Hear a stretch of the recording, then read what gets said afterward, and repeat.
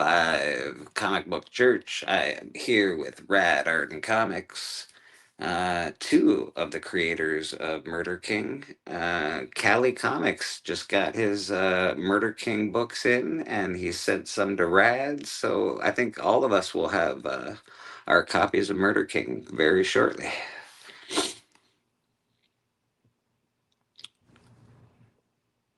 I don't know where Rad went, but Rad, yeah, that's good. Oh, I'm here. I'm here.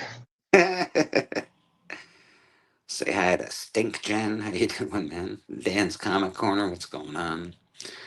Push the turbo button next to the power button. It's a good idea. I wish they had one. Got a lot of news last night. San Diego Comic Con was my beeps were going off like crazy from Key Collector or whatever the app is, Oh, and it was just like every time something happened, it was bloop bloop. Like, oh my god. So shit went down last night. Uh, I don't know, man.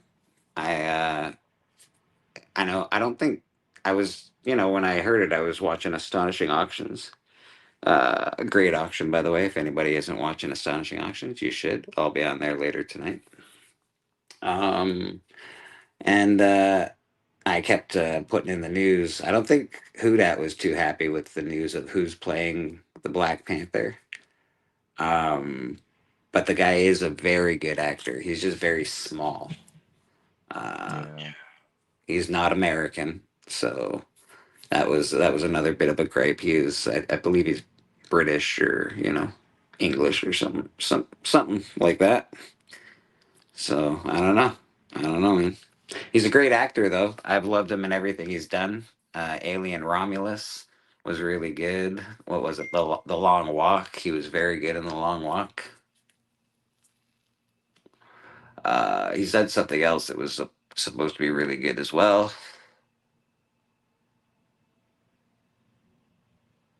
Daniel Radcliffe. He was in Alien Romulus. Yeah. I've said Alien Romulus. That was his best one, I think. Son of Yeah. Kron, man. That's very generous of you, brother. I really, really appreciate that. It's very, very kind. Match my donation if you want to sign a petition for Bleecker to be next on the Green Lantern ring. John and Guy all croak. I'm with you, buddy. I'm with you. Uh, let's get that petition signed. I'm a bit passive. I don't know if I'd be a great space cop, but we'll figure it out. We always do. That is Son of Crown. Let's give him a little thank you. Little thank you. I think we have seen a miracle, and this miracle is forgiveness. Yes, that's right. The Lord will extend his forgiveness, Yes, he will. but he ain't gonna do it for free. No. In order to be forgiven, you must go to the root of the word, which is give. Give. Give a Cough it up. Reverend Gates, I think this deserves a song. Thanks, buddy. I appreciate you, my man. Thanks very much. Son of Crom, he's been doing a lot of cool stuff on his channel. If you're not watching, you should pay attention. There's a lot of cool things going on around here. A lot of interesting giveaways in the community lately too. Rad Art Comics, bleak, bleak, bleak. Appreciate you, brother. Um, yeah, like I entered there's a Hulk 181 giveaway on Instagram right now. Big Lion Cat, how you doing, brother? If you want on, just let me know. I'll send you a link. Um, yeah, a lot of good giveaways in the community. Big Lion Cat has a giveaway right now. If you're, I can't remember the con that he's going to next, but I believe can't remember the name of the con off the top of my head because I probably smoked too much pot. But he is doing a giveaway as well for that. Yeah, you're more than welcome, brother. You're more than welcome. Stink Jen says, I'm really hoping for a Kirkman Gold Key Turok Magnus Solar announcement today. It's been dead quiet since the acquisition of those characters was announced. Yeah, there hasn't been much going on with that. I imagine it's going to be awesome, though. The Solar Man, that's really cool. Who was showing those books? I saw some from Legion of Comics, and then I can't remember if it was Doc that was showing all the Solar books or not, but they are Wait, absolutely stunning. Solar's getting a movie? Solar, no, Kirkman acquired the Gold Key, Turok, Oh, Magnus, and Solar, Man of the whatever, something or other. okay. Um, but he's acquired all those properties, so he's pretty prominent in comics these days. I imagine we're going to be getting some cool stuff coming out as far as comics are concerned. Who knows about movies? You never know.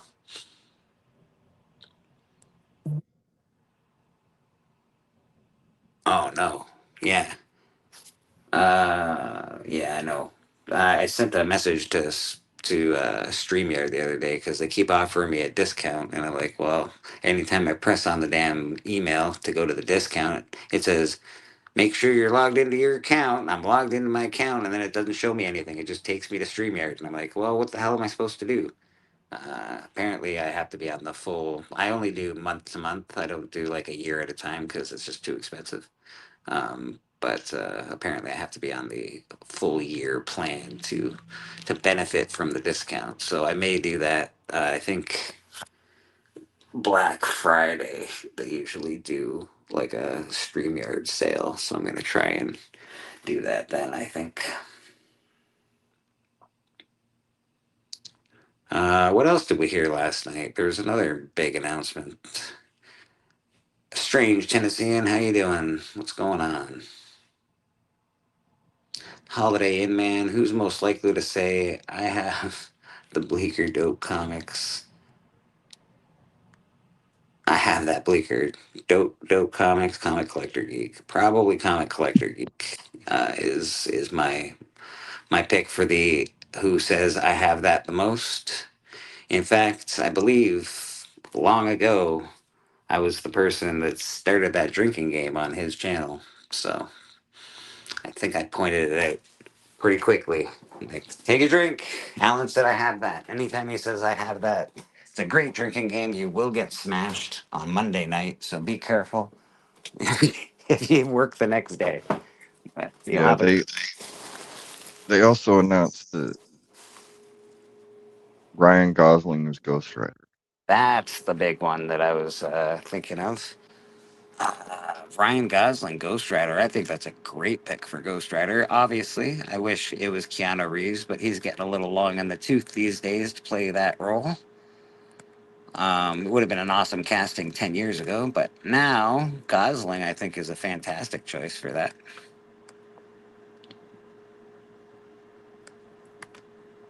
All right, I'll be right back. Right, I'm gonna jump in the on the computer because it's finally All up right. and running.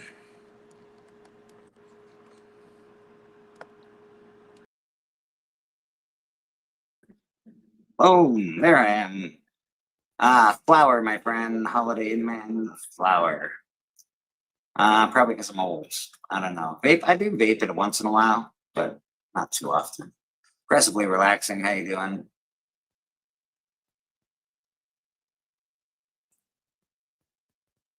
Bit more punk rock. That's fair. That's fair. I do love a good punk rock. I'm a fan of punk rock, but what do I know? When I first started, it would be cool. I wouldn't mind like a little soundboard here and stuff like that to do it all underground style, but nowadays you can pretty much do anything on this thing. I can add clapping noises. I can do all sorts of damn things on here.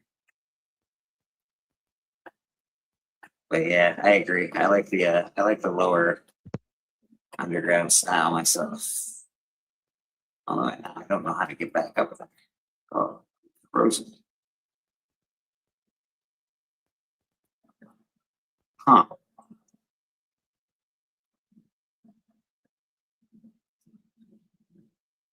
Okay, apparently I froze like crazy there. Shanko said Marvel Comics is dead. What can be done? Shanko says a lot of stuff. He also says and he hates Silver Age comics. Not everything, but That's all right. I think Silver Age, the Marvel Comics, is not dead. I think they'll be just fine. They have a lot of wonderful properties. The future of comics definitely may be in question as far as comic books are concerned, but that's not going to happen while I'm still alive. So maybe, one of these days they'll be able to beam them into our heads. Whenever, they're trying desperately to make us not own anything. That is a big deal in the world these days. Who knows, man? Right now, I think comics are pretty safe. They do spend a lot of money on making comics, and they don't sell that many comics. I don't think it's a great business model, but it's also I don't know, like their products. It's like a commercial for their products. So who knows? BLC, it's a pleasure to see you. The rest of the chat, our wonderful host, and to spend another Sunday with you, wonderful people. Aggressively, I appreciate you, brother. I appreciate you. Oh, eBay just sent me a message to make an offer for Jetsons #1. Sorry, eBay, I already bought one. Oh, who the F is Chaco? Chaco. How you doing, buddy? What's going on? Chaco, what do you think? Marvel's dead? We got a question for you in the chat. If you want to pop on, you're more than welcome. I will always send you a link for that. I just don't put them in the chat anymore because of weird shit. Please, God, who art in heaven, let one of my projects fail like Marvel Comics. Amen. I agree. I hope Murder King fails just like Marvel Comics. Oh my goodness. If you're not familiar, Murder King, that is a project that Callie and myself, Rad, and actual Dracula are working on right now. That's Murder King. We do have our ash cans. Still got to get around to sign a bunch of these. I still got to get it to mail a bunch of them. So yeah, man. Pretty exciting stuff there.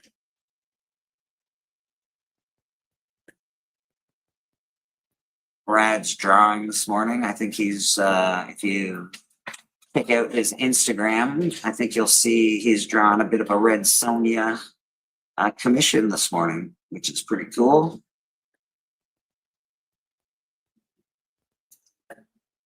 I brought out some comics to show. I don't know who else is going to show up today, but if anybody does want to pop on, let me know.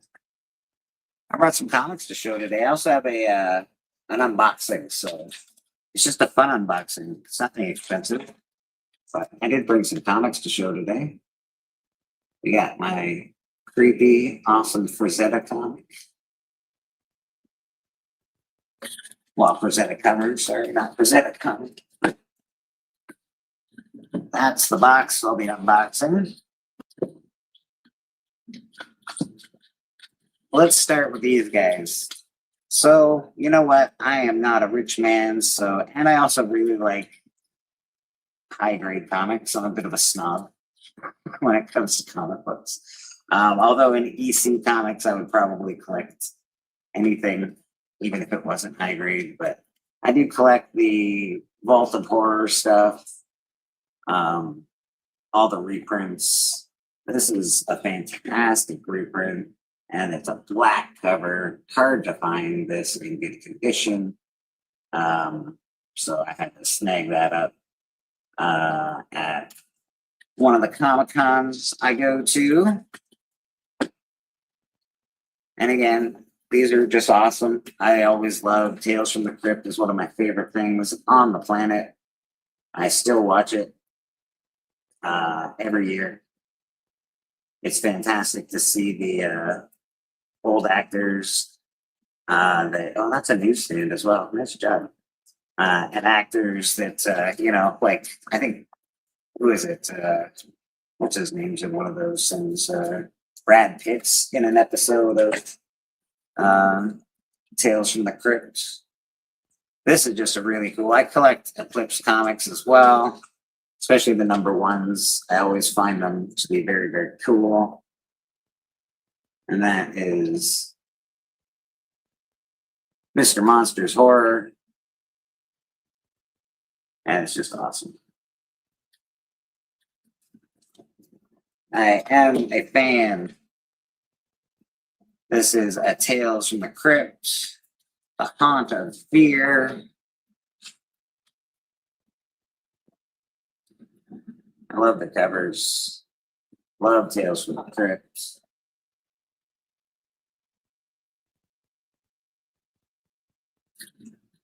Big fan of all of that stuff. This is Creep Show #1. This came out, what, 2021 or something like that. 20 something. I had to pick up Creep Show. It's awesome.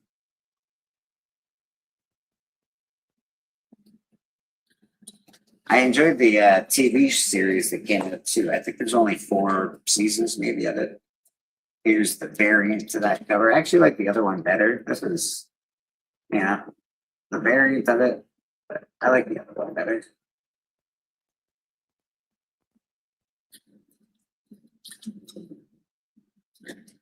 This is a fantastic comic. All these Atlas comics are reprints as well, but they're a little older reprints. These are really, really cool. This cover is awesome. The way the light sort of reflects off his fur and his clothing. Everybody's screaming. Wolfman's killer, man.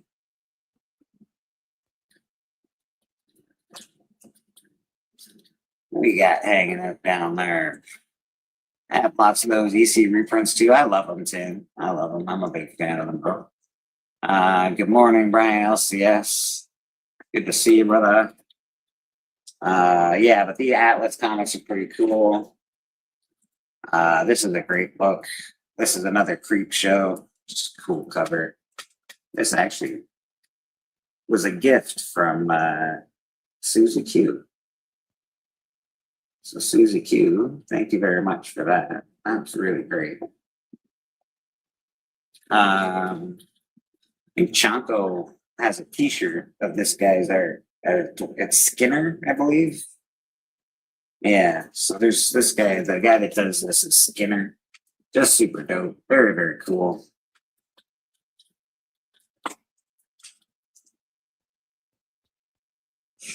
$10 gold coin.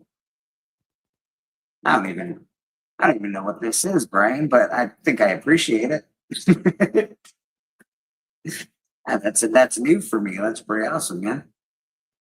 All right, let's give Brian a little love for some gold coins.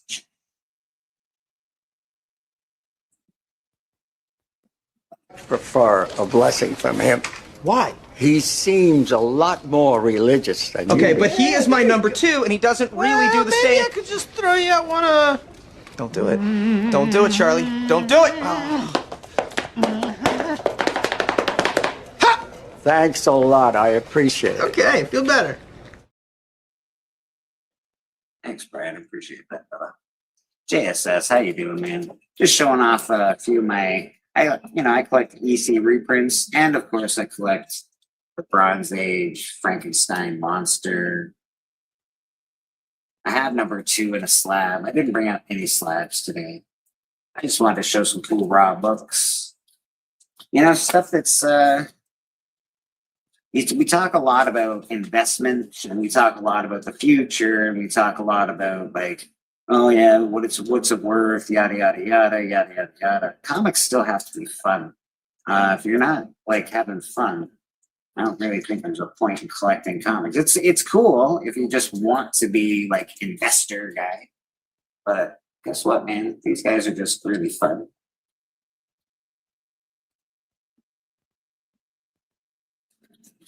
So yeah, man, I like collecting just fun comics sometimes, dude. This, I don't know how this slipped in here, but I don't know. I just got that recently. There's RoboCop #1. Woo! It's awesome. I didn't pay very much for it. And I love RoboCop. So take that, RoboCop. This is a great book as well. This is Vault of Evil #1, 20-cent horror. Fantastic cover. Great trade dress. This is the best thing about horror stuff. The trade dresses are really super dope. Sure is, Stan. Sure is. This is a great book too. I got this. Can't remember, but Leatherface. This is the first appearance of Leatherface. I got it signed by two different Leatherfaces. One guy signed it in gold. The other guy signed it in red. Red is very hard to read, but that's cool. I don't mind. It's pretty dope. It's Leatherface. I got two Leatherface signatures. And the man himself, Mr. Doug Bradley, signed my Hellraiser #1. Doug Bradley, Pinhead, has a beautiful signature. It's like a piece of art. It's awesome. Also, this is not technically the first appearance of Pinhead in Hellraiser, the books. Pinhead rarely shows up in these books, if ever, maybe once.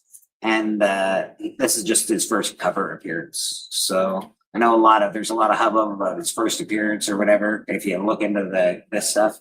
But this is not his first appearance. This is just his first cover appearance. But I love Pinhead, and Doug Bradley was cool to meet. I didn't pay Doug Bradley, so I got so starstruck. I walked up, he signed my book. I was like, oh my God, it's Pinhead. And then I just walked away. And I reached in my pocket because I was going to go buy something else. I only had a little bit of money, so I knew how much money I had. And I pulled out some money. I was like, uh-oh. This is the money I was supposed to pay Doug Bradley. So I ran back to Doug Bradley's table. And I ran in front of the line and I put my hand up and he said, and I said, Doug, I'm so sorry. I just wanted to pay you your money. So I don't know. At least I went back and paid him, but I felt really guilty. I did not pay Pinhead. Probably he'll see me in hell for that, I'm sure. That's my Doug Bradley shirt. It was a Little Shop of Horrors. I don't know how that slipped in there, but it's awesome. They don't use green on covers enough anymore. This is just great. I put this in because I think it's one of my favorite covers, especially from the 90s. This is Spectre #1. You see the Spectre there, but you see the skull behind him made of skeletons. Like, it is a fiercely cool cover. And I believe this glows in the dark as well. So it's got like all of the stuff.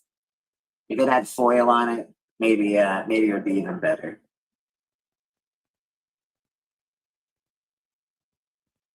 If somebody wants to buy the Murder King Ashcan Holiday Inn Man, you would talk to myself. You would talk to Callie. You would talk to Rad Art and Comics, or you would talk to Drac, actual Dracula.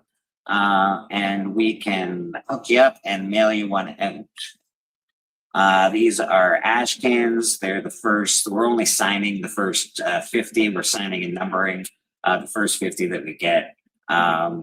So they are this money from Callie and I that's going back into the project to help support the rest of Murder King.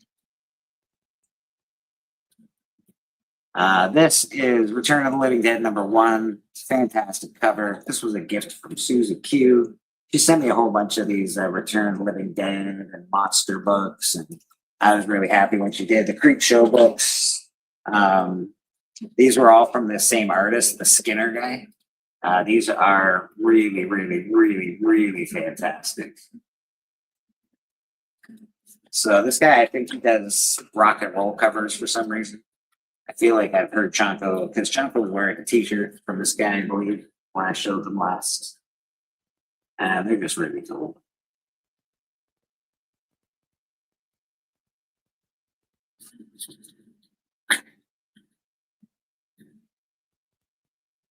They're so cool, I gotta look at them before I show them. For the tentacle lover in your life. Tentacles and eyeballs. What's not to love? Yo, Doc, what's going on? Who did I miss? Man cave, what's going on, brother? Good to see you, my friend. Yeah, just showing off my creep shows. Nothing expensive. I just really like collecting these reprints and the creep show books. They got great covers. Right up my alley. I don't have enough of these, but I got a few. This is the new stuff from EC. This is The Abyss. I have a blank of this actually too for some reason, but I really like the clown on that cover, and the kids look awesome. Very cool cover. And all that leads me into this awesome unboxing that I'm about to do.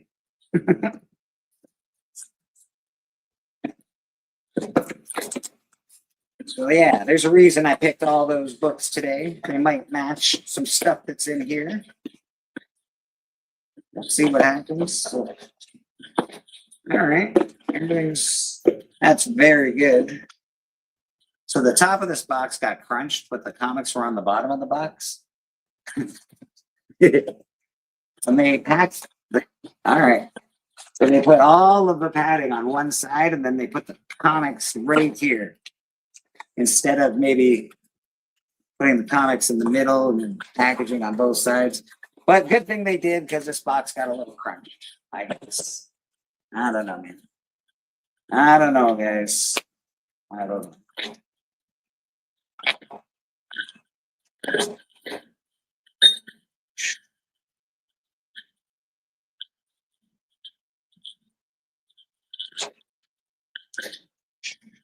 We're going to be at Astonishing Auctions tonight.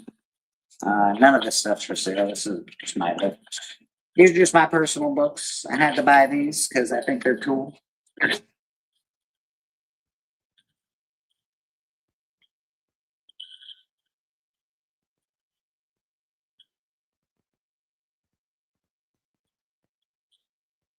Man, dang with the tape, man. Tape everywhere. Tape everywhere, people. And no smoky things.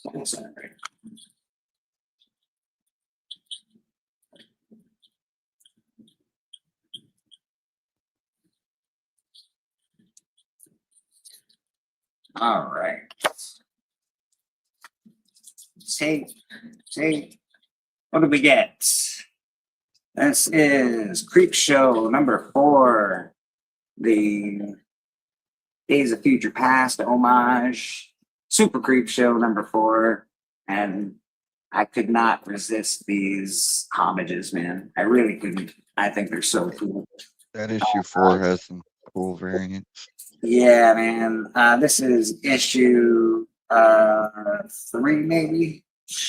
Yeah, this is issue 3. Super Creep Show. Obviously, this is Action Comics number 1 reprint. He's holding up the casket, but he's falling out. It's awesome. I could not resist these. I can't remember who was showing them, and I saw them, and I was like, nope, I gotta have those. There is Super Creep Show.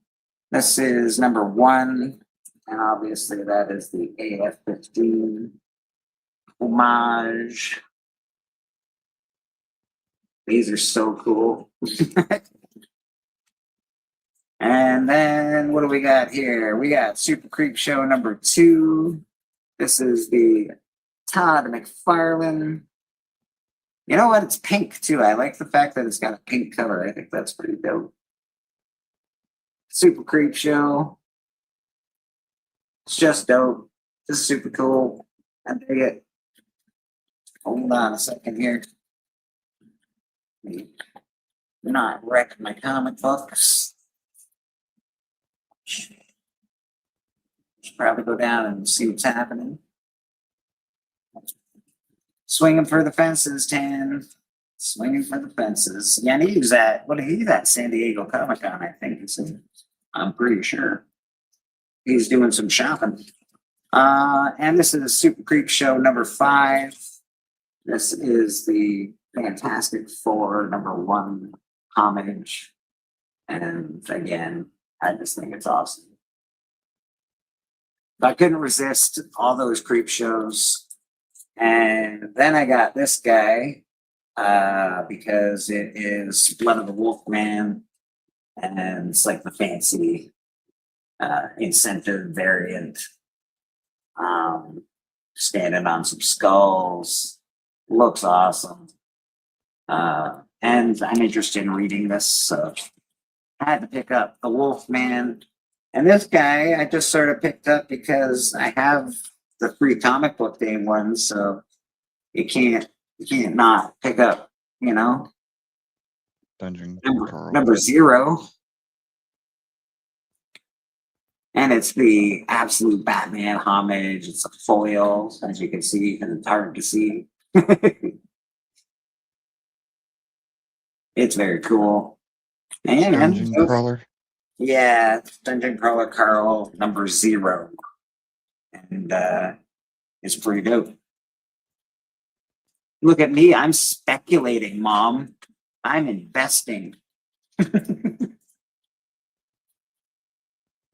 Yeah, so that's my hauls for this week, actually. I think I had some pretty good stuff. I got a whole bunch of stuff, but it ain't got to me yet. You got a whole bunch of stuff? Yeah. What'd you get? Oh, there's a bunch of new books.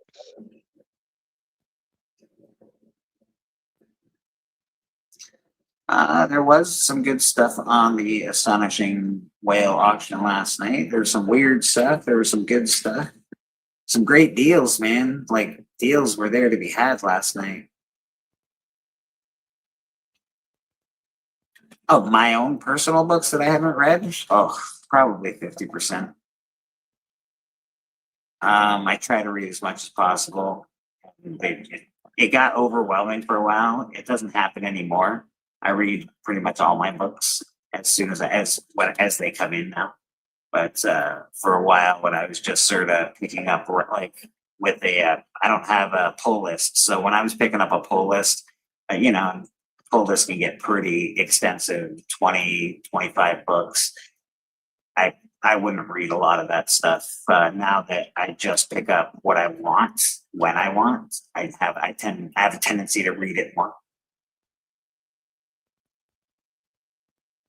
Yeah, they look really good in person, but to show it on stage, it's really hard, like, for some reason. So yeah, the foils are very hit or miss. Some foils are awesome. The green foil for the spider armor is really awesome.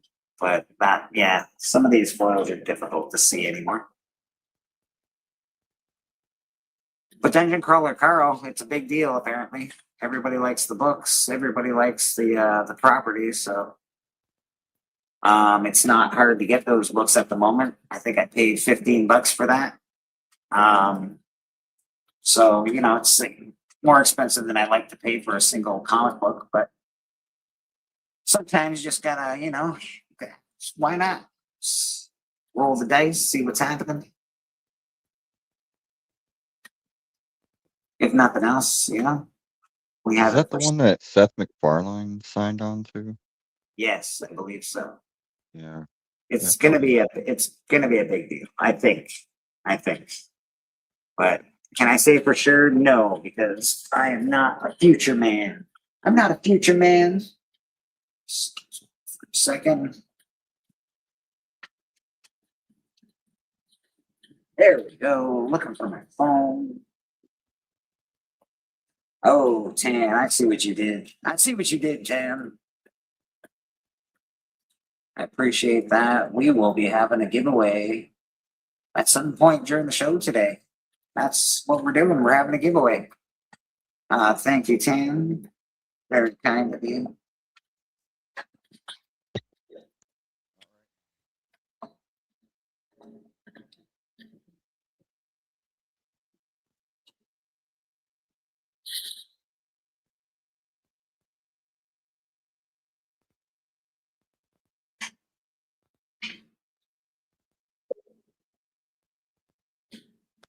And now there's two of me. Now there's two.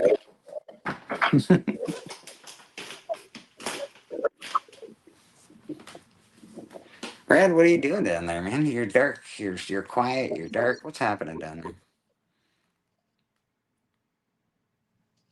Dog fed.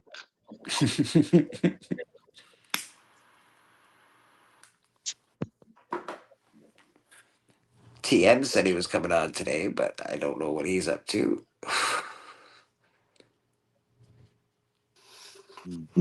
No, he said he's been busy Yeah, he's been working. working a lot. Yeah, he's been working. I think Steven will be on later today. I'm not sure when he's gonna pop on, but they were probably up super late with the astonishing auctions. They go late with the whale show. He got a full run of Nova for $100. Right. Yeah. Like I'm pretty sure Nova 1 in high grade condition is worth $80 or something like that. Raw. So Mhm. Boston Chris got two What is it? great 50 issues or something? something, yeah. I think it works out to like $3 a book he paid. Something ridiculous. Wow. Yeah, yeah. So I don't know, man. There was some good deals to be had last night on Astonishing, that is for sure. Somebody sold the first comic book appearance of Rocket Raccoon and another book. Boston Chris snapped that up quick, man. He snapped that up quick. 600 jewels. Boom. I don't even know what these jewels are, but I appreciate the jewels, man. Mr. Real Rude 6 in the house. Good to see you, Rude. You know, I've been watching Real Rude on YouTube since I started watching YouTube. So, pretty cool, man. Pretty cool. Let's give Rude a little love.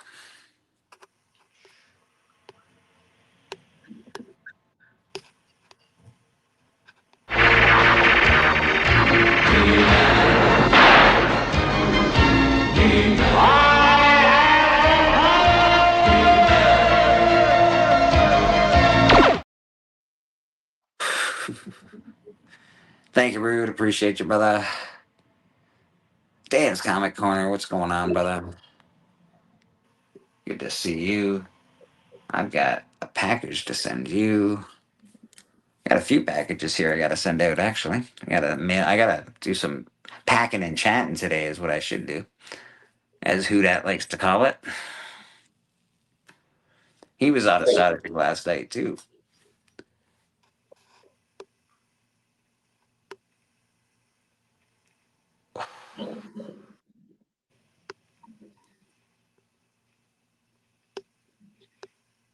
So what do you think of the actors they chose to play Black Panther? What do you think? He's a great actor in my opinion. What do you think? I don't support MCU, so it doesn't Oh, matter to me. okay. That's fair. That's fair. Huh. MCU fires artists for AI. I'm not supporting that.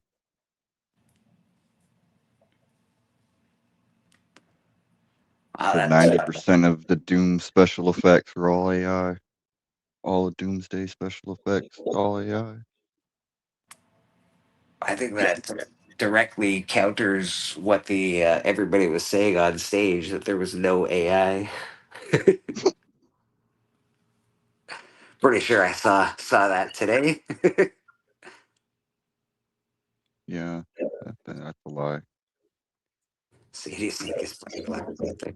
No, she's not playing Black Panther. She's playing probably like the Spider Queen or something. She's not going to be Jean Grey. Maybe, but I doubt it. They did. There was like a toy leak, but I think that toy came out 4 years ago. Where there was a redhead, a Havoc or something. She played like a female Havoc or something like Oh, that. they done leaked out who she's gonna be through the toys. It's Banshee's daughter. Banshee's daughter. Well, wasn't that toy a 4 year ago toy? Like I if don't you look know. if you look in the comment section of that leak, You had people saying this toy came out 4 years ago, man. So, No, it's supposed to be a toy for the new movie mm. because it's got the trucks on it too that she's locked up in. Yeah, it's from the new movie, so yeah, she's for sure gonna be Banshee's daughter. It makes sense. So everybody must be crying the blues. Not an actual main mutant. Yeah. They kept her so They secret that use some off nobody the gives a wall shit. mutant that nobody knows. We're gonna keep this one a real secret, guys. This character that no one gives a shit about. Mm-hmm. They did a pretty good job, though. When's it come out? This month? Next month? It's pretty good to keep a secret for a movie this long. I think it comes out this week. Yeah, like it's pretty good for a secret to be kept this long. That's pretty decent in Yeah. Hollywood standards, I'd say, these days. Who you drawing your Red Sonja for? Green Llama. John. Green Llama. Okay. Wow, man, that guy's digging on your earth.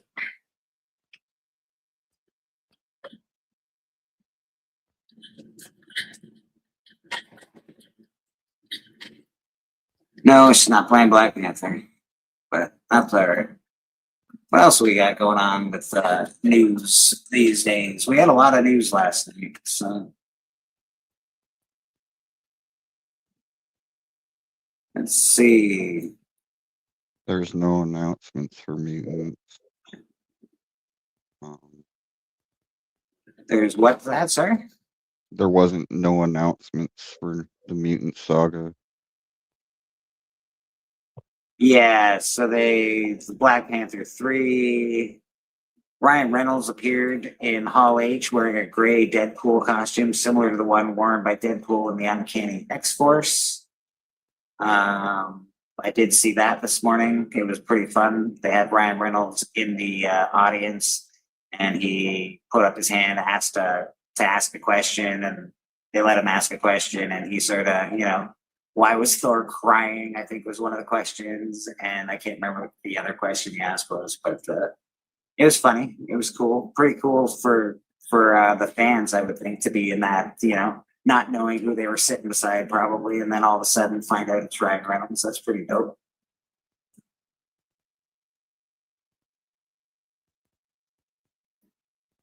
Haley Atwell will reprise the role of Peggy Carter in Avengers Doomsday. So Haley Atwell's coming back for Peggy Carter. Woohoo. Brad, you just don't give a shit. Peggy Carter? No, don't care. You like Ryan Gosling as Ghost Rider at least? Or you just like fuck up Yeah, like I said, I mean, yeah, that's a good casting. I like Ryan Gosling. He's a good actor. Yeah, I like Gosling too. He's all right. He'll do a good job as. I'm just not hyped for Marvel, man. Like, Marvel's done nothing but disappoint me. Like, why should I have faith in them? Like, everything they've made has been a disappointment to me. Everything they've made? Yeah, everything. They ain't been nothing good. You didn't like Iron Man? You didn't like Captain America? You didn't like Avengers Endgame? You didn't like Doom? You didn't like any of that? Nah. The original Iron Man's alright. Yeah, Not damn, really great. Jesus. I could totally live without it. All right. Well, I'm definitely on the opposite side of that fence. Yeah, man, I want these movies to succeed. I want to see all of this stuff. I want to see a Lobo movie. I'd rather see indie stuff. I don't care about Marvel. DC's kind of heading that way. Like, they've been disappointing too. So, as far as the MCU news on Ghost Rider, what I'm getting here for Key Collector, they've got Catch, Ghost Rider Catch. They don't have Johnny Blaze attached to it. They've just got the Catch stuff attached to it, which is pretty cool. Mm-hmm. Yeah, I like the 90s Ghost Rider the best myself. Catches 90s. It is 90s. It is 90s. That's when I collected Ghost Rider. I had the whole, probably still have. Oh no, I might have sold most of it, but That's I the have. Ghost Rider I'm most familiar with. Yeah, so that was when I was collecting Ghost Rider stuff. They do that, it gives them a door to do Midnight Suns, but like I said, Disney's not smart. No, but I don't know. I think the rollout for this next phase has been pretty good. I So heard far. that a lot of Doomsday and Secret Wars is just going to be introducing the Young Avengers, Wiccan and all them again, getting them back in the mainstream. Well, that is sort of the way that they have to. It's movies. They can't keep a 50-year-old cast playing comic book heroes. They have to sort of pass the torch at some point. Yeah. I guess it's just a matter of who they pass the torch to, right? So, I don't know. Movies are a different animal than books. You can keep a character like Bart Simpson, a kid forever. It's been 40 years and Bart Simpson's still in grade 2 or whatever the fuck he's in, grade 5. Archivist doesn't like the films either. God dang, you guys are really terrible. No, I'm just truthful, man. I'm just saying, I'm not in denial of the truth. Like Love and Thunder burned me, man. Like that was it. Like that was their last chance. Like they screwed up Love and Thunder. Like they can't do nothing right. I don't know. I'm not trying to be a Debbie Downer, and I know you guys might like your Marvel. That's fine. I just don't have much faith in them. Well, I'm looking forward to more like underground stuff. Like I'm looking forward to like the Something Is Killing the Children TV series, and I'm looking forward to maybe getting like I don't know, like what's the one Jeff Johns universe, Ghost Machine. Maybe we can get something that live action going. I've been looking forward to Spawn, but I about lost my patience with the Spawn movie. I about lost my patience with the Spawn movie. I keep saying we're not getting a Spawn movie until we get rid of Todd McFarlane. Yeah. Love Todd. I have to admit it. Like I'm not in denial there that Todd is not making that easy at all. He said in an interview this weekend that he's rejected 10 scripts so far. I know. And that the movie is nowhere near close to starting production. Jamie Foxx is going to be too old by the time this movie gets into production, bro. Yeah. And then he also said that that he had an unreleased, that they had an unreleased, fully made Spawn animation that was even fully voiced that they just never released. Well, they should just release it. To be honest. I know.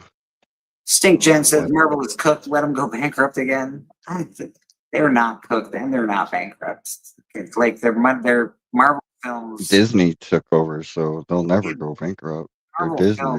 Made Marvel is Disney. That's what a lot of people don't grasp. Yeah, even with all of the money that's like $600 billion, they're playing with house money at this point. They can afford a few failures, I guess. And they fired over 3,000 artists for AI. Shoot, they're gonna be making profit now. Ain't even having to pay real artists. Here's my pitch, guys. We don't reboot because artists take the same characters all the time and change the look of them. So we shouldn't reboot. We should just recast everybody and have a continuation. We'll just throw back Iron Man. I know he died, but we'll throw him back in there and stuff. And that it won't confuse the audience at all. But that's what I think. We shouldn't reboot or reset. What do you guys think? I think movies are a different animal, and I think that it's hard to say. I don't know, man. Like we've had a good run, and now it's time for the next generation to have their run. I don't know. Hopefully, Hey, Griff. I was being facetious because I definitely don't agree with that. I agree with resetting it and stuff. There was a whole argument last night about it, and everybody was like, no, they should continue, just continue it and just hire new people. I was like, no, you should reset it. Well, we can't just continue. The guys are going to be like, there's a few people, sure, but Tony Stark, look, how old is that guy? 16? Well, and this is their argument yeah. is that like, oh, they'll just recast Iron Man and continue his story and that. I was like, he died. Like, how are you going to do that? That's Like- true. At this point, it would be Iron Lad. We'll bring a variant from some other dimension. Don't worry. It'll be fine. Ironheart. We got Ironheart. Someone should do a But- video on this. I'm pretty sure Choco's done a video on this. I think my favorite news was the Ghost Rider news. Yeah, that was good, man. That was a good cast.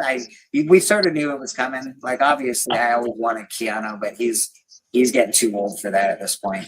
I know, but I'm not a Gosling guy. You're not a Gosling guy. That's fair. Oh man, he is grown on me. Like I said last night. Like if you would have asked me like maybe like 7 years ago, like maybe 7 to 10 years ago, Ryan Gosling as Ghost Rider, I'd be like, no way. But after he's like come out with like some comedic roles, some action roles, and really fleshed out a little bit, I can be like, you know what? I do like Ryan Gosling. I think he'll do an adequate job for sure. Yeah. Cause like what was it? The newsletter thing, the mailbox thing. What was I don't know. It was like some love movie with him and Rachel McAdams. What was it? I didn't watch it. I didn't watch it. I just liked him in Project Hail Mary. He was really good, and I liked him in that movie. Was it Drive? Something like not Drive. Yeah. That He a was good in one. what was it? The New Guys? Or not the New Guys. I I never watched Barbie. Oh, he was pretty funny in Barbie. I will admit that was a pretty funny movie. I did like the Fall Guy as well. Yeah. Basically, I thought he was even good in not Running Man. Blade Runner. I thought he was good Blade in that. Runner. Yeah, he was. oh, speaking of Blade That's Runner, another announcement. Yeah, they got a show. You're talking about the Notebook. Well, they also got a Neuromancer, which is what Blade Runner is really based on.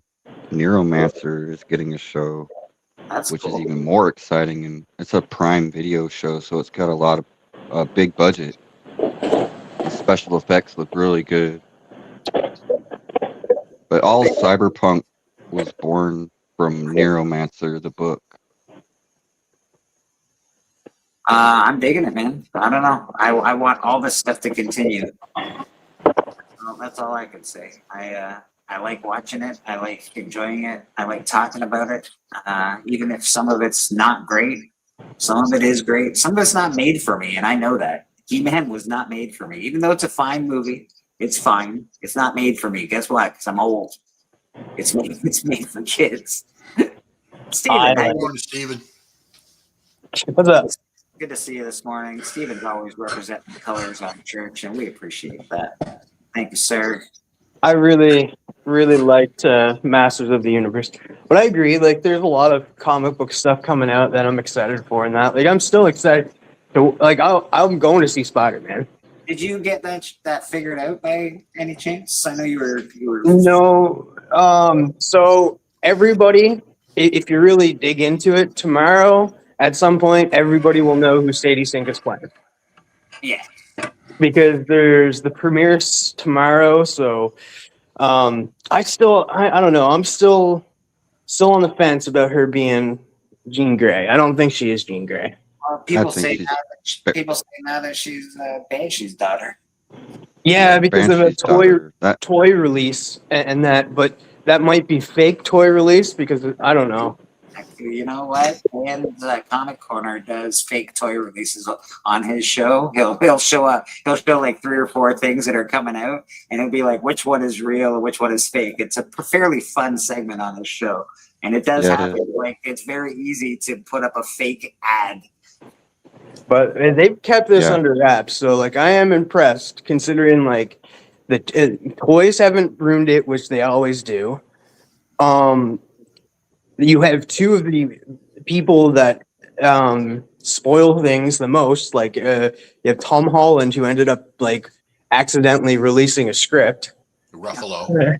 and Ruffalo, both in the movie, and can't keep a secret. So I'm pretty impressed. And I do like the little shot that Sadie Sink took at Tom during an interview. Like they had everybody there. Like Kevin Feige was there, Destin Daniel Cretton was there, Amy Pascal, who's like the They casting director. they must have offered them a bonus if they were able to keep it secret. They would get a bigger bonus. Yeah, and then it was on Josh Horowitz's show, and Josh Horowitz asked, "Was like, has it been hard for you, Sadie, to just keep this a secret?" She's like, "No, I just had to shut my mouth." And then she like peers over at Tom Holland, and Tom Holland's like, "Yeah, that's what most people tell me. It's just I don't do it." You know what? That's pretty good advice for most actors these days. Now I just had to shut my mouth. Good for you. Good for you. Good job. Oh my goodness. But I'm actually more pushing because that it could be Spider Queen. That's what I think it is. I think that's Because looking more about Spider Queen, she plays a huge part in Secret Wars, the 2015 Secret Wars, really which think they're adapting. I've been saying it for a while. It's got to be part of the Spider family, but you know, people are very hell bent on saying it is Jean Grey. I think some franchises run their course, and Money Men, Weekend at Bernie's, their course. I think they should stop making superhero films for a bit instead of shuffling out these passionless projects. It's good advice. It's good I'm advice. not going to disagree with that, or maybe just 1 or 2 a year instead of 28. Yeah. Sometimes less is more. Bernie's corpse never got credit for being the genius of pop culture. That was a great movie. Yeah. Loved it. Loved it. What was it? Oh, I did watch the Resident Evil trailer too, and listen to Zach Kreger talk about it. And I'm excited for that Resident Evil movie now. It It actually just looks sucks scary. that every single Resident Evil that's ever been made, every movie, none of them are based on the damn game. Yeah, Like, come on now. he did have a explanation None of for them. that though. He's like I Because he Yeah, likes this- horror movies in the snow. no. He said Then they he Yeah. said that he didn't like. He said the games are perfect. Like I'm not going to adapt something that's already done very very well. So I'm going to do it in that world and have my own character and stuff because you have a character like. he's just way going to he said do it what was they've like, he's already just like, done for the last 8 Resident Evil movies. Do his Yeah, I own know. thing. This one That's looks not a little bit Resident better. Evil. It does look good though, yeah. I will watch it. And the way he said it, he was just like, look at people that hire or like get cast members for books and stuff. Like they get a character in that, and then everybody's mad about it. The And- first one, and the first one had elements of the game. It had the, the little girl voice and all that. It was all right. Come on, Rad. Yeah, this takes place in game 2, I guess, and there is no snow in game 2, but he said it would be just fun to have snow in in the movie. Can't blame him. Horror and snow go well together. Blood, red and white looks always pretty good on screen. I'm not gonna lie. Yeah, and he's a kid. I guess he's a kid that's doing a job and not trying to make some extra cash and stuff, and gets himself into some pretty Yeah, terrible situations. it looks horror. It looks like a horror movie, which I'm excited about. It's the same reason I'm excited about going to see Clayface. It looks very. It's got a horror element to it. It that I looked think great. looks I good. saw the trailer for that last night. I was excited, and I'm not even a DC guy, so I was Yeah. like, yeah, gotta go see that. Yeah, it looks good. It looks very good. Good morning, Legion of Comics. How you doing, buddy? Morning. Oh, and by the way, Chonko, I see you in chat. That was a great show last night. Really enjoyed it. Yeah, those I guys was always put on a tangled good up show. in the astonishing auction. What did Chonko talk about? We had David on, and we're just artwork mostly, but I was listening in the background while I was doing research on my most current project, and those guys are just always fun on the live show. Research on a current project Yeah, I got a new down at the atomic lab. well in the Western lab out here in the desert. Yeah, I got a cool book in. I spent my whole weekly budget on one book this week, and I got it in, so I was pretty excited about that. Oh yeah, you did. What Did you got? What you what you got? got? I'll show you, but it won't interest anybody but me for a little while anyway. You don't know that. Well, You don't that's know. not the point. What it's what you like. Yeah, hold on. I just showed a bunch of EC reprints, and I didn't give a crap what people said about it. So this is a book that's been on my top 10 want list for a long time because it tells like 50 different real life stories. So when you see it, just remember that's why I bought it. It's a rare book. There's only 5 on the census. It's not even in Gerber's. Jeez Louise. So this is Reno Brown number 50, the first appearance of Reno Brown in comics. Now, Tilt that towards you a little bit so we get the glare. There we go. There I got to remember how to do that. Russ Heath is the artist on the internal page. It's got a photo cover. And I'm just enjoying doing the background story on her and then now her father, which I found out quite a bit of stuff on him as well. I just got to figure out how I'm going to tell the story. I've got 6 pages of notes to do the story on this afternoon. So we'll see what we tell. But she's just a wild child like you would expect Hollywood starlets from the 30s, 40s, and 50s to be. Some great stories about her. For instance, Bill Haley from Bill Haley in the Comics, before they were Bill Haley in the Comics, were Bill Haley and the Saddlemen. They wrote a song about her called My Little Girl from Nevada. She once walked into a post office and ordered 1,600 plus stamps and got in a fight with the postmaster because she was trying to mail herself to New York from Nevada because it was cheaper than buying a plane ticket, just all kinds of fun stuff. Did she ever make a movie? Was that ever a movie? No, but she did make 13 Westerns, and Monogram Films was the company that she was contracted with. They used to do contract work as stars back then.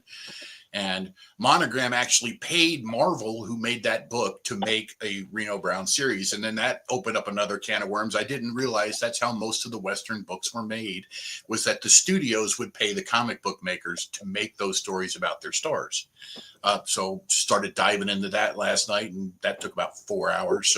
So she had 10 movies. I've never heard of this character. There are only 2 women. There are only 2. That's the question from the chat. Did she make it to New York? We need to know. Well, no. They wouldn't let her fly in baggage. They probably scanned it and was just like, "Oh, there's a dead body in here." No, this isn't going anywhere. Canned ham. She did 13 films. You might know the name Lash LaRue. That was one of her husbands. She was married like 5 times. Lash LaRue's got many Golden Age comics. He was famous in that time frame. But there are only 2 women that had comic books in the Golden Age in Westerns. It would be her and Dale Evans. And they were both fighting each other, it seems like, for the title of Queen of the Westerns. I kind of think Reno lost.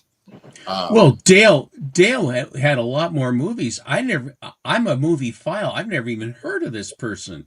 Yeah, well, it's another part of the story I want to tell. I think every area has famous people from it, and you can tell I'm from Seattle, and this is the famous guy that lives out where I'm at. Well, out here we've had a few. Jeremy Renner lives out here on the backside of Reno. God, how's he doing now? Better, since he rolled his cat over himself and tried to kill himself. Oh yeah. Have you ever watched Mayor of Kingstown? No. I think I can't say that. I think you'll like it, but he's the star in it. And it's a pretty good show. We have Helen Mirren, who lives out here. She lives just this side of Tahoe. Oh, wow. If you're a rocker from the 80s, you might know Don Dokken from the band Dokken. He's from Reno. Probably the most famous person most people know is Dawn Wells is from Reno. So Marianne from Gilligan's Island. But before all of them, our celebrity claim to fame was Reno Brown. So there's a lot of stories there to tell. There's some fun stuff about telling the history of divorce in area. It was one of our big industries, divorce. That's what her father did for a living. Used to be in the 30s where it wasn't common to get divorces. People would fly out to Reno, stay here for like 6 weeks to become a resident of the state so that they could file a no-fault divorce for any reason. My husband snores, I want a divorce. Oh, jeez. So the running gag out here was you farm. Okay, you're a rancher. You're either ranching cattle, you're ranching sheep, or you're ranching divorcees, but you're ranching. So they just put him up here, and her dad was big into that and paid for all of her stuff. It's just an interesting story that's got a lot of regional roots. So I'm looking forward to telling that. I just got to finish doing it. I've got like 6 pages of notes I've got to pin down to 10 or 15 minutes. Should be no fun. That sounds like a heck Well, of a... why do you limit yourself to 15 minutes? If you've Because got interesting nobody- stuff and books to show, how many books did she have? She had 3 books under her own name, but she also appeared in other titles like Western Love. So those were some early Marvel stuff from like 1951, 1952 that she did. And there were like 6 or 7 of those that she appeared in. Again, Monogram was just trying to get her name out there to compete with Dale Evans. So I think that was the biggest reason they were books out there. But for us, you know, Reno doesn't have much going on compared to Vegas. We're the forgotten part of the state. So anything that we can do. That's been a book I've looked for a long time. Not an easy one to find. So I was really happy to find one in decent shape. Congratulations, man. I'm glad you found it. Thanks. I'm not keeping it though. One of the fun things I plan on doing with it is the Nevada Historical Society has her original gun belt and her 2 6-shooters that are engraved with her name. They're just gorgeous. So they also have a copy of Reno Brown 51 that's about as dog-eared as you can get in their display. So next year when they reopen, they're closed for remodeling, I'm going to be donating that book to the Nevada Historical Society. So they at least Well, have that's a cool. very nice gesture. Yeah. I would assume they're single action Colts, right? Yep. Gorgeous. And when I do release that video, I've got some pictures of the weapons that you can look at. Are you a gun guy? No, I got all that out of my system in the service. I can imagine. Were you M14 or M14 or AR-15? I mean Neither. M16. M79. I carried a thumper. Oh my God. Yeah, that was nice because it didn't weigh anything. So the CO would just say, blow that Well, up. just a tube, wasn't it? I mean, it's just a tube. Just a grenade launcher, no biggie. But it was lightweight compared to the 16s that everybody else was having to haul around. Now, the funny thing there, my wife actually carried with the 50 cal guys when we were down there, when I met her in Cuba. So there's nothing weirder than seeing a woman walk around with a 50 caliber machine gun as part of that crew. A Ma Deuce? Yeah. Well, Deuce is 60s, aren't they? No, Ma Deuce is the 50. I never got The to M2. The M2 is, from World War II. I think they still use them because there's nothing better. Browning's design. Yeah. But it was fun to watch her shoot that. Just the jiggle. Well, and then they always had the smallest guy carry the BAR, as far as that goes, which was funny. When I had a BAR, I had a Winchester from the First World War that never saw action, and it was kept in England. After the war, then a lot of the barrels were burned out because of the corrosive ammunition. Mm-hmm. So in 1919, they put barrels on them, and it was just sitting in storage. Beautiful blue, Series 1.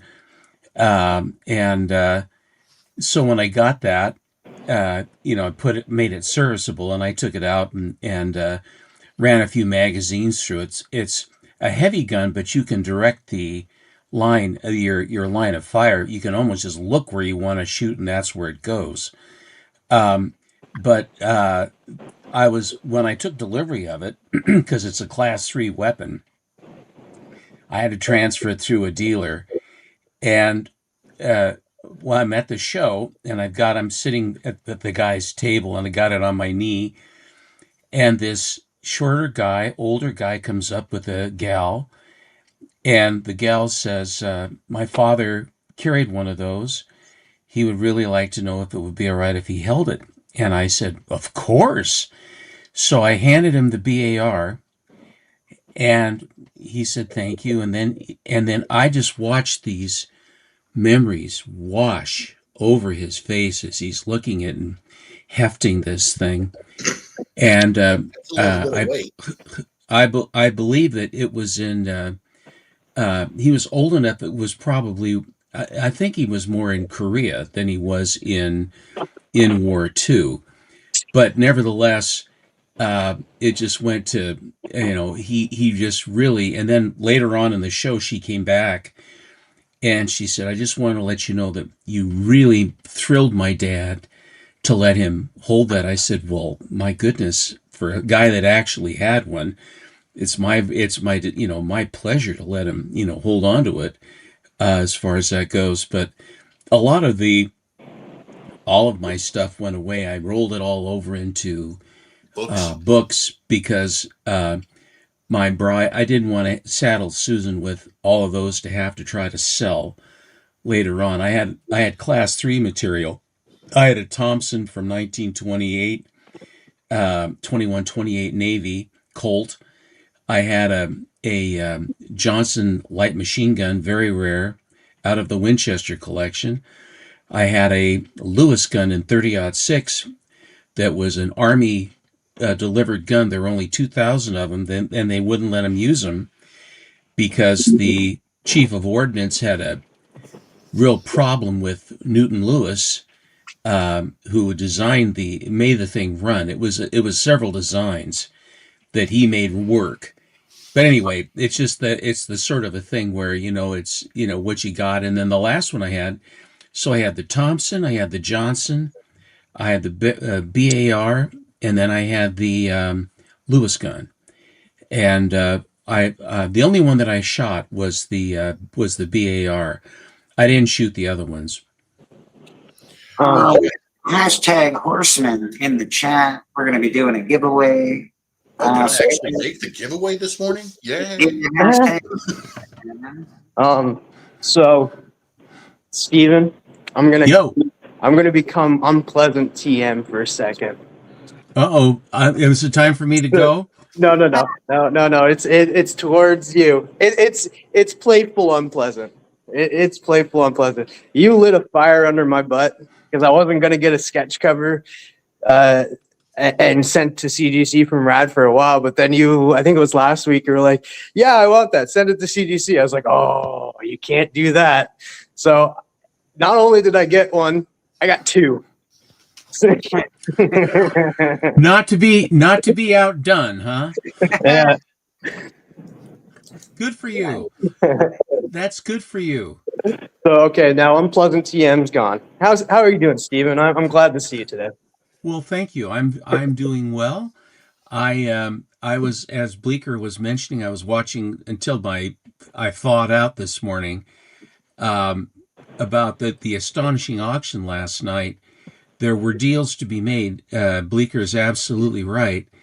The Nova set that I picked up, I said, because MT was the seller. He had them, and he's been collecting Nova forever. Umpteen of every, he has 7 or 8 copies of each. So he went through and culled out the best ones. And because it was the whale auction, he wanted to have something nice. I don't know how nice the number 1 is, but I'm sure it's a nice copy of it. I have a 9.6 slab of Nova 1. Number 2 was missing, but I think I even have a number 2 in my collection here somewhere. But I've been thinking about this for a while. It's one of these things just in the back of your head where you're going to want to, I like the character Nova, but I said, I don't want to have to try to track down everything like that. And then MT comes out, and here's a guy that's taken the time to put them together, and he puts $100 on it. It's like 35 or 36 issues or something like that. And so I'm looking at him and going, my God, this is, crazy. So he put $100 on it, which is birds. I mean, it's bird seed for these books. I mean, it's at least double that, but he put 100 on it. So I put 100 in. I thought sure it was going to take up. No one bid.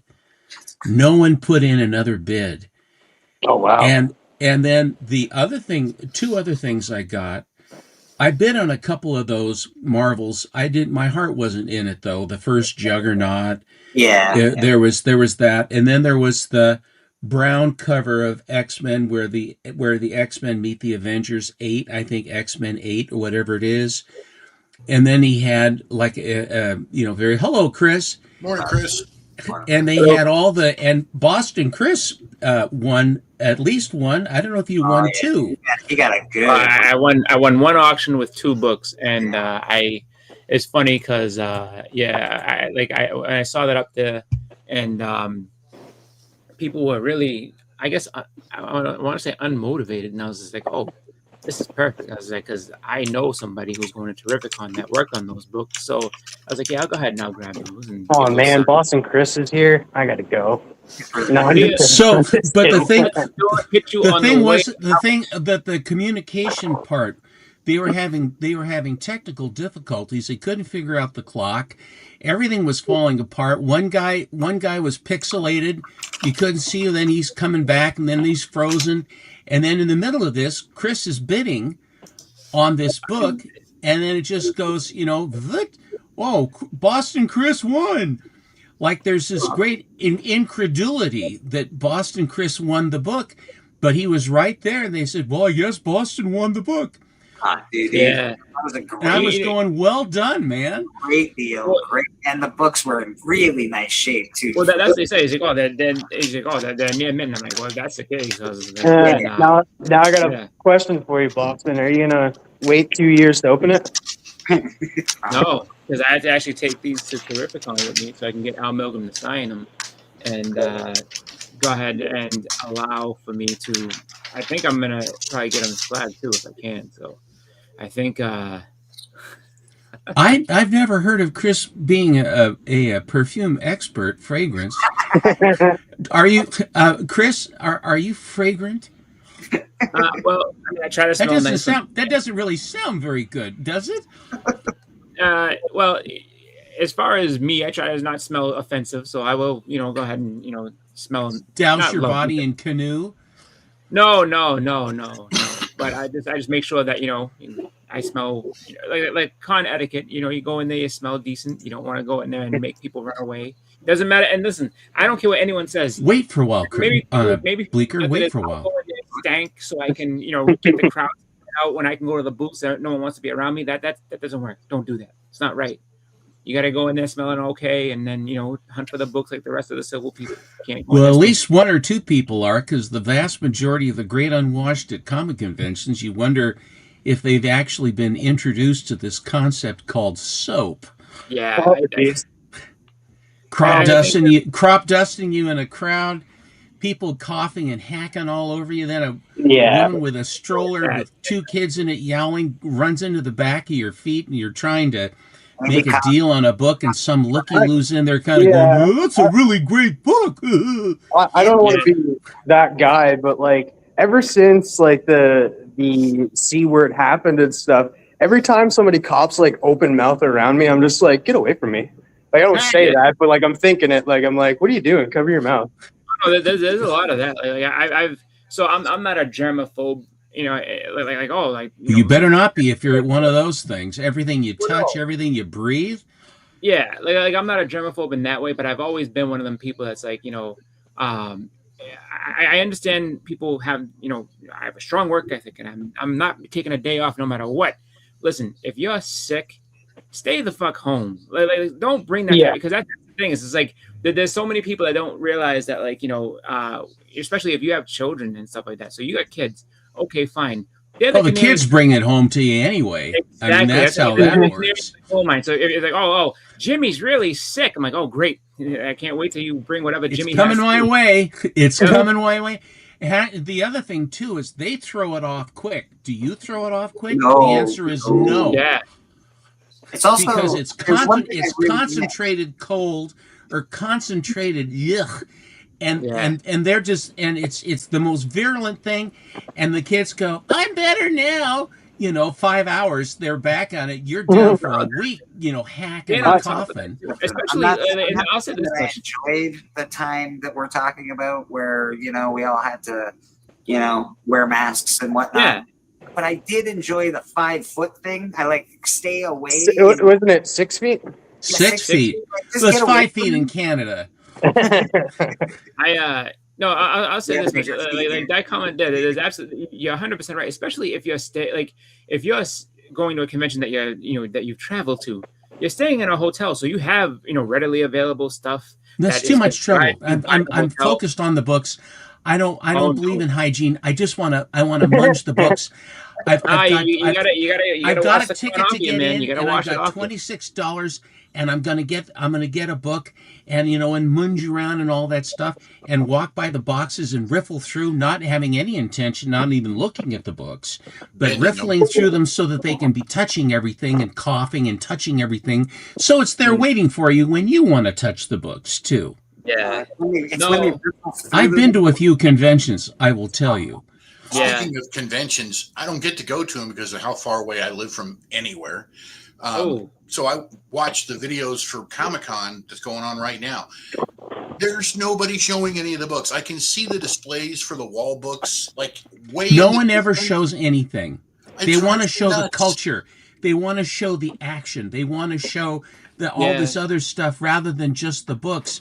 I said, for God's sake, slow down and show some walls and what the books and what they're pricing them at. Yeah, Rich I've did a seen good one some. the other day that I enjoyed, but for the most part, you can't see any of the books, and that's the whole point for me anyway of going. I don't want You to. mean you don't want to get your bat lift and sand candles? I mean, No, what's I wrong don't with want you? whatever Your the current macrame? iteration of a Beanie Baby is, because that's all it is. It's the newest Your- version your- of the Beanie Baby. Your plastic Yeah. samurai sword, or get a tattoo on your eyelids or something? I know. I've seen a lot It's of people crazy. posting people are posting interactions that they've had with artists and stuff like that, and sketches and things. But yeah, you're right. Unless it's a con exclusive, I haven't seen many people be like, "Oh, dude, I picked up this great book at San Diego." And I mean, I for me, heard that, Hold up. Aren't you the same way though? You don't show off any of your books. but I also don't sit there and run around being like, "Oh, and look at me with this one, and look at me with that one." Like I pretty much keep my convention to the surrounding area. Like I'll walk around and show you guys different stuff. Like I've walked around and showed you walls and stuff. I did that at Heroes. I walked around and showed you all the different. I was like, yeah, you want to see $1 million wall? Watch with me. You know what? I'll lay off about you not unboxing packages because last night I found out that Legion, who's in the chat right now, and this was on live, so he has packages from 2002 that he hasn't opened. I Well, saw there you that on go. Spidey's. I mean, I thought I was like, oh, December, wow. Because when I opened that one, I was really taken back. I was like, oh wow, December. I was like, I thought it was 3 months ago, maybe. I was like, no, that was from all the way in December. Okay. Well, I went to San Diego in 1996. Yeah. And I was a guest of David Alexander of DTA Collectibles, and I met him when I became an advisor to the guide in 95, and he became an advisor at the same time. And Matt Nelson and Steve Fischler and Richard Evans and a bunch of Dan Greenalch, John Burke, Rosansky, all these guys became advisors at the same time when Mr. Jeppy bought out Overstreet. And so then Dave says, do you want to come? Are you going to be going up? I've got a ticket for you. And so then I changed from Steve Gentner and I turned into Ben Dover. And Richard Muchin and a lot of these other guys, these East Coasty kind of guys. But like I've told before, I had my war chest in my pocket, had my cash. I walked down an aisle and I took a left, the far right edge of the show. I came in the door and it was right when they started doing this thing with the almonds, the almonds with the cinnamon, they're putting them in this metal pan and they're toasting these almonds and pecans and other stuff in this heavy cinnamon, and it just blanketed the place. And it smelled really good to begin with, but after about an hour and a half of that, you're just kind of going, oh God, turn the thing off. But I turned a corner, and a guy named Nelson Dodds was a seller, and he had the Ohio collection of books that he was selling, his big chunk of them. And I've learned long ago that if you see the books that you want and you walk away figuring you're going to come back for them, you come back for them, and you can just basically, you've kissed them goodbye. So you have to strike. They're targets of opportunity, and if you walk, then you're going to get someone else going to get them. And a lot of times when I'm looking at books, I got people standing behind me. Whether they want to, hi Sue, they want to buy them. And then they says, "You going to buy that?" I said, and I learned long ago, you hold on to the book until you're absolute 110% sure you're not going to buy it, because you set that thing down and the hand comes in, and I'll take it, I'll pay you full freight, and I'll do all this other. So I shot my whole thing right there with Standard Needor and Fiction House. All of those were there, and they were beautiful. The Ohio collection is very, very beautiful. On that. Red Fever, to be fair, it's best to use somebody in your own area for comics, but there are probably 6 to 10 real professionals that everybody knows about. I would recommend using Comic Chiropractor. Look him up on Instagram. He's very good. He's reasonable, and he gets the job done. He's got a lot of good grade bumps. If you're looking for comic, is that the one that Who Dat uses? Yeah. It's Dustin. Dustin's a good guy. He's a good. I've got one. I've got a Conan 24 that has been in the clutches of the CGC for 45 days now, and I finally guess it's finally flushed out for grading. That I bought from Who Dat, who said I think it'll go up. But I learned my lesson pretty quick because I was cheap. I thought that, well, that's a book I do want, but I'll come back. That was right at the beginning of the show. And so I started I walked the show. I said, okay, I'm going to go and I'm going to close the deal. Well, the book's gone. Grips backstage, I think. There's definitely times where that happens. And I say, at certain points, it's tough because of the fact is that depending on what the book is, because there's certain books that you can tell, like if they're hard to find or just rare or whatever the deal is. Sometimes you're gonna have to make the beeline to get that right away. Just jump out and jump back in, Griff, because I can't add you. Yeah. You're still in the studio, but I can't add you right now. So just jump out and jump back in, and I'll add you. The stuff that you can find more of, and this is so just to, for me, that's what happened with the first Constantine with me. I looked around, I walked around the entire place, and I was like, I saw that a bunch of people had it, and I was like, all right, I looked at a few different people's ones. But these are one-offs I'm talking about. I'm not talking about a bunch of people had them. That's the difference where I ended up basically my area of interest. Yeah. Oh, definitely. I did the same thing with Akira number 38, which is the last issue. I've only seen that book at one other convention, and that was at Heroes. And unfortunately, I did the whole thing. I saw it, and I was like, I'll be back for that. And then I wasn't back for that because it was gone. But then at Terrificon, a buddy of mine, Erod, had it, and I was like, all right, let's talk. And we talked about a price, and then I ended up getting it from him, and I was like, all right, perfect, because that's a book I've been chasing for a long time because it's low print. You don't see it everywhere, so that's when you have to take the opportunity on. But the good thing though is that if it's something that is popular and you can get like if you're after a Secret Wars number 8. You don't have to go to the first one you see because there's just about every booth is going to have one. Then that's when you go around and be like, look, if I don't like your price, then you do like I did last year. You don't necessarily threaten the man, but you do stand firm and say, I want to pay, this is what I want to pay for this. If I'm paying cash, do you have any sort of? I asked him, I was like, if I'm paying cash, do you do any sort of discount? Well, it's all the same if you cash a card. Okay, so then cash means nothing to you. Fine, then this is my price that I want to get this, and this is the price I'm looking to pay. And he kind of looked at me like this. I was like, look, I don't care what you say. Yes or no, it's up to you. But that guy right there has one. I was like, so if you say no, I'm just going to walk over there. It's up to you. And so I got the book I wanted because the guy at the other booth, I told him, I was like, you think I can get this out of them if I do this? Now you see, you engage in this kind of conversation. What I do is I feign indifference when I'll go up to a booth. I'm just kind of looking, oh, that's kind of interesting, and then I will purposely look at other things than the book I want. Mm-hmm. I mean, if I'm by myself. And then, I mean, if more people are coming in, then I will then home in on the book that I'm looking for, and I will protect my turf and see if I can make a deal. Yeah, me too. But I don't want to say, oh, I've been looking for that book for so long. Well, that added 25% to the book right there. I start telling people, I don't you know who I know? I know Stephen Gettner. He's a guy. In that case, the price is double. Yeah. Yeah, I know Gettner too. I heard of Gettner, and I know Gettner, so the price just doubled for you. If he I know Legion of Comics. I know Stephen. I know Boston Chris. Do you guys not know? Well, I just love that. Like I just kind of looked at it, whereas it's like I don't know. I guess like for me it was like I kind of came in like I don't know if I want to say a bully mentality, but I was just like, look, man, I was like this guy over here has one, and I pointed right at him, and so like the guy smiled when I pointed at him because he knew what I was doing. He said he got one right over there. I was like, I'm just gonna buy his if you say no. So it's fine if you. That's the indifference. I was like, if you say no, that's cool. I'm just telling you, like I'm ready to go. Like I got these books in hand, and this is what I want to pay for it. So if not, so you went from Boston Chris to Bully Chris.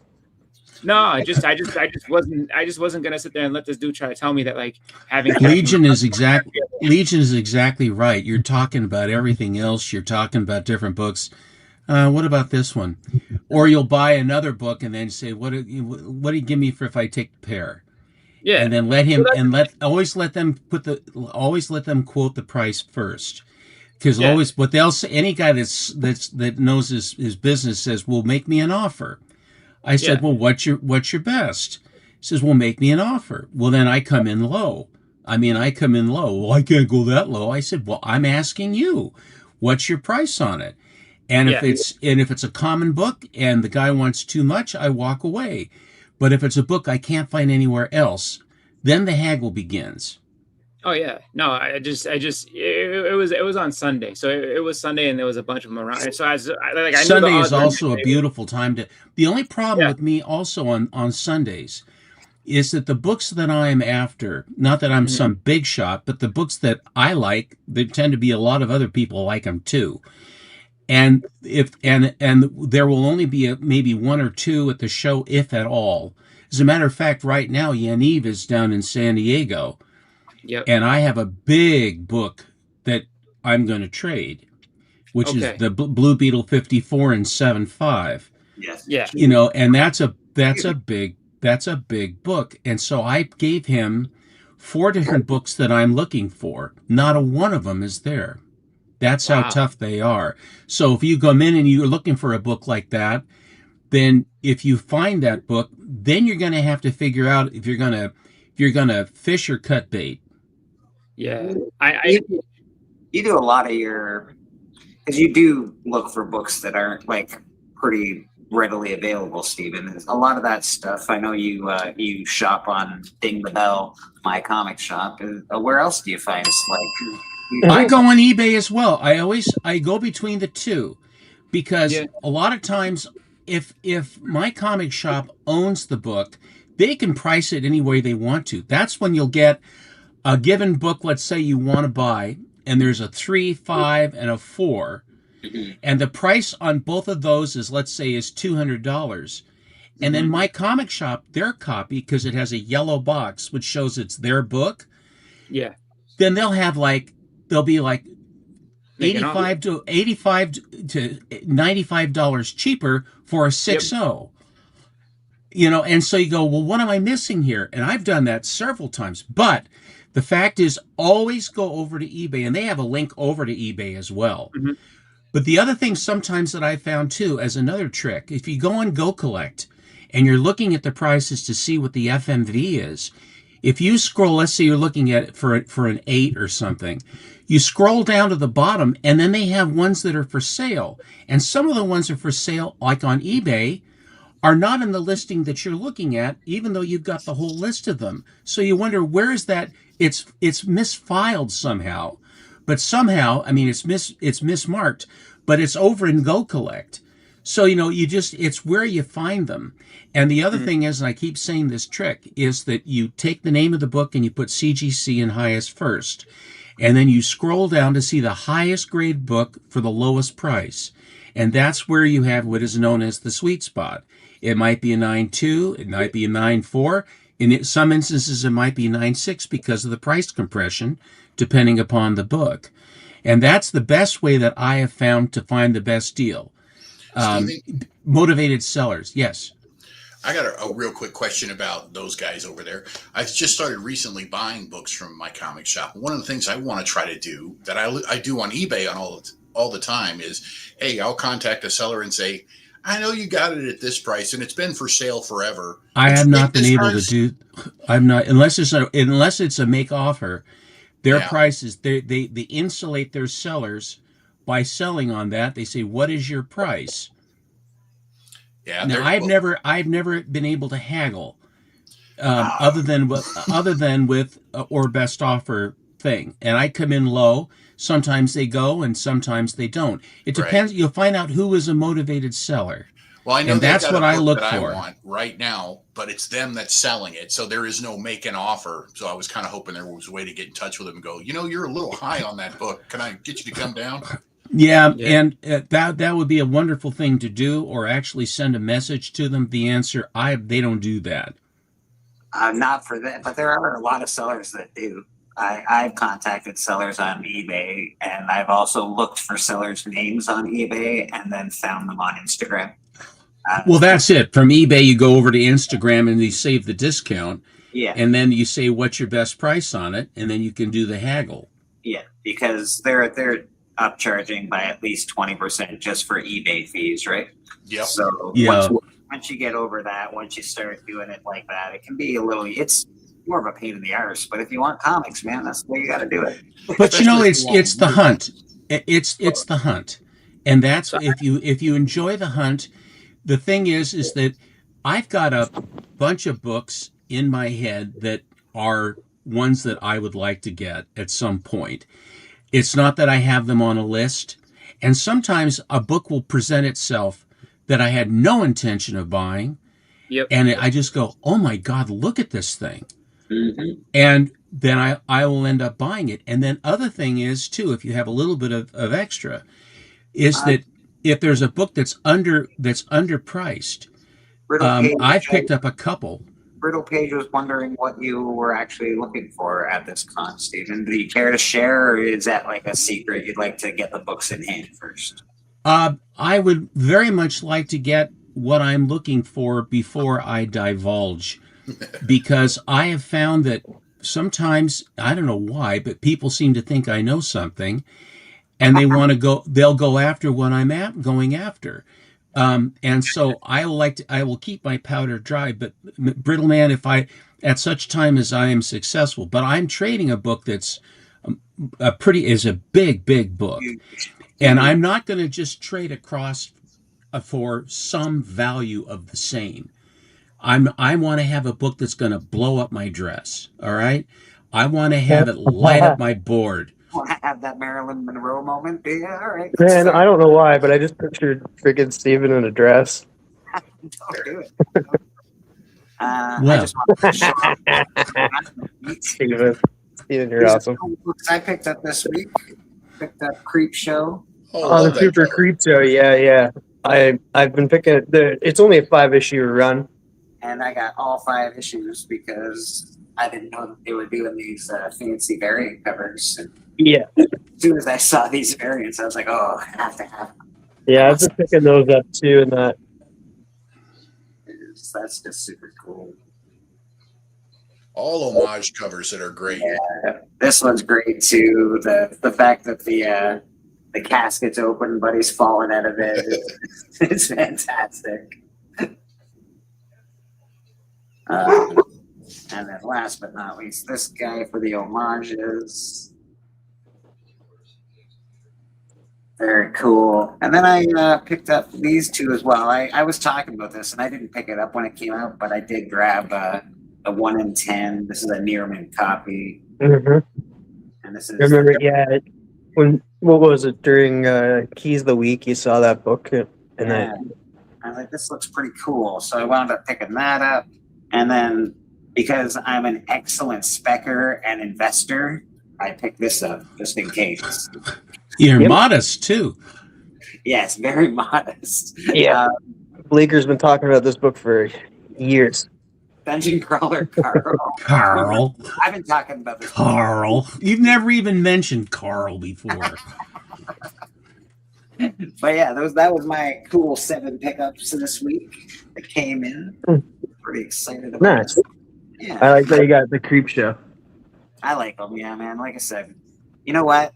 I understand. I talk about investing a lot. And I talk about future and purpose and all this stuff. And what are your comics worth? But sometimes comics just have to be fun, man. Yeah, That's if they aren't the thing about comics is that their value, generally speaking, you're not going to lose if you buy it correctly, then you have your cake and you can eat it too. Yeah. Which is a very nice thing to do. I've spent my money, I have my book, and I have it. That's a good series right there. Very cool. Man. Yeah, I agree, Steven. I'm 9/8. Damn. Fun is fun. Comics are fun. They're supposed to be fun. They're cool. The art's fun. The story. Oh my god. Oh, there you go. Todd McFarlane, issue number 50, signed. The Toddmeister. Oh, it's a custom label too. Mr. Plot Rejection. Oh, it is. I can make a Spawn movie for $80 million. This one's for Steppo. It's not gonna have Spawn in it though. Oh, Mr. Sinister. I almost pulled out my first Mr. Sinister for Steppo this morning too. That's becoming a running gag. Oh, that's good. Stevens. I sold that one. 3D.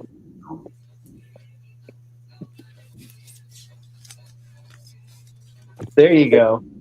First Vigilante. Beauty. In costume, I should say. Yeah. My only 8.5.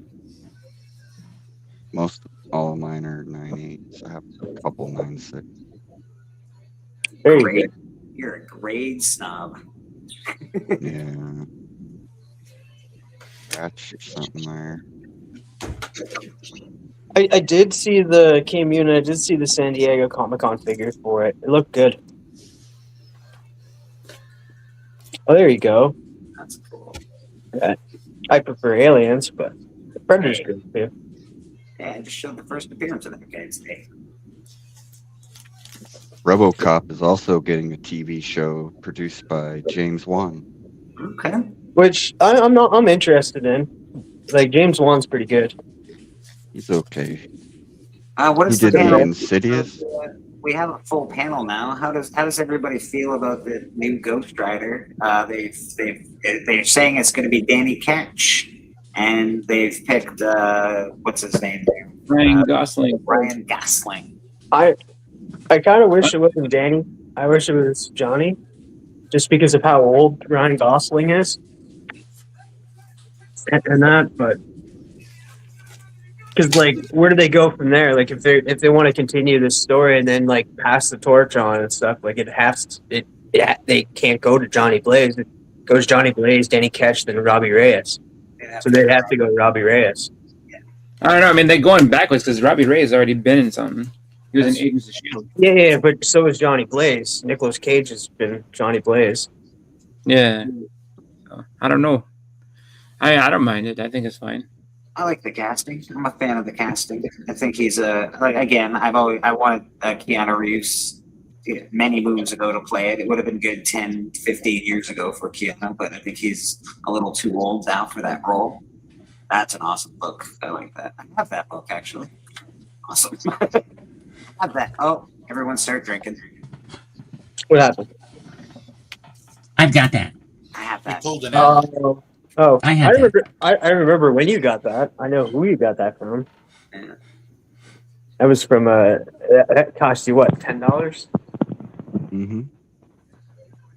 Yeah, Danny isn't a child. I think it's pretty No, cool. no, it's more the fact that like once he does this 3, like I want to pass the torch. Do we just pass it to Robbie Reyes? And that, like, I don't know. I think he'd be a better Johnny Blaze, in my opinion. He'd be a good Johnny Blaze. You're right. You're not wrong. He's got the Johnny Blaze feel to him. But again, Johnny Blaze was a kid though in the comic books. If you read the initial story, he's pretty much a child. It's like, you know, a young boy.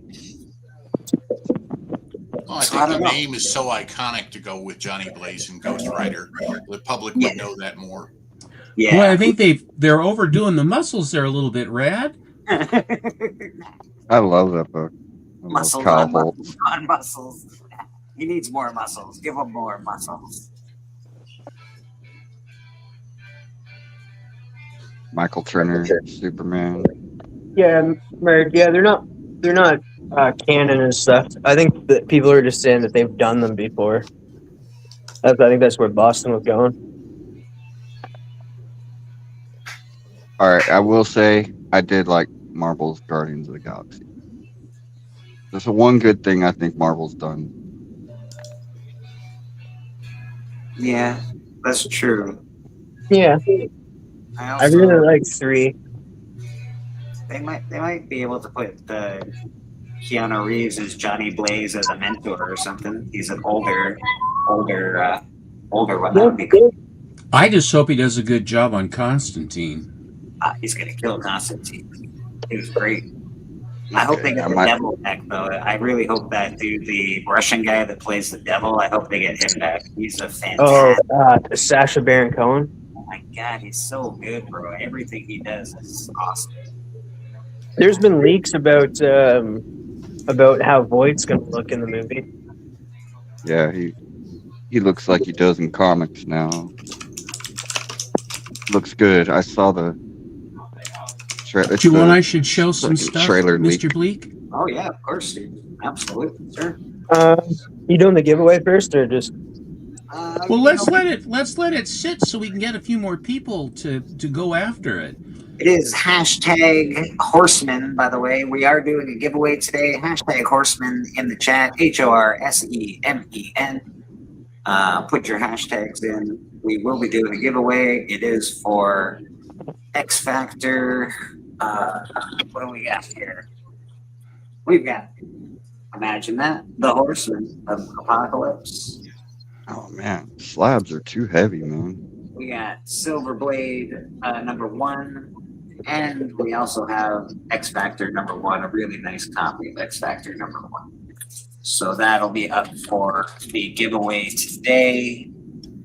Yeah, put your hashtags in the chat. Hashtag Horseman. We will be drawing at some point in the show. You never know when. You never know. Mr. Steven, what you got, my friend? Today, I received in the mail from Ireland several pieces that were done that have sort of been accumulating with Shane McCormick. Here is this piece that is the back cover to that Gaiety. This is my current post right now on Instagram. Here's Bullet Man, but it's the first Bullet Girl, which will look familiar to you, Rad. Here is the Zatanna from that Magic DC that he did.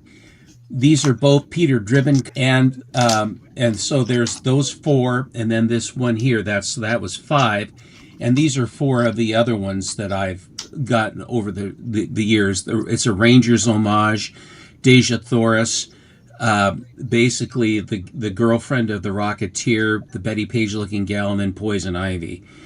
One of the books, just to show you, was a target of opportunity. I was in my LCS, and he had a price on this that was roughly half of what the FMV was, which for him was unusual because he knows his stuff. But I think that he had it priced to sell.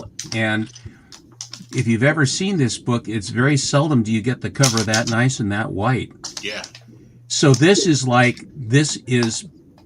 will be. I mean, I'm happy to hold it, And I have a Centaur, that Amazing Mystery Funnies, that yellow cover with the robot, is very rare, 7.5, high grade, and that was on my comic shop, and it was half. It was half the FMV, half. And that's what happened last. And that's what happened last night.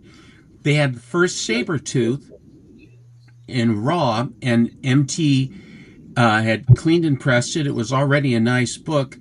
He said it's at the very least a 9.6, and with a tiny bit of luck, it'll be a 9.8, and that's a $3,200 book.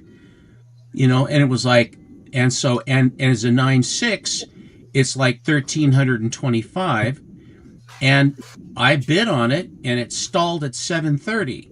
Oh my So God. he's going to submit that book for me. I'm going to, and if it hits 9.8, you know, I mean, even if it hits 9.6, Yeah. I'm gonna be, and it's gonna be great trade bait to have something there or hold it for a while, because I had a 9.8 of the first Sabretooth that I had bought from Harley E years ago, and it was $3,000 even back then. So I don't know if it went down or it went up and then came back down or whatever, but they say it's on the rise again. I don't know if they have any plans for Sabretooth one way or the other, but I have signed copies of various books from actors and actresses, and a friend of mine was trying to find the I Dream of Jeannie one, where it's the Bill Morrison cover that is signed by Barbara Eden, and I couldn't find it, but I found a couple things that were not terribly expensive. Here, let me make myself a little bit. I'm gonna open this up.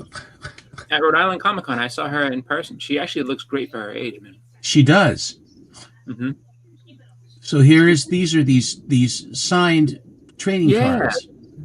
I've seen people talking about those. I'm not sure when they started doing them, but those look interesting. Those ones. I picked up 2 Barbara Edens because I like Jeannie, and she's getting up there, and I just think she's wonderful. Harley Yee is great. He gave me a vendor pass to Toronto Fan Expo last year when I was picking up my AF-15 from him. Wow, that's pretty nice of him. That's very cool. Yeah. I bought books from Harley for years and years and years. He's gotten a little expensive for me. Used to be able to work a deal with Harley, but he's pretty. Anyway, I'm glad that you got a good deal. I mean, I'm glad that Harley was there for you. I'm going to start with a couple big books. Here's Turok number 1. Well, you might as well just stop showing books. That's the biggest one. This is the embossed book. You've won, And Stephen. So you've won. You can stop collecting comics now. That's it. The pinnacle of comics is. It's over. It's. I can retire. This one is double signed. Oh. Are you in a safe location? Like you can't just be showing those. People are gonna come and try to steal all that. Seth, you buying something? It sounds like someone's clickety clacking. Sorry, that's my keyboard. You're all right, buddy. You're all right. I got this. I don't even know why I did. It reminds me of K-pop being on the panel. And then there was I can't remember who I got these from. It might have been from Navy Paul, I think. I'm not sure. But I got a bunch of Red Sonjas. Here is Red Sonja, Age of Chaos. Okay. She looks somewhat chaotic. The woman in the back doesn't look happy. No one's happy with Sonya around. I really like Perillo's Red Sonja, and I like He's Linsner's. awfully dark. He's awfully dark. He does a good face, though. Red Sonja. That's true. Face, it's real pretty. Sonja? Linsner. The only thing I don't like is the hair. He simplifies her hair a lot. What's for breakfast? Who did that cover that you just showed up? You chewing some grape nuts there, my friend? Or are you just still working on that gravel? Because the face is kind of, I don't know. out of wood. Cro-Magnon looking. I don't know. It reminds me of Gen 13 kind of art. This is. I don't know about that. This No, is, just in that one James Rad, page. who Scott did, Campbell. Rad, who did it? Rad? I don't know. I don't know. You don't know? Then it's No, no it one. looks. It looks like a new artist. It has a resemblance to Gen 13. I wouldn't say it's Dynamite hires a lot of amateur artists. This looks like Bruno Huey or Harvey or something. Good old Bruno. Dynamite Never to does be so many never to be variants. forgotten. They actually give artists jobs, which is cool. Yeah. People buy them. Here too, is so it must be Savage selling. Red Sonja. Looks like she's in a hellscape. Panosian. Wow. Oh, Panosian's awesome. Panosian's very sought after right now. He's getting hot. Here is the Savage Red Sonja. Another You like that Panosian one. cover. Yeah, I like that one. Anything with a horse on it. That horse is drawn really well. Too. I like the Yeah. I like the curls. I don't know why. I like long curly hair. Animals are very difficult. So if Yeah. the artist can tackle that. It's hard to get him to stand still. Yeah. This looks very Darwin Cook to me. Oh Very yes, nice. I got a couple issues in that That is round. so interesting. Wow. That's really interesting for Red Sonja cover. Yeah, Had fun? it looks like, to me it looks like Samurai Jack a little bit. Oh, it Yeah. does. Who did Yakisoba? Who's that did Samurai Jack? I forget his name. I Tak- forget his name. Takaguchi or something? But he did Samurai Jack, Dexter's Laboratory, and Powerpuff Girls. Tartamovsky, something like Yeah. Tartamovsky. I really like Samurai Jack. Yeah, he's doing Conan. Haku. He's doing Conan. That's nice. Here's Queen Sonja again. We're getting something with Conan. King Conan's coming out, right? I think for Conan. Yeah. Conan. With Ernie. Yeah, and the guy that did Primal and Samurai Jack, he's doing a Conan cartoon. That'll be good. But there is there's a look to it, like the Scotsman and all those, and his daughters, he's the ghost and all of his red-haired daughters that are in there kicking, and then they have all the different animals and different cultures, and the robots come after him. It's a really, really good series, Samurai Jack. Yeah. Jack in the crack. I actually also like Conan. Here is Vincius Andrade did this one. Oh, look at those eyes. And those lips. Yeah, Yeah, the eyes, right. Real nice. I just, even with people, that's the first thing I look at is their eyes. Yeah, that's the first thing I saw on that cover was definitely her eyes. Hi, Man Cave. Hi, how you doing, Doc? So I have here's Queen Sonja. Gendy Tartovsky, she's listening in the background. Tacoma's daughter just yelled out the name of the artist. Yep, that's it. Yeah. Tartakovsky. Andy Tartakovsky. Yeah, very difficult to pronounce. That's awesome, actually. It's good that your daughter knows that cool stuff.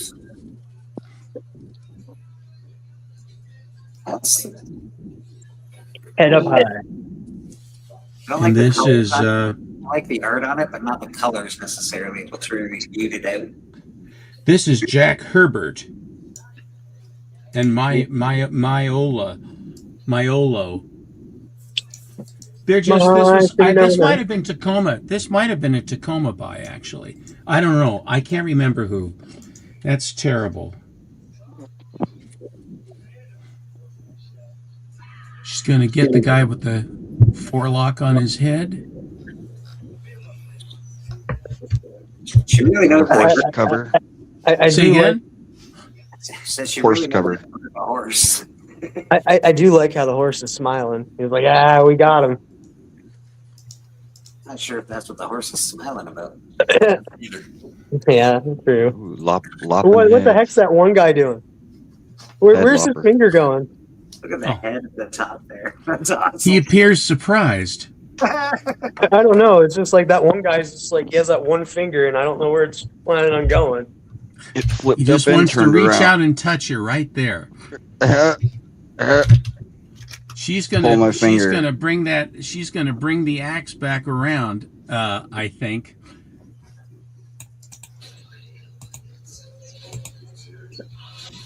That's a good cover. Yeah, that's Here's giant size Red Sonja, she devil with a sword. They put this. They signed these things. I can't make it out. yeah. He ends getting paid, I swear. He gets paid by this.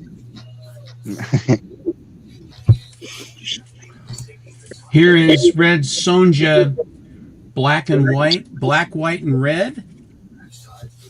I do like when they Hello. do these kind of series and the black, white, and red. They did it with like Wolverine and that too. Well, that really brightened Perlos right there. Yeah. I like it to be able to see into the picture rather than I've it's noticed sort of that he's getting brighter and brighter the more experienced he gets. And when he first started, he was very dark. Like he would darken a lot. And then the longer his career goes, the more light he's adding in. he's seen the light. Yeah, his wife Carla Cohen's helping him. There's the family of if they have offspring, there's going to be a talented person presumably. Yeah. Yeah. I will say too.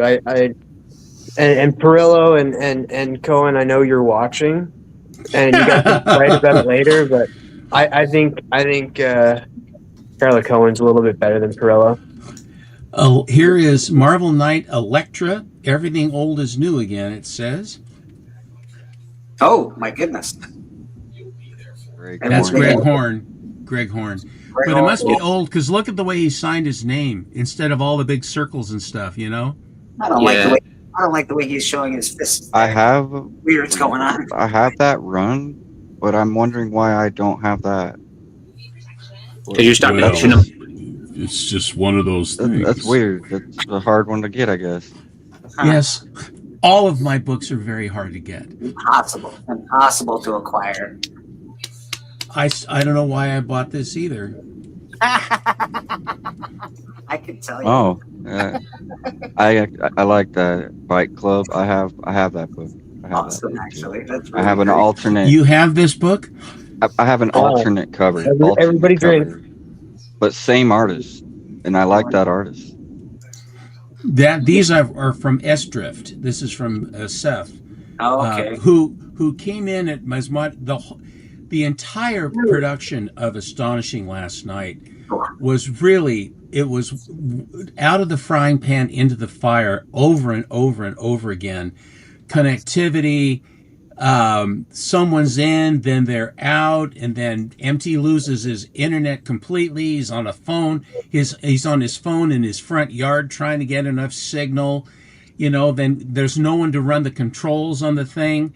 So we're calling out to Teresa to try to get her to come. She's not available. And then Seth came in, S-Drift, and he's a very good moderator. He really watches the chat. He watches the end line, and he's fair. And one of the things I don't understand with these moderators, that they don't drop the end line when it's time. And you're sitting there, you've won. He says, well, I was thinking about this thing. I was at the store the other day. I said, drop the damn end line, then tell me about you're buying an apple or whatever you're No. doing.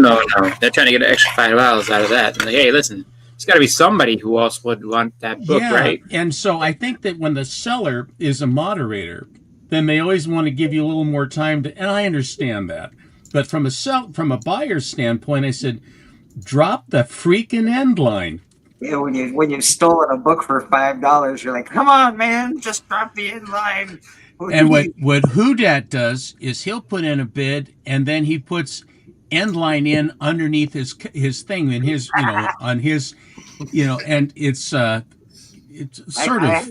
I had to be there for Doc last night. Doc was Doc. They were no MT, no one to stop the end line. I wrote end line in the chat. I'm like, good job, Doc. Way to go. You win. I wrote in end line after you too, because he won it with more than enough time. Fair and square. Fair and square. These are beautiful. These warlords of Mars. Hello, Bobby. Yeah, that is gorgeous. Look at that lion. I didn't even see the lion. Oh man, her face is great. Yep. Looks like, well, I was going to say Brooks, but it's not. That looks like J. Scott Campbell.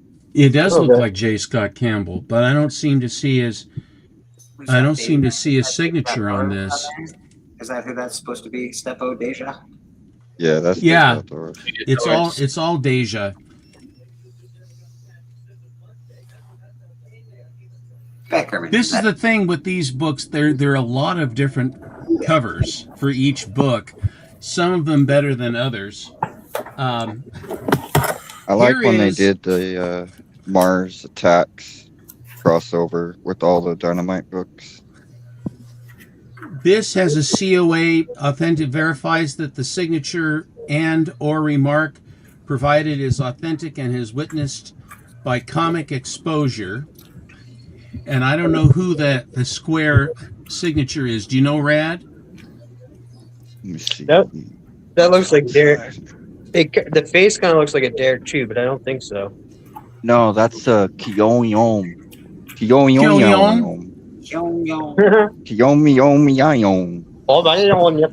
How do you spell that? It's just how it sounds. Just how it sounds. QUEEONYNGRTQPQ. Anybody who just joined the panel, the chat, hashtag Horseman will get you in the giveaway today. This is another signed book. This is a Tyler Kirkham cover. I don't even know what this is. Again, I don't even know why I bought this thing. Virgin Battle Damage Battle Damage. It's Quested #1.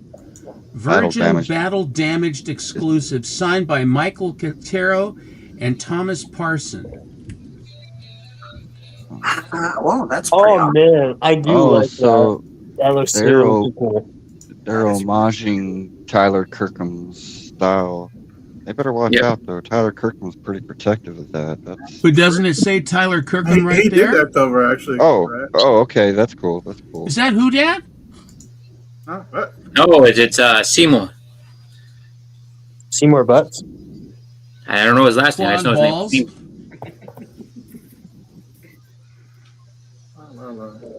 Yeah, I like the Tyler Kirkham battle. Oh, I love that. Yeah. You just got these last week. We were talking about these at church, and Yep. you could almost hear the clickety clacking. Yes, sir. That's great. That is. I was unavailable for a moment, and then I came back. Isn't that cute? It is very. Yeah, I do like it. Now Again, I want a rogue pinball game. Yeah, I'm a fan of this cover. I got one on my video game. It's nice. It's nice. It's not the style of art I normally would choose, but I think it's a really good cover. It just, some covers just sing. Yeah. Beckerman's in the back. Who that's in the back? Elvira. Big fan. That cover might sing, but it needs voice lessons. That's I like really cool. Elvira. Those Claypools are surprisingly hard to come by a run of.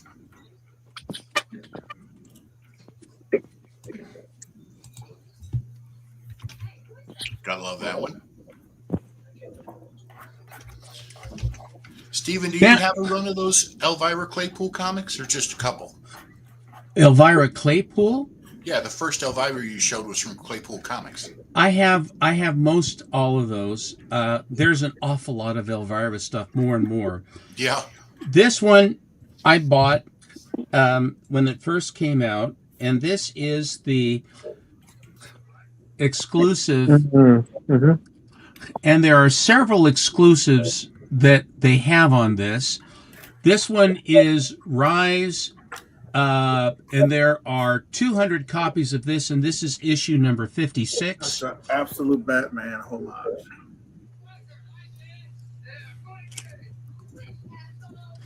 And so they're 200, and then they have a cover. Been a lot of those homages. Then they have a cover that is metal. This is a metal, and this is 1 of 10. That's neat. And the thing about this is, Thank you for not blinding us. Well, Yeah, that thing spoke too soon. reflects. That's the old school mag light, boy. You can. That's what the police no, officers had. this is a Death Ray. This is from Coast. I always go, when I used to go to gun shows. Oh, look at it, charged up, Oh, yeah. shoot. That's glowed in the cool. dark. Neat. 1 of 10. That's really dope. I got to give you the backside, Hold on. so to speak. Uh-oh. Fire alarm. Burning down my. It's too hot. Forklift It's too backing hot. up. Watch your feet. You have never seen the episode of The Hunt where Bleak almost burned down his house before. Yeah, yeah. It's not the first time. Yeah, that lights up pretty quick. That's awesome. Yeah, that is really cool. Isn't that I've never had a metal cover that glows in the dark. But that really glows. Like there's a lot of glowing going on there. That's awesome. Isn't that amazing? Yep. I've got the the Ghost Rider one that glows in the dark, and I'd never seen it, and I had it set out on one of my boxes one night, and I was going to the bathroom in the middle of the night. I'm like, oh my god! And so I never even. Then you had to go to the bathroom again. Yeah, Yeah. I had to go twice. Well, it had to change his pants, and that it's like he just let go. He just Joke's started. on you. Joke's on you, buddy. I don't wear pants. It just went everywhere. So, Troll has been absent from Astonishing for quite a while. Oh no!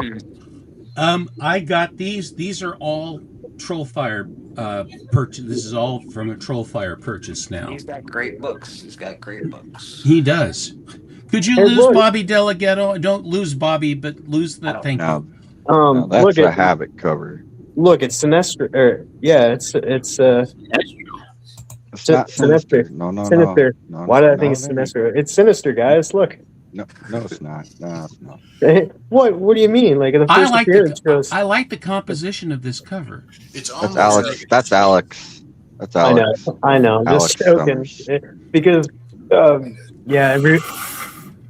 just because the first appearance of the Sinister has Havoc on the cover, so it's like, oh look, it's Sinister. I really like that episode of the X-Men animated series with Cyclops and Havoc. And you get to learn their backstory when they were kids and they're on an airplane and it crashes and they get split apart and don't realize they have a It's brother. nothing but happiness and joy in Marvel. Yeah. Everyone gets along. There's never any problem. Here, these are all Mark Jewelers that I'm going to be showing you now. These are all Mark Jewelers. Don't forget their childhoods are always. Oh, look at that. The Phantom Stranger. These are nice. These are Man, a really pip? early Mark Jewelers too. Mm-hmm. These are Great great. color. I bought a really cool book from Whodad as well. I bought that Mad Ball or whatever it's called, that red cover.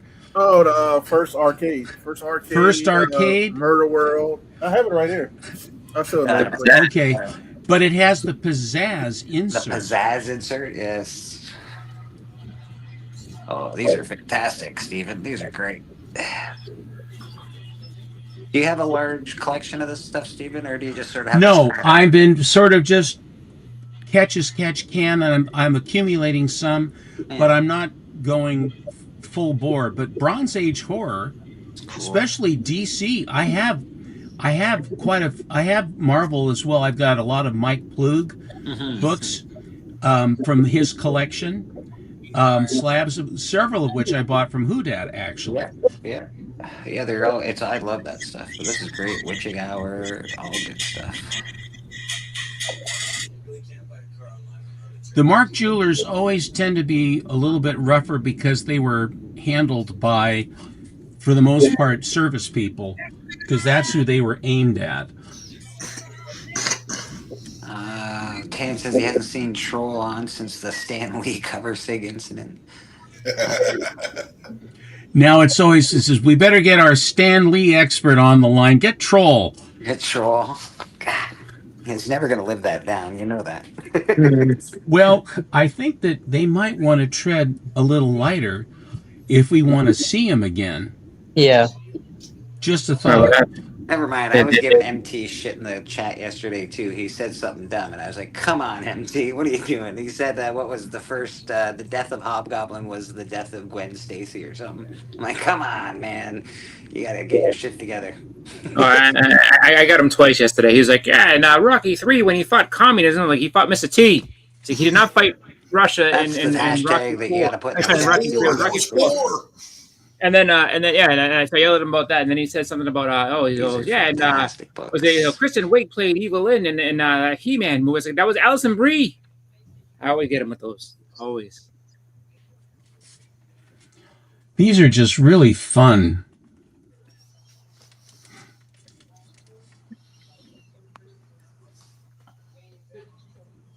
Oh, we're playing a little bit of voodoo action.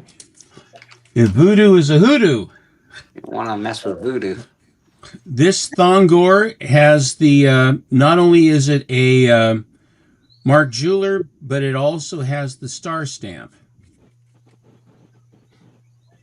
So it's got a little of everything. That's nice. No double covers on this one. For a change. Like that one. Oh, Tan bought the ice cream cover the other day. I know Steven has the ice cream cover over there somewhere. I have it in a slab. It's in the other room. I have that. Everybody drink. This is a send-up of... Hello, Big Lyle. Hey, Lyle. This is a send-up of Sveta Shabina. And I think that it emulates her style. And I've reached the point, I have quite a few Shabinas now. And so the exclusivity and all that other stuff is sort of waned, I think. And some Shabina is better than other Shabinas. So I'm more now, if one really moves me, then I will jump. But other than that, I'm not, in no way am I going to be a completist on that. Here's a lovely Dan Parent cover. It's fun to hedge your bets on new comic book artists a little bit, but I wouldn't recommend going like and buying every cover of like Mark Spears or Sveta Shabina or any of these people. Got a good taste, but I don't want to. I don't have to have all of them. Mm-hmm. I really like Dan Parent though. Me too. I got Steven a cool piece of art from Dan Parent last year at the Comic Con. I have it right over here, sitting right in there. Yeah, it's pretty dope. There we go. Some more Sabrina action. Where's Mark? He needs to be here for this section. Mark who? Mark issues with Archie. I went out and found a copy of this, and I was told that this is the only one that has the naughty panel in it. But Alan got a different cover, and he says that it's in his. I don't know if he's assuming it's in there or not, but this is that Savage Dragon. That's awesome. I'm not sure what these jewels are, but I keep getting them. And Which one? Is it the one You can cash them for money. Oh, perfect. So find out about that. You got 800 and some anyway, but check it out. It's the one that they're talking about, had that really racy scene where. Yeah.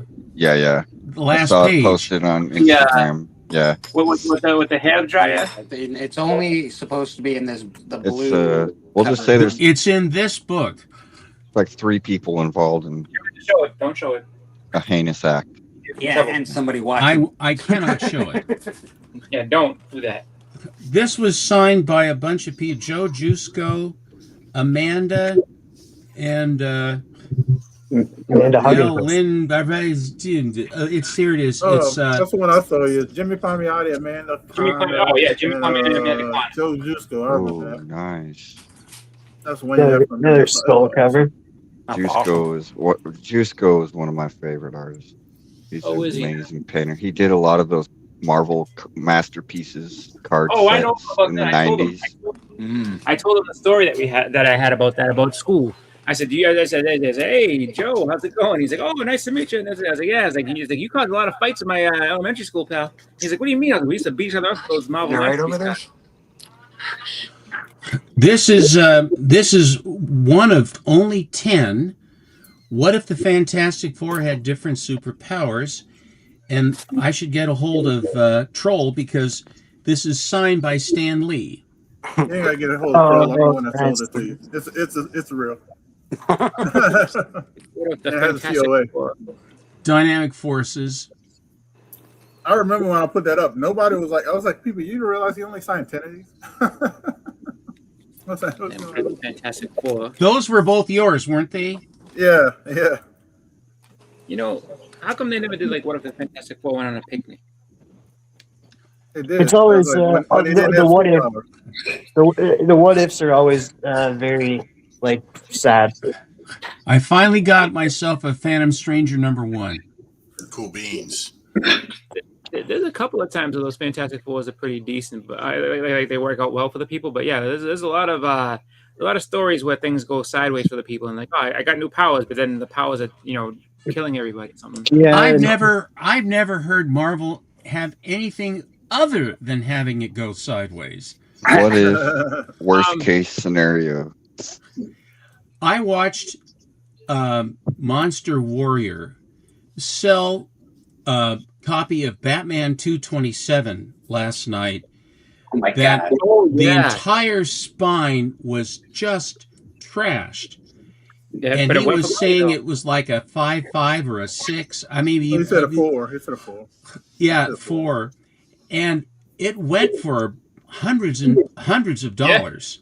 People love that book, man. And, It's funny. They love that book. So what I did was I had one in my modern key box. I have a signed copy by Neil that I had him sign for me. That's in a box buried. But this was my other copy of this one, and it is Gorgeous. Beautiful. Yeah, it's a sweet copy. Yeah, people love that book. It's all right, but it's no Marvel. No, I'm just kidding. It's beautiful. And it's got a October 26th is the day that this went on the newsstand.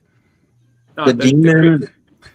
The craziest thing with that last night was that, I mean, as soon as he was like, all right, the bidding's open, like it just went crazy because people love that book. It's funny because like it's just like I figure 251 usually demands that type of like popularity. People love that, and then like the Ra's al Ghul covers and stuff that he did. But my Now, God, that 27. Villarreal had the 9/6 newsie of the whatever it was, the 356 or whatever. What is that number? The homage to AF-15. 252, whatever it is. Yeah. And that one went over 1,000. I mean, it went up to around $900 or something. People love it. They bid.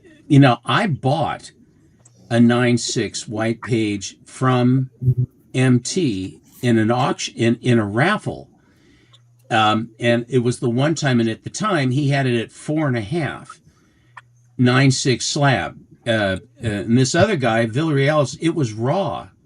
So it wasn't even a quantifiable thing. It was just I say it is kind of thing. And the other thing is, no, but in this instance, I don't mind that. And I'll tell you why. I don't mind it either. I like a date stamp, to be fair. I'm a fan of it. I like having the date stamp because it personalizes the book as long as it doesn't, if you don't stamp it across the face of the characters or damage the artwork. This is very tastefully done right up by the stamp. So 1026, I like it, to be honest. Yeah. A lot I of think people that it adds color. It personalizes the book. And there are a bunch of collectors that only collect. They love date stamps. That's what they specifically look for in books. Yeah. Hey, Bleak, can I come over and play? Of course, Legion. Absolutely, buddy. I got this from Slab Oh. Dazzler. Yeah. Okay. Female that, Force Taylor Swift #2. Yeah. There we go. I was gonna say. Isn't that great? Yep. Taylor Swift. So they had to choke up some money to get that, huh? Here is the foil. Here is the foil of it, and I'm sure he was upset. Why the hell did I get a 9.6 when it should be a 9.8? Yeah. Link has been sent to your Instagram, Legion.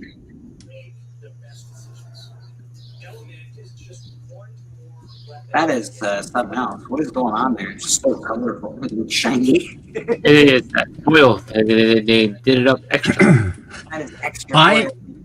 I have collected Harvey, quite a few of the Black Cat that that Harvey had out in Golden Age on up, in various different incarnations. Her title changed from her being the actress riding the motorcycle to her being the monster books, and then after that it was westerns, and then it was back down to the thing was that they would always show the thing with karate. Now I was looking for something else entirely, and then this book came up, and again it was a target of opportunity, and they reprinted some of the original Black Cat books. This one is from, I think, 1943 or so. I think it's from Black Cat #4. But they reprinted it, and they put a brand new cover in, an Al Gabriel cover. Oh, nice. That's awesome. Wow, that's popping. Is that amazing? Yeah, that's something, Steve. That really is nice. What year was it reprinted? This was reprinted in 1980. I had never seen this before. October of '88.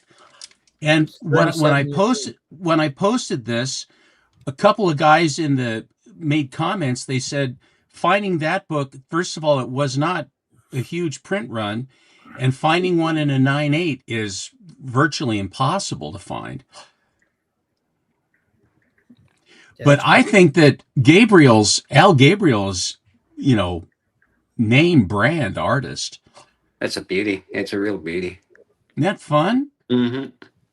We got Legion on the panel with us. Legion, good to see you, buddy. Thanks for coming. Hey, and the last book I have to show is I have formalized a book in grade. All right, let's check out yeah. Yeah, Pat's. 9.4 I white started pager. using that term, by the way, Stephen. If you'll hear it come out of my mouth from time to time. I'm gonna formalize the grade on this book just so I don't have to buy it anymore. You just go out and buy the top that you can. That's find what I'm doing. I said, I have system. the set, and I have a very nice copy of #1, but this removes all doubt. Yeah, that ended up getting put on the top 100 bronze list. Mm-hmm. I think it's a great cover. Fantastic. And she has the yellow eyebrows and stuff. And the big claws. The red doesn't hurt. All the red in the background is really nice. It's a beautifully. Really I think it's a beautiful cover. Do you know, Rad? Do you know who did this one? No. Marie Severin and Wally Wood. Okay. I was cover and art. Severin. Severin. That's fair. Just say Severin, and you're probably right. I gotta get into the habit of saying Marie instead of Mary. Oh yes, it is Marie. Yeah. And I know that some people, I have heard people say Mary, and then I will gently say Marie because she is Marie, and she's quite. She was really quite something, and then the Severin family of artists, right? Mm-hmm. Yeah, I said Mary last week, and you were like, "It's Marie," and I was like, "Oh, okay." So yeah, I gotta. I didn't mean to be a smart ass. No. You said it nicely. Like you said, like you just corrected me in a good way. You needed it. I don't like to do. My spouse has told me. He said, "Stop correcting people because they're going to hate your guts." Well, I said, "Okay." And sometimes I forget. My parents would always do that. If I misspoke, they would always make sure that I spoke correctly. and it's sort of like it's like a Pavlovian dog thing for me. That it's coming out of my mouth before I even know I'm saying it. So I've made a conscious effort.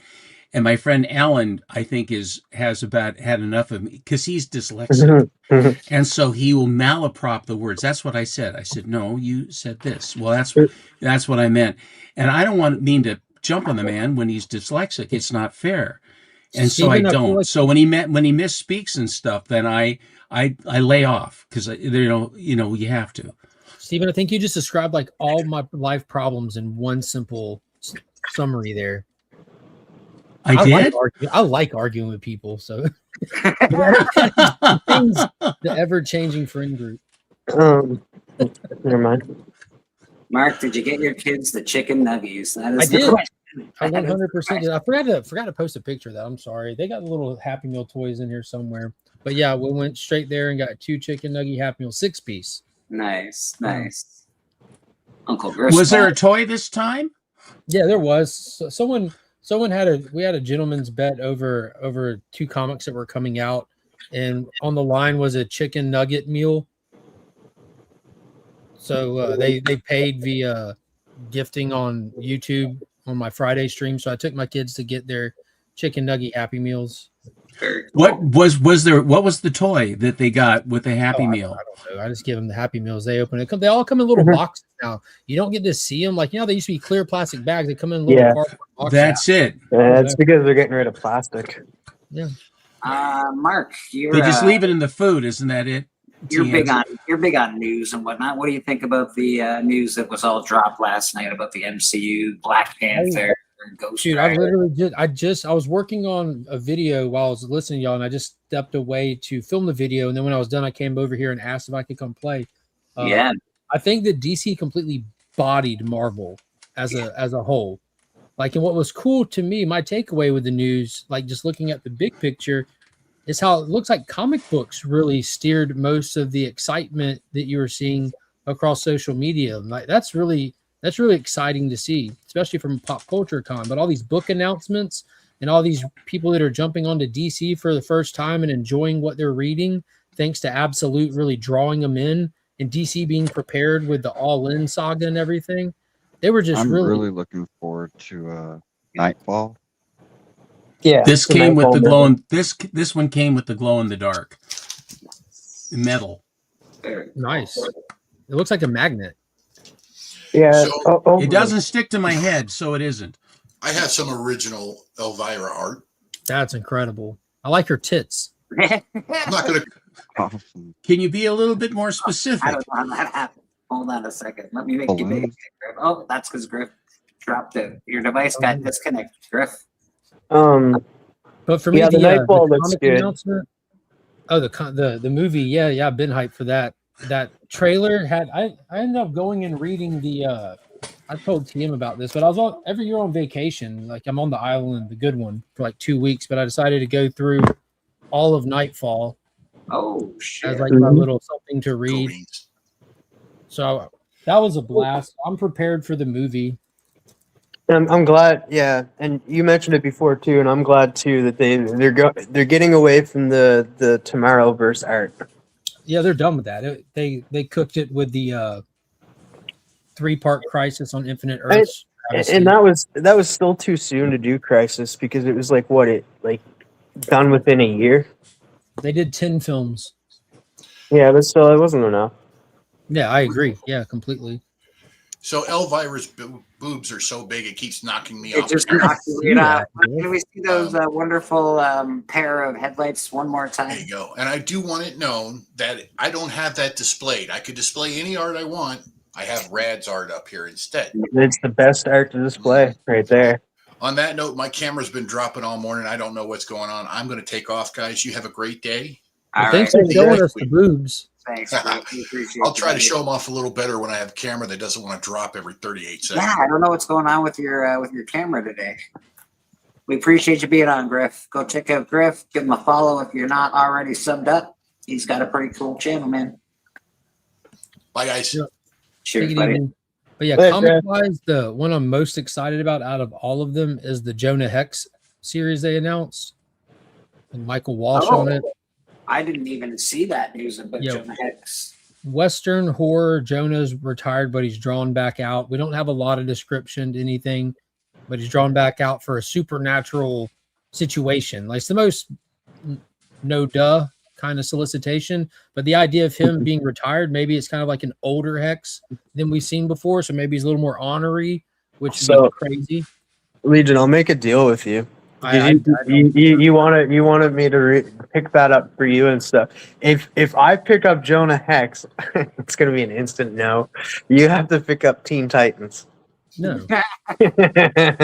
I'll tell you what, Tim. I'll say yes because you forget I pick up variants to give away on Tuesday, so I can pick up. Oh no, that's escape. That's I can pick up a that's a variant. loophole, man. I Damn. loophole all the time with books I don't want to pull, but I find a cool cover that way Yeah. I can read it and tell people what I think about it and stuff. But yeah, that was my comic wise. Movie wise, Bleak, the Ghost Rider thing has me very excited. Nervous with the natural jitters that come with Disney doing something that I love. Ghost Rider is my second favorite Marvel character behind only the Incredible Hulk. But I was looking at Sean Levy's entire filmography because like the ones that stand out most are like Deadpool and Wolverine, that kind of thing. And I don't really want an action comedy Ghost Rider. That would be a travesty. But he has other good stuff. He did like Real Steel, The Atom Project. Real and then a Steel lot of is great. Real Steel was so good, dude. So he's a little more versatile than I assumed just from the announcement. I think it's going to be good. I love Ghost Rider, so I really hope they do a great job with them. And I also, when I first collected Ghost Rider, it was Danny Ketch, man. It was the 90s. That's what I talked about in my video. The target audience right now, like that 35 to 45-year-old audience that gets out and does stuff, Danny Ketch is our Ghost Rider. Like we all love Johnny Blaze, but Danny Ketch is who was on shelves. Yeah. He has the most iconic motorcycle.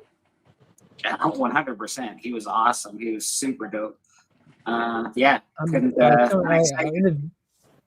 the video, I said if they kind of go the Clayface route, like if you want to do it R-rated, if you don't. But if you do a modest budget and lean into those horror themes, like we're on the other side of Secret War. So if they will just modest budget stuff, they can get back to making money. You're not going to be making $1 billion on.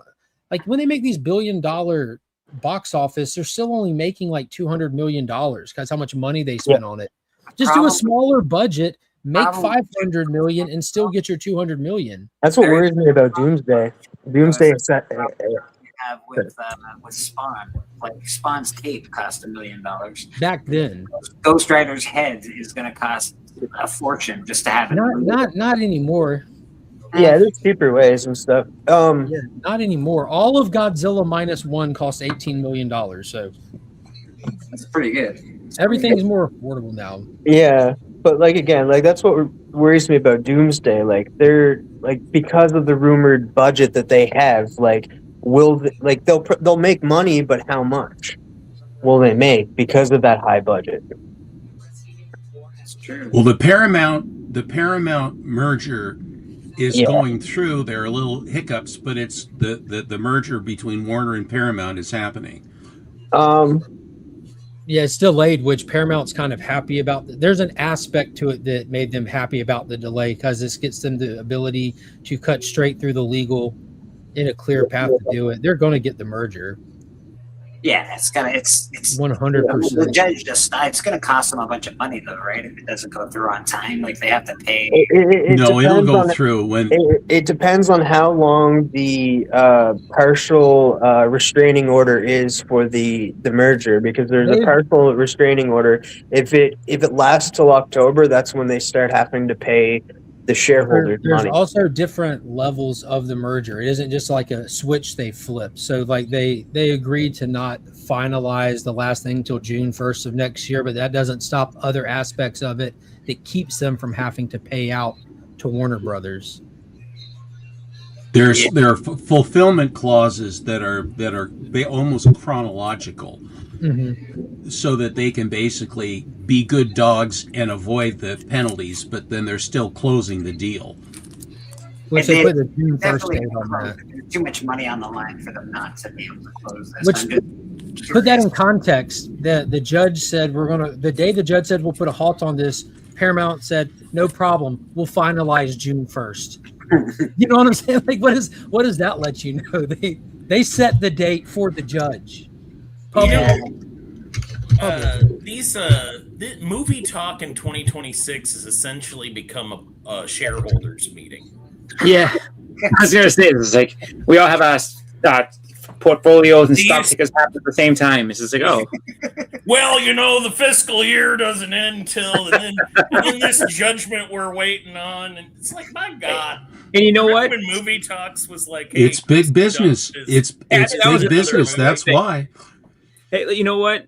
All I know is, speaking about Warner Brothers, tonight's an AEW pay-per-view. You know what that means, Beckerman? The Rizzler is coming out because he always does. Is he in the pre-show? I don't know, but I like the fact that you get he wasn't so upset. In the last one. I know, but the fact that you get so upset that he might be there makes me happy. What's up, Lee? Yeah, I know you guys keep talking, man. I'm good. We're gonna run this draw though. We got #Horsemen in the chat. Horsemen, MEN, not horseman. Put your #Horsemen's in the chat, and we're gonna give away some X Factor books. We've got, well, of course, the Horsemen. There we go. What's the connection? We've got Silverblade #1 on near mint copy of that. And we've got also a really nice copy of X Factor #1 that we're giving away. So, she's got a headache or something. #Horsemen in the chat. Get them in while you can, because we're gonna run this draw, man. And this is of course #Horseperson. Horseperson. That's right. That live I did was a spur of the moment thing, so I'll be doing some more lives. I'm planning on doing one to show the stuff I'm going to take with me to Terrificon to potentially get. Chris, signed. was it the first Rocket Raccoon that you got? Yes. Yes. Yeah, that's a great book to have. There was something else there the whole first as well. It was good. You did a great job. We doing keys the week after that? Raccoon was a great price. All right, we're gonna run this. We got 14 entries. I'm gonna hit this little draw button. Hold on. I'm gonna hit that little draw button there somewhere. I don't believe you at this point. I know. Yeah. Get some heat on your finger. It's not cooperating. Rub your finger on your pants and put some heat on it. There we go. There we go. Now it's going. Going.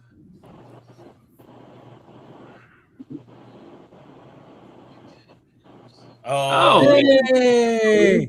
2 weeks go. ago. it lingered on me. It lingered on me, and then it went to Mark. Huge did. Marvel fan. Won it. Legion. Well, while you have me up, speaking of big Marvel fan, before I put these away, just to show TM, I like Marvel. People think I don't like Marvel. I love Marvel. I just hate shitty books. There's a difference. I know. I always tease you about it. I know you like Ghost Rider and Incredible Hulk. That's foily How beautiful long there. have I known you, Mark? I've known you for a while. That's I know. foily beautiful. Look at that. Yeah, dude, S99 covers going. and what's funny, Steven, this is actually my copy I bought when I was a kid off the rack. Oh my gosh. So I grew up in a comic shop. Like it's kind of like that movie where that lady had the baby in Walmart. It's kind of like that. You know what, that copy that you showed, But different. But really different. I was thinking more like Ricky Bobby, but instead of like the Nice. it was the comic shop. I think Ghost Rider #1. That's got a first appearance in there, right? Son of Satan. Yep. Yeah, first appearance of TM. Stephen Right Lucky, there. you know what? Well, you know what's happening these days, Stephen Lucky. If you don't know, Comics Curing Cancer is right around the corner, and I believe Mark's a pretty good dude. He'll put. Oh my God, that's a beauty. Marvel Spotlight 5. Yeah, it looks a lot better than the grade. I don't know where. I would say so too. Oh, What yeah, the hell's yeah. wrong? I forgot. Oh, that's it I right targeted there. this one for that chip. Steven, I'm a value shopper. So yeah, if I find one, especially if there's something like that on a back cover, oh, that's my copy. I have I a got number 3 of books kids. like You know what I'm that. saying? I got to shop smart, shop S smart. Groovy. With your boomstick. Thank you, Becker.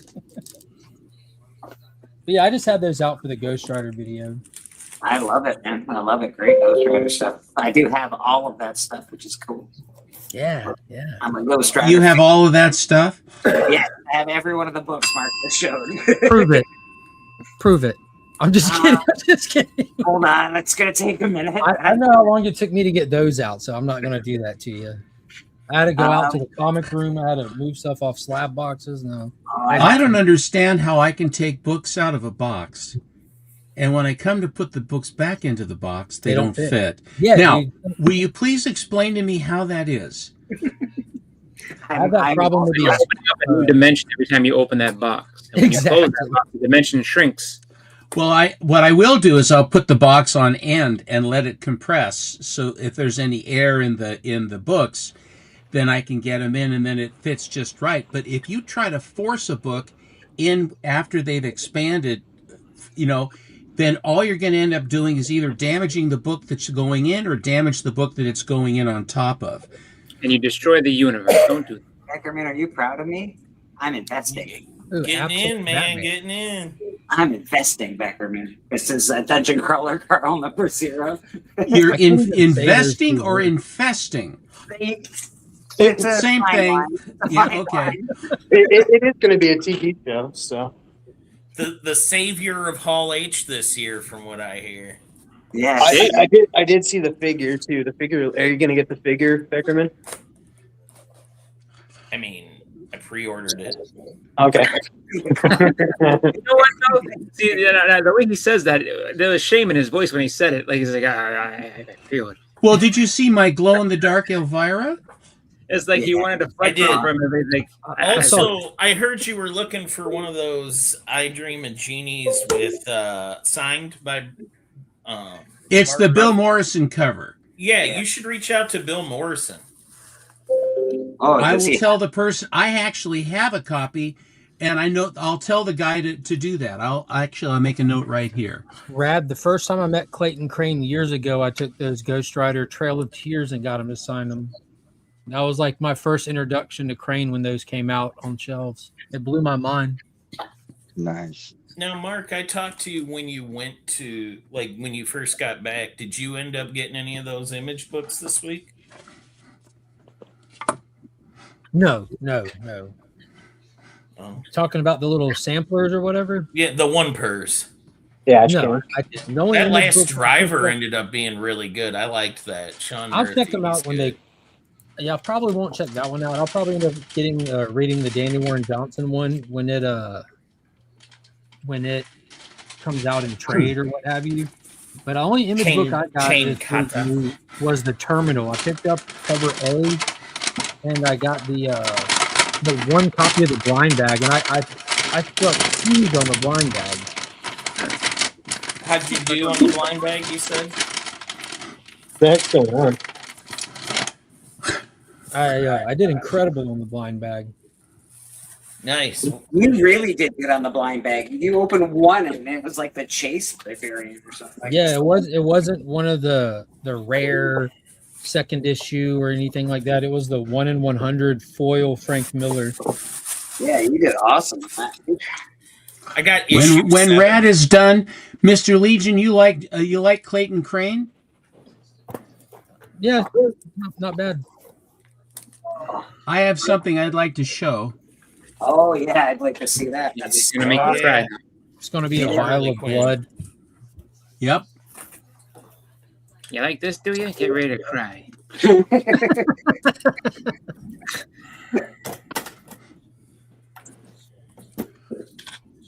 Well, I was very happy for you, Chris, because you're always in there pitching, and then if someone goes berserk on it, then I always like it when one of our guys can win. And so now did you get 2 books or just one? Oh, You got the Rocket Raccoon. Did you get another one too?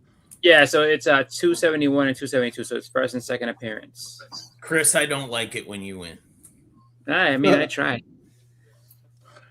That's I like our boys to version win. of Johnny Blaze that I hope we get in the movie. That's why I want it to be Danny Ketch, because we can get this Johnny Blaze. The long haired Johnny. Yeah, with just a little bit of hellfire and a shotgun. Boy, that's gnarly. This one's for Legion. Oh, thank you. You need my. Oh, I have. I gave that to my bride, Actually, actually. I was gonna be shocked if Damn you it. didn't have that. I was about to give you my address. Yeah. That and in foil. That's a big time collectibles exclusive.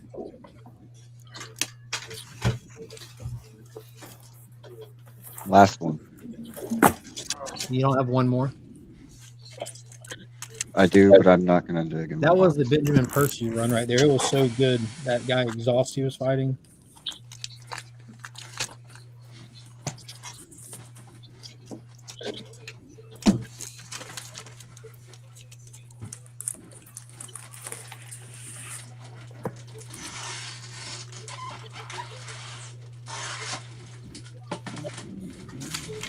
Yeah, her boobs look good too, bro.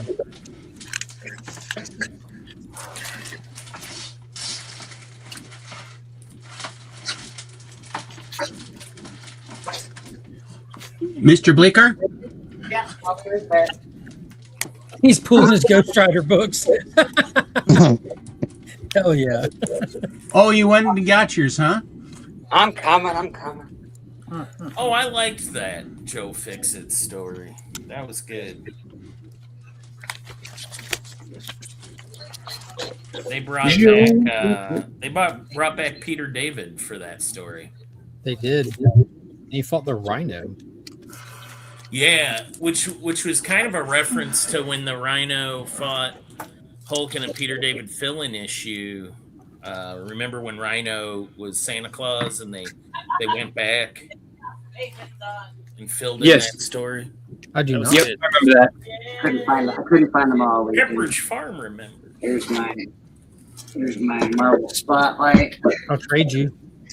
No. No, this is the book that's never, ever leaving. I'll get buried with this one. And then I got my whole PC. Hell yeah. Hey, Bleeker. that one from Houdat. After Steven shows his book, are we doing Keys of the Week? We sure are. You have to. Oh, show some crane after Steven. My number ones of the Punisher magazine. How many you have? I have a bunch of them. I know. I think I gave one to Boston at one point. I gave one to Rat at one point. I got a few of them. All right. That's me, Mr. Steven. Let's see some Mr. Crane. In 2014, I met Joe Linsner, and he did a Harley Quinn for me at the convention here in Portland, Oregon. And that started me with a relationship with him. But at the same time, I got a whole bunch of different artists to do Harley Quinn. I had Bud Root. I had a whole bunch of different guys do Harley. And Clayton Crane was there, and very unassuming. This is again, 2014. So his star, he was just coming off of being drunk or having problems or whatever it was, which I guess is sort of his natural state. But I got a lot of really early books by him of his earliest work that he had just a few copies left. I bought them. And then the way he signed them, and then he would take out an ink pad, and he would then put his fingerprint on the book. And that's how he would sign the books. He says, that way I know it's me because I put my fingerprint on the book, which is an interesting way to do it, I guess. So I commissioned him to do a piece of artwork of Harley Quinn. And a lot of time passed. And finally I called him. I said, so is it coming along? Or, I mean, how are we doing? And he said, I just sent it in the mail to you. And I was expecting pen and ink, but what I got was a painting. Holy smokes. On canvas. Yeah, that's incredible. Yeah. Now, I have no idea what it would cost to have him produce something like this now. All of it? $100 All of a it? minute. $100 a minute is what he charges for paintings now. And so just- however many minutes it took him. It's a lot. That looks like a lot of minutes. I'm not gonna lie. That looks like a lot of minutes. He took an awful long time. We hit it off. I mean, sometimes when you talk to an artist, you kind of make a connection, and I always try to, say hello, and try to say not just be a fanboy, but just talk to the guy for a little while. He really appreciated that. People were coming up, and then they want something from him all the time. I want this. I want this. I want this. And I was not that way. I just said, could you show me? And then I bought a bunch of stuff from him, and then I just sort of hung out and talked for a while. And then, but he obviously had this in mind, because I did not ask for anything as grand as this. It's the grandest thing that was, unasked for in the whole process of all these Harley Quinns I got. Here's a Linda Carter signed Wonder Woman special. That was a curveball. Nice. Yeah. Now I'm over here. In other news, That's amazing.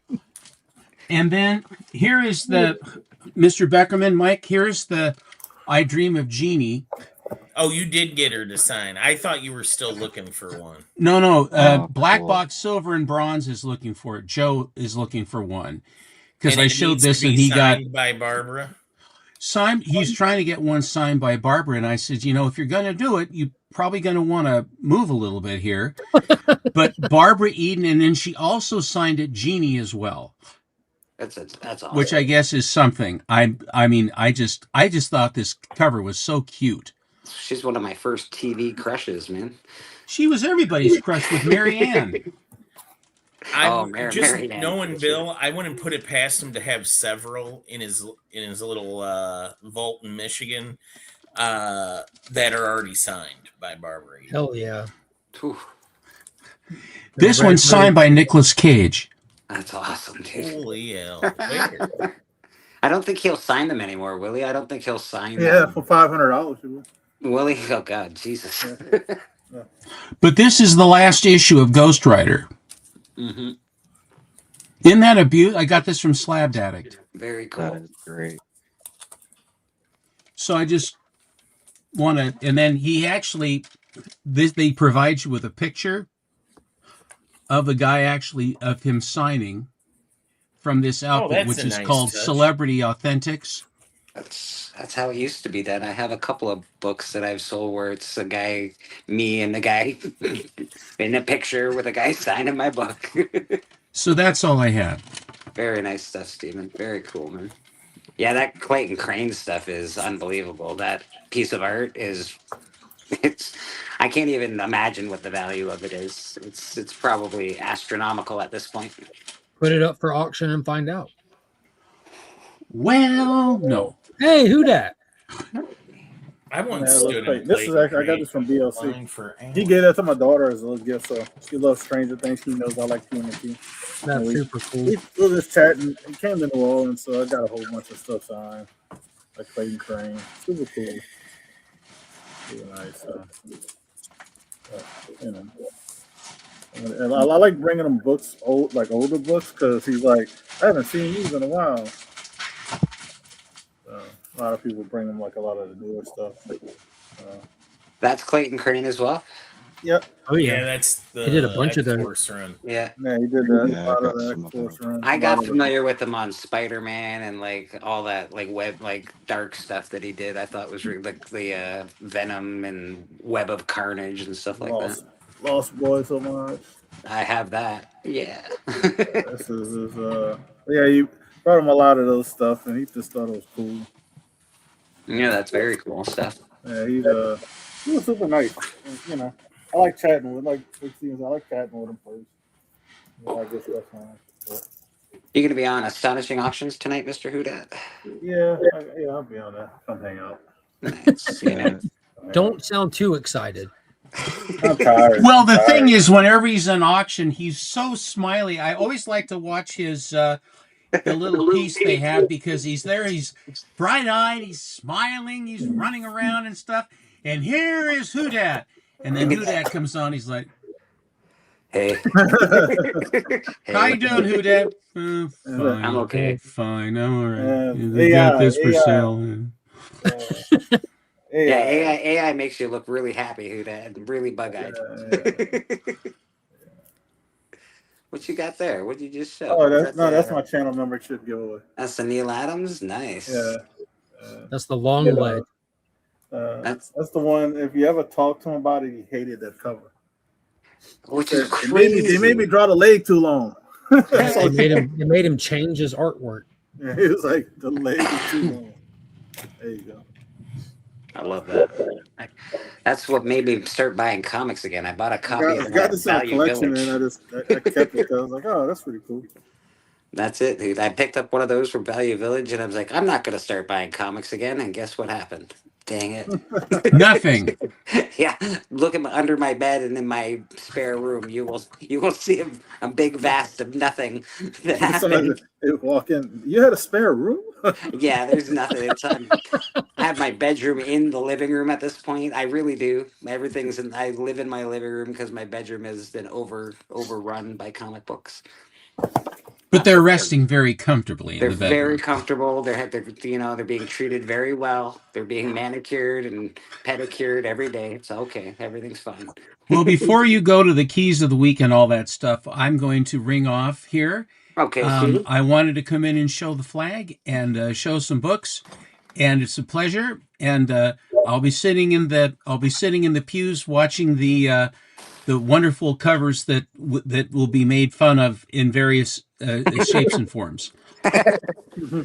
I will be on the Monday special tomorrow with Alan, and our topic will be Peter Dribbin, who is the painter of all of these girly magazines from the 40s and 50s, and so good girl stuff.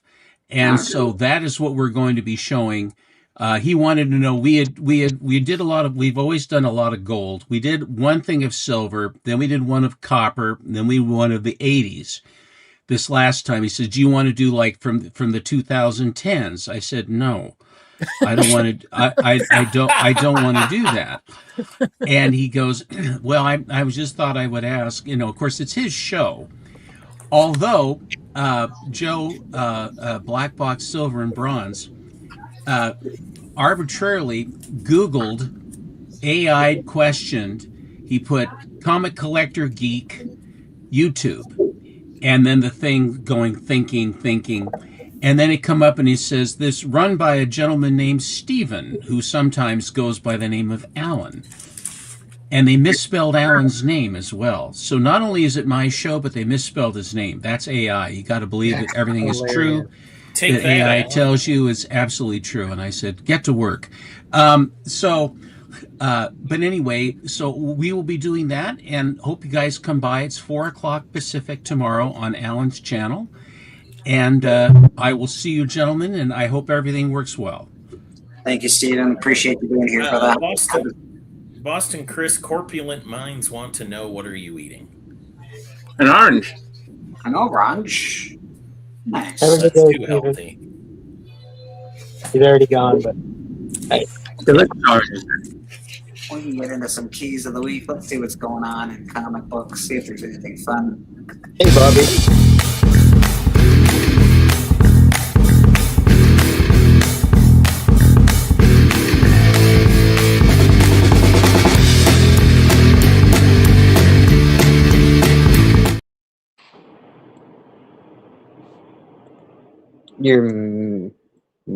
Everybody's muted.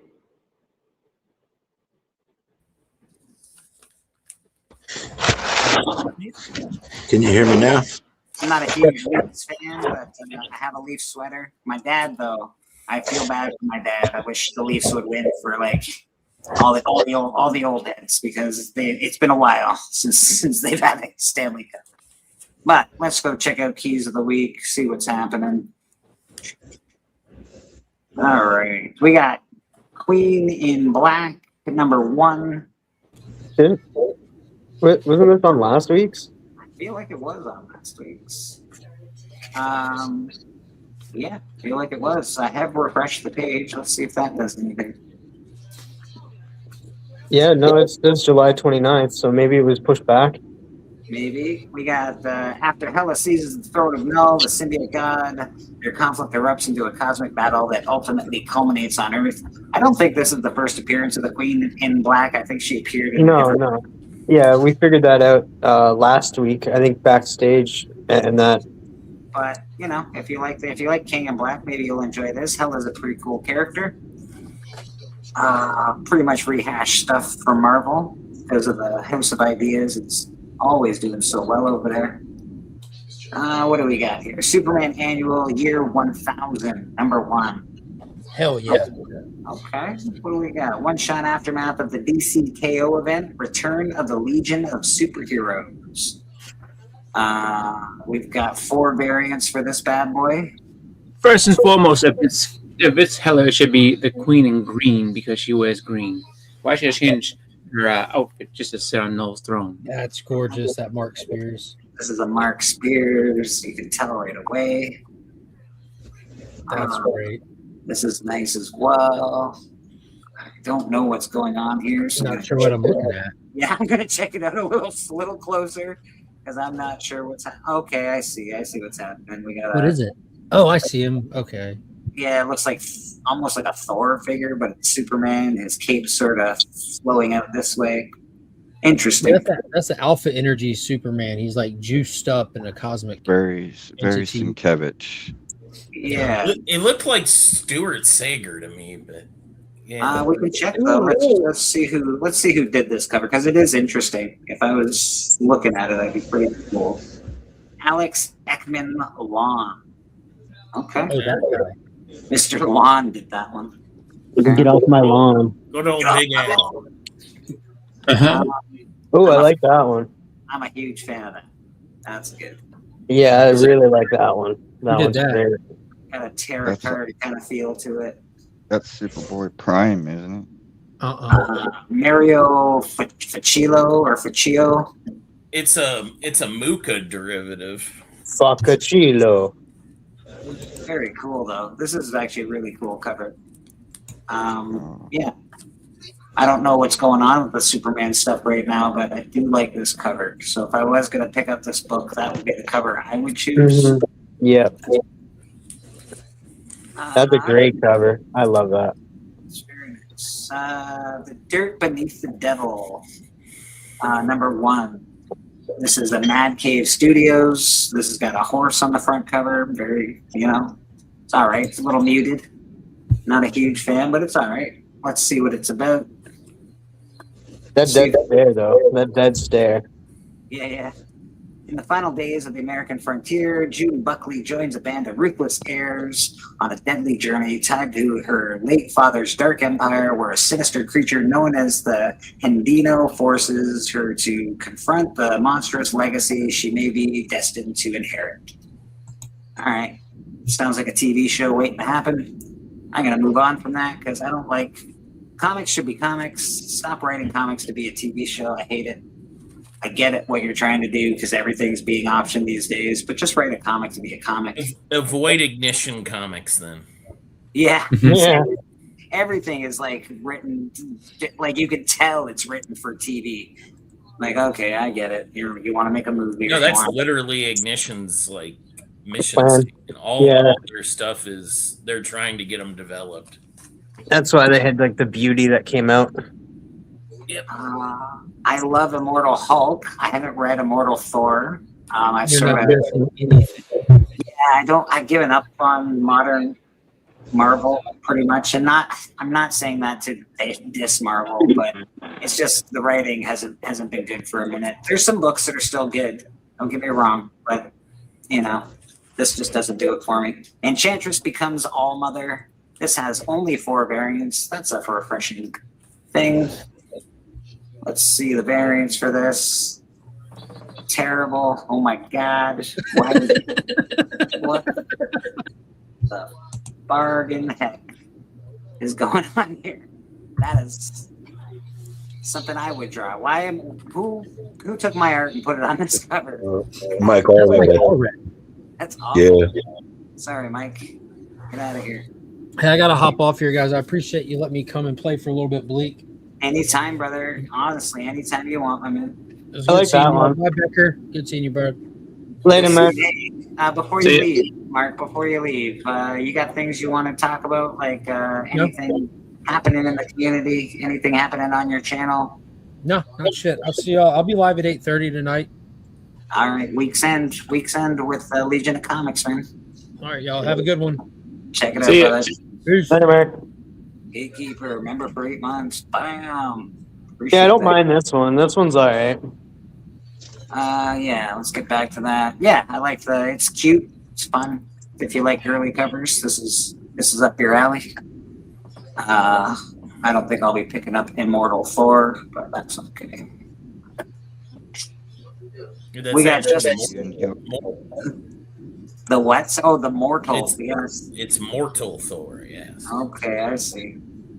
Justice League Night Vision Special It's gonna One. be the Moral Thor. Introduction of a new weapon created by an established antagonist in the aftermath of DCKO event, which left a significant void in the ranks of supervillains. Apparently, there's a new weapon coming out in this book, and you got to get it because it's a weapon. You need it. Man, I gotta go, guys. I gotta go buy this book. Go buy this book. There's a weapon. All right, pretty typical covers. This looks like a Mark Spears cover. Yeah. I'm sort of over Mark Spears. I was over Mark Spears when Mark Spears started, so I guess don't take anything from me when it comes to Mark Spears. Ooh. That's cool. Yeah, Started- just Could be a nice fella, but yeah. This gives me a Scooby-Doo kind of vibe, actually. I'm not gonna lie. I feel like Scooby-Doo should be in the background there somewhere. So what would this kind of like Scooby Gang be called? The Lex Luthor and Batman. they're just Suck guys- bags. Rich guys. Rich guys. Who did this The one? 1%. Juan Ferreira. All right, Justice League. That's fine. Moving on down the list, as they say. All right, Masters of the Universe: Legends of Eternia, #1, prequel series that takes place in the world of Masters of the Universe film. Oh. Okay, so this is prequel. This is weird though. Like, yeah, because usually Dark Horse is doing it, but this is Tokyo Pop. Tokyo Pop, and there's only one variant, which is very surprising. Well, it is a company that we don't even know. I have never heard of Tokyo Pop. It's a Well, black they've and white. never heard of you, TM. I so know. there. Well, there. Yeah, exactly. Black and white Okay. variant. Not partial to. I guess I'm not partial to either cover, but Yeah, it's a different. Like, yeah. I guess I like Cringer, but you know. Yeah, he's looking kind of cringe there, Yeah. as We the got kids say today. Possible first appearance of Stone, a member of the Final Brotherhood.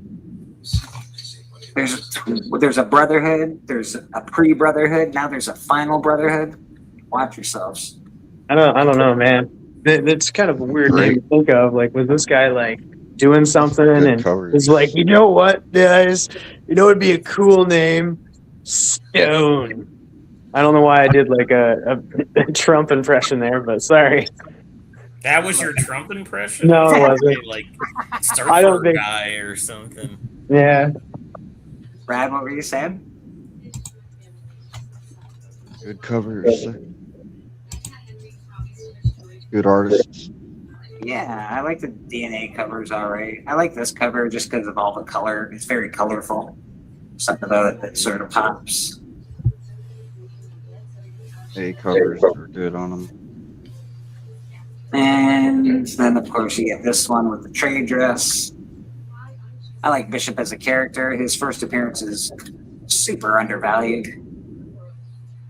That's okay. I'll keep buying him every time I see him in the dollar. Boy, That's they have that jumped the female, shark. that new female character. Oh, the Predator stuff? Yeah. Oh my god. Oh. Predator versus Planet of the Apes. They gotta stop. Come on. Yeah. I mean, it Predator was, You has guys faced have every rights IP out there. Well, Predator's it's- gone hell against is- all the Who IP. the hell is this for? Who is this for? If How many people Godzilla- if are like, Godzilla I can need go- this?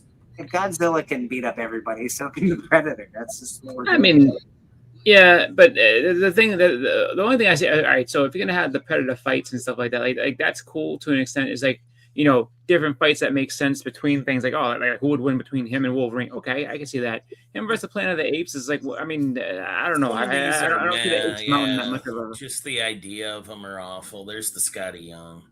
There's the Scotty. Hey, he's taking out Tarzan. The apes took out the humans. That makes him a predator. So he has to take out the predators of predators. I want to say one of Predator's first crossovers was versus Archie and stuff, and he murdered everybody in Riverdale for a little while. It just looks That's awful. cool. And you know why I really hate myself is that I know that when the Star Wars ones come out this fall, I think TM, is it fall or end of the year? I don't know. Ooh, I don't really pay like too that. close attention.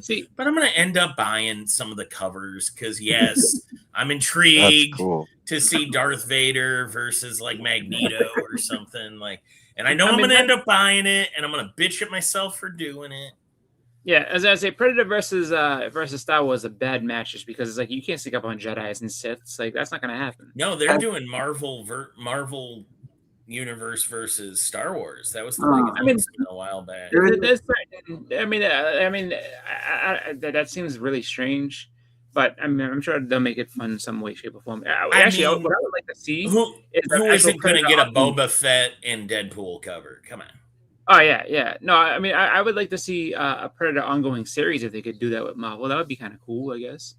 Give him his own world, let him do his own thing. I mean, so many better efforts have been done on that. I think we've said all we have to say with the Predator comics. I feel like a cheap Predator versus Wolverine was the culmination of that. Should have been the end of Predator versus anything, but we keep going with Predator versus. Yeah, and you got some really good Ken Lashley artwork. Yeah, awesome art from those.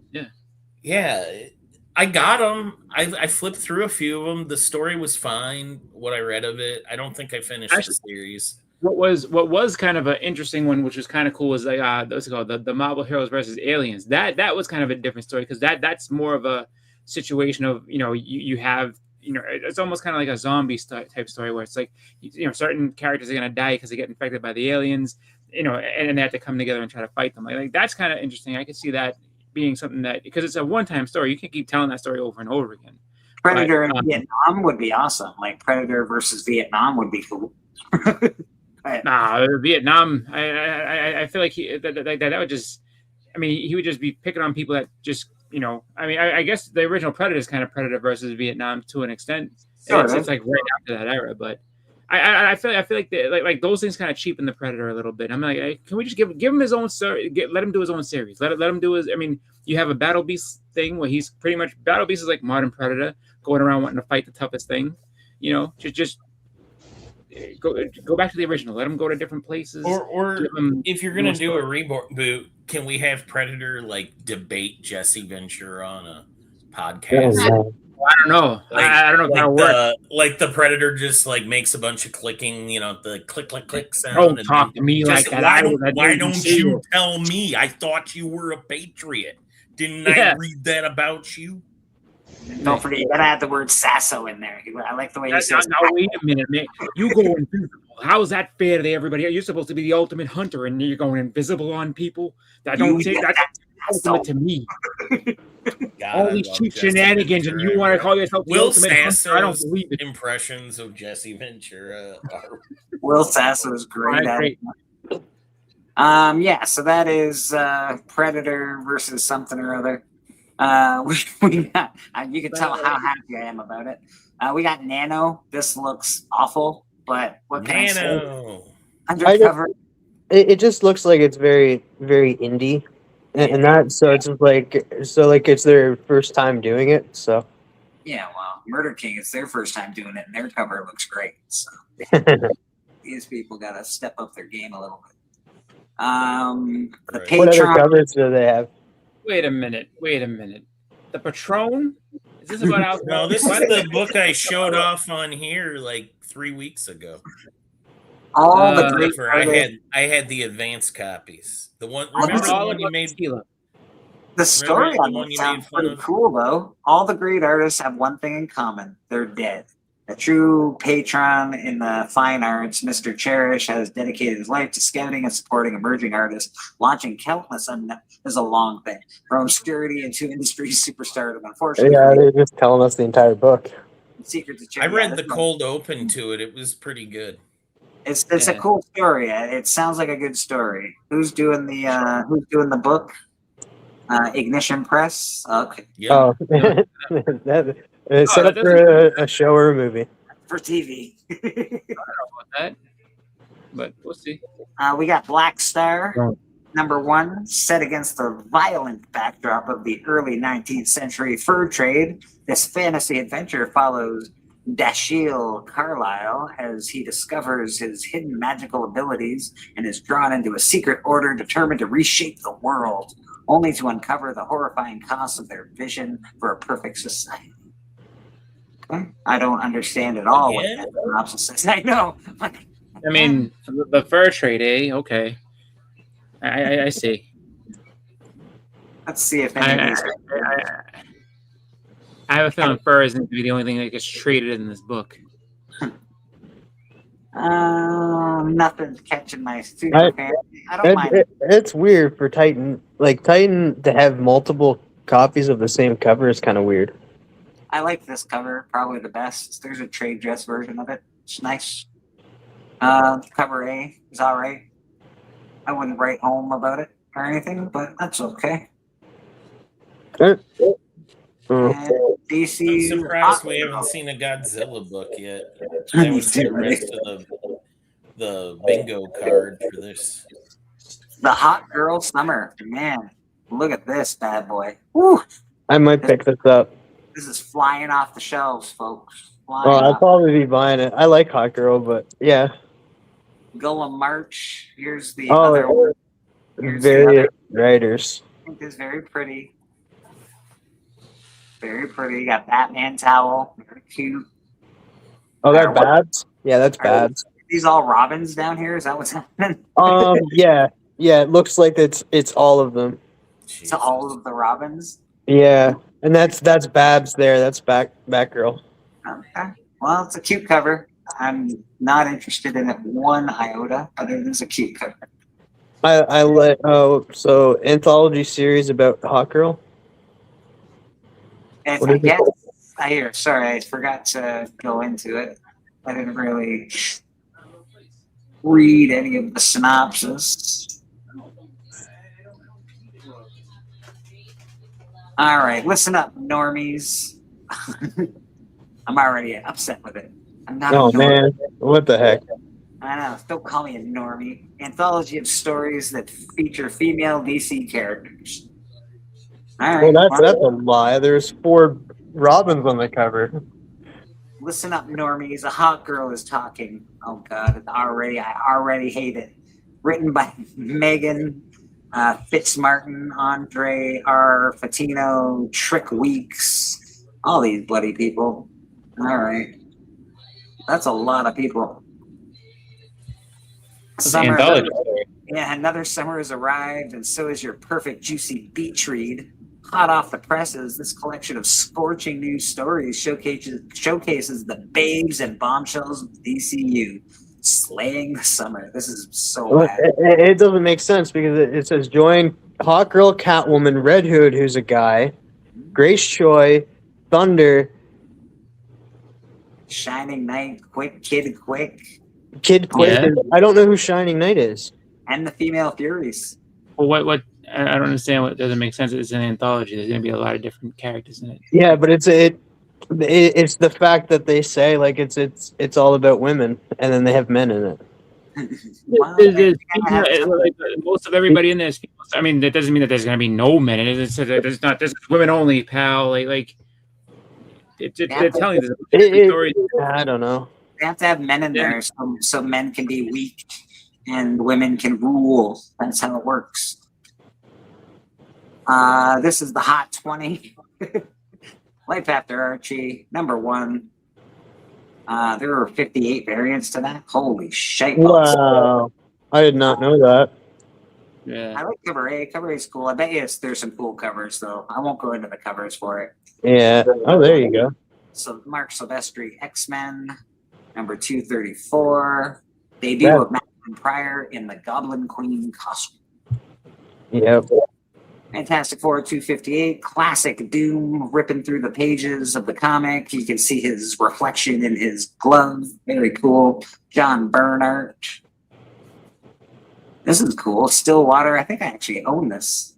Huh. Secrets This of is interesting. Yeah, I'm pretty sure I own this one. Yeah, that it's a re-release, or is it a new volume? This was September 2020. These are the top trending. Oh, so Secrets got of it. I thought you were still on New Books. No, but this is cool. So July 26th, Amazon MGM Studios has given a formal series order to Stillwater. I have to bust out my Stillwater number 1. Warbird Zero, prequel issue to an upcoming series written by Derek Kolstad, the John Wick creator, and Robert Venditti, he wrote Ordained, I guess. I don't know what Warbird is. I would not have picked up this book just based on the cover. Really do it for me. Wow, we got a DC. I have this. I know you do. I want it. No, it's not the all-in special. It's the DC Connect. It's the preview. Oh, I see. That's the preview. DC Connect 51 preview of the Absolute Universe. Things are in the Absolute Universe. The stuff that wasn't hot is starting to get hot now. Astonishing X-Men number 9. Very cool skull cover. I believe this was brought to the Hot 5. Multiple times. I brought it like a couple months ago, and then I brought it again this past Thursday because, of course, she shows up. TM is on top of this stuff. If you're not watching the Hot 5 Commandments with Biggie Shack and TM Nerdy, you are missing out on cool spec, man. Honestly, I know spec is a dirty word, but it's a fun show. They do a great job bringing cool books to look into and to get. Even if they don't pop off like $1,000 books, if you don't own them, they're cool to have. They always have cool little keys, things that you didn't know were there. So just watch their show. It's very good. Thank you. Batman 492, Death of Film Freak. Main story. This is Nightfall Part 1, I'm guessing. Yeah. Nightfall is the big thing right now. Obviously, they're coming out with the TV series Nightfall. So it is a cartoon. Should be awesome. DC, I think they've gotten back into their original style of animation again. They've stopped effing about, and they're going to bring us something pretty good, I think. They stopped making it look like Archer. Yeah, stop it. I hate that. And don't get me wrong, I'll watch Archer, but I really don't like the cartoon. John Carter, Warlord of Mars, number 1. This is the first time Marvel published it, but he was in other stuff before this. October 2020, early rumor that Disney is planning a John Carter TV show. Good luck. That movie. I liked that movie. I hate that you like that movie. So, 2020, they're still thinking about it. Did you guys think Forrest it was hot. bad? Like, I liked it. where we get Legion of Comics back here? You know It what? got weird. I liked it. I liked but it. I'm it with you, started out- Beckerman. Yeah, it started Deja out great. Thoris was hot. It kept my attention the whole movie. It started out Yeah. good, and then it went sideways real quick, but it wasn't terrible. Virginia, jump. This is what the commercial said to me, Beckerman. I watched the first commercial and I'm like, and it's like Warlord of Mars, more epic than Lord of the Rings, bigger than Star Wars. And I went, those are some pretty big shoes you're talking about. You better No. be- It wasn't. It was big. It was the thing that inspired a bunch of those things. Yeah, and I'm It just had like, that super fast dog alien. and I was like, Yeah. nope. And you know what his power is? He bounces. Get out of here. It probably is better than Lord of the Rings, but Star Wars, come on. He could do the moon jump. Able Yeah, to leap tall buildings in a single bound. no, able to bounce over tall buildings. I don't think there was any leaping going on. Listen, he ain't as bouncy as, like, say, Speedball, America's That's favorite true. superhero. That is true. If that was Speedball, I would have accepted it. I would have been like, yep, that's the character. Well, This just guy picture apparently- Bubbles when he jumps. It's ridiculous. It was so bad. It was so bad, but I did it. The filming was good. The story was a little weak, but the filming was. I like the actor that played him. I enjoy that guy as an actor. Yeah, Taylor Kitsch or whatever his name was. Even though every movie he plays, it seems to bomb. Like I'm like, Yeah. this poor bastard, because he's His pretty good. his game had never really got off the ground. No. did it? And the funny thing is, he was supposed to be like the next Hollywood thing and stuff. Like he was like getting roles and stuff, and he's getting set up in that, and then he just kind of fell out. Yeah, he just can't be in a movie that does well for some reason. I don't, and he's good. As an actor, I think I know actors pretty well. I'm like, he's all right, man. Well, it's just like one movie can ruin an actor. The guy that played young Solo, he almost like wasn't cast in things. What was that? The Solo movie? Who's that actor? Oh yeah. I can't remember the name of the actor, but I know who you're talking about. They were trying to get him to be Miles Morales, weren't they?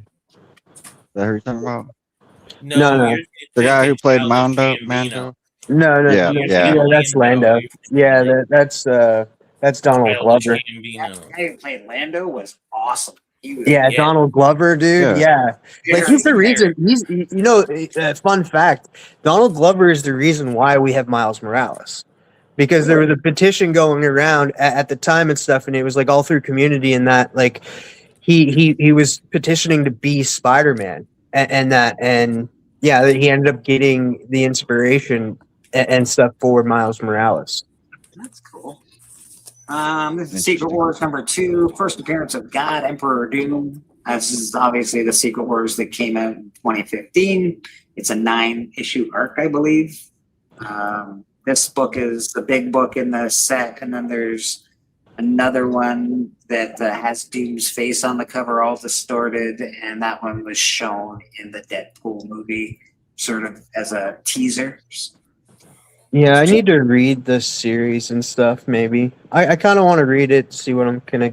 I guess they're not gonna like adapt it fully, but it'd still be good to read. I think they're gonna Mark do Brooks did a lot of those. I'm pretty sure they're gonna do like a mix of both of them. Like Yeah, that's what they said they're gonna do.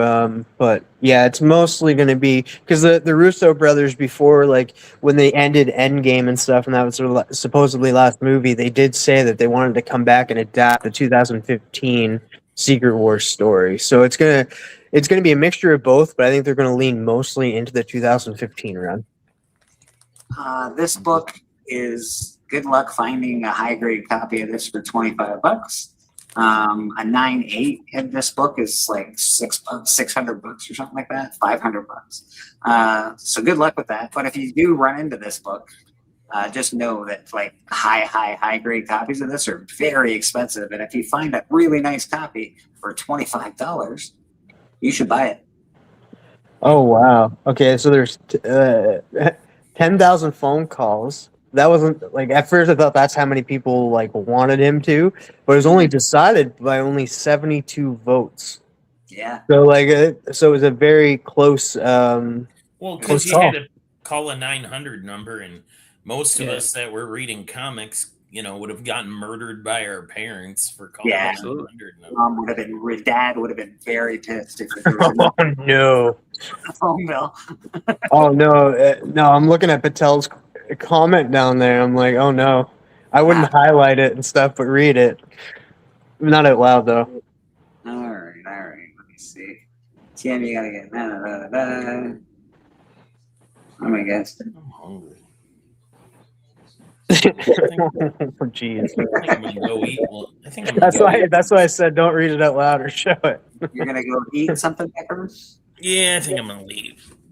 All right, buddy. We won't be on too much longer. You know where we are if you want to come back. Yeah. I'll finish bagging and boarding these last few. Yeah, we got the Invincible Iron Man #150, classic Iron Man versus Doom, iconic cover art by John Romita Jr.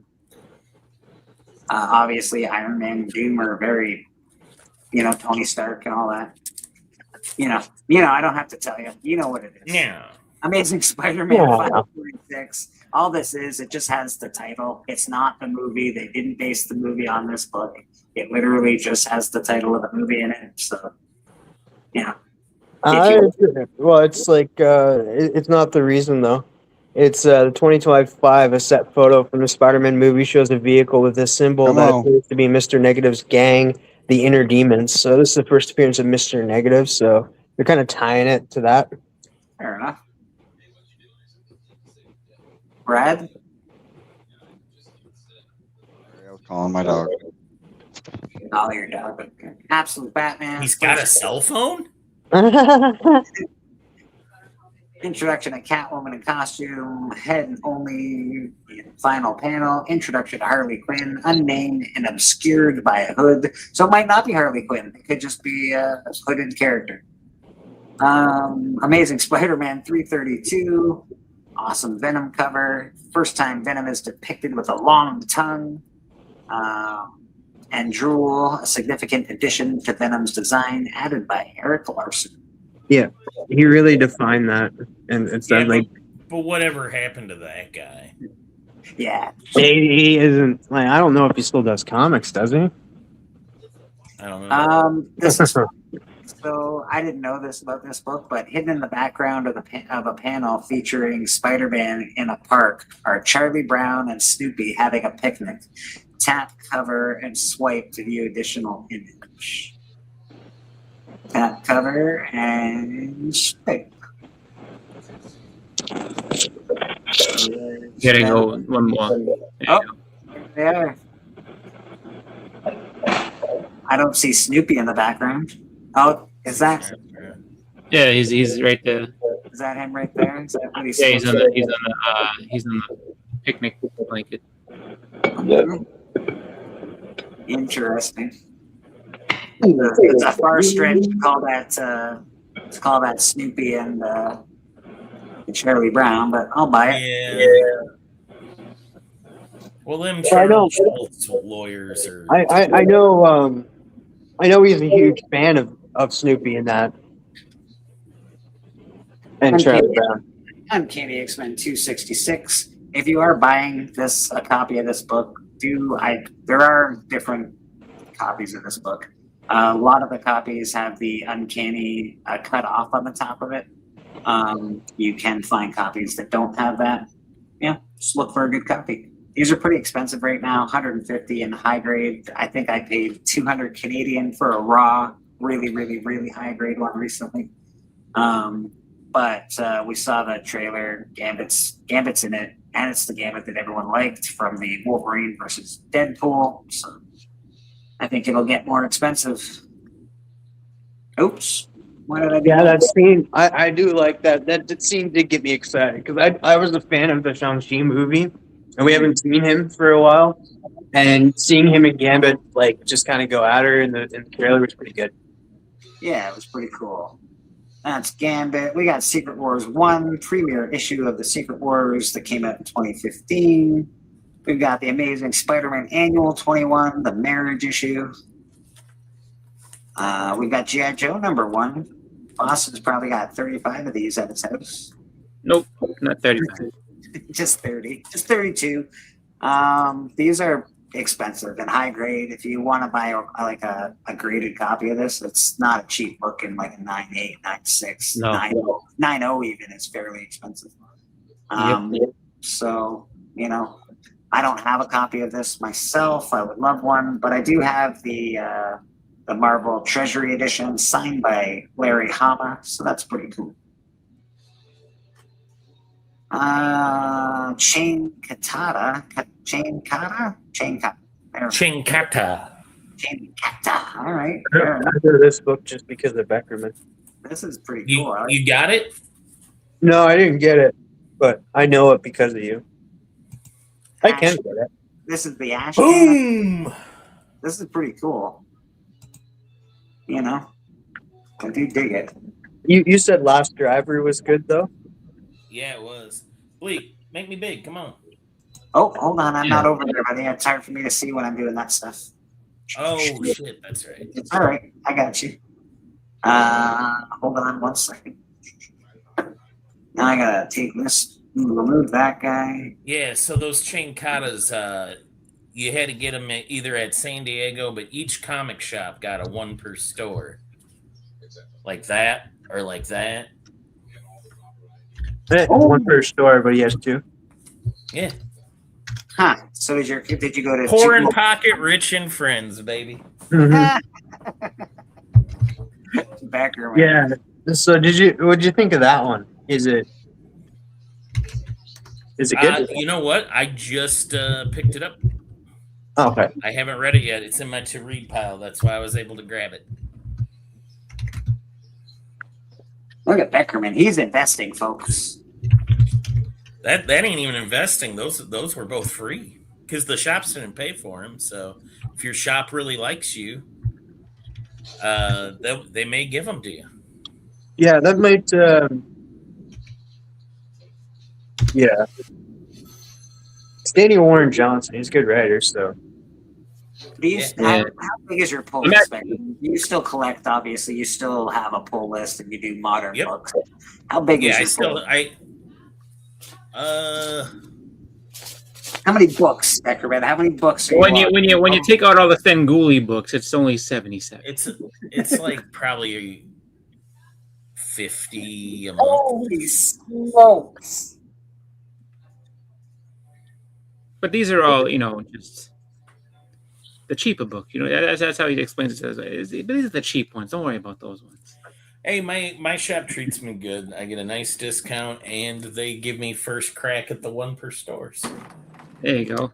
That's all. And read. I mean, if you know, like this book this past week has sold anywhere from $50 to $135. So. Yeah. Actually, you know what I'm looking forward to with Daniel Warren Johnson, if they ever end up doing it, is that book Do a Powerbomb becoming an actual movie and or show, because that's actually a very good story. I'd like to see that come to life. Actually, I had a question I wanted to ask earlier. I was on Facebook and I was in like some guy had put a picture of a convention that he went to, and it was showing a booth and this and that, and he said that he talked to the dealer, and the dealer there told him that the way that you can get all the books you want, or the best way that he would recommend to do it would be trade in books, books that you're willing to move on from, like smaller keys, whatever. Trade those to get bigger books that you want and everything.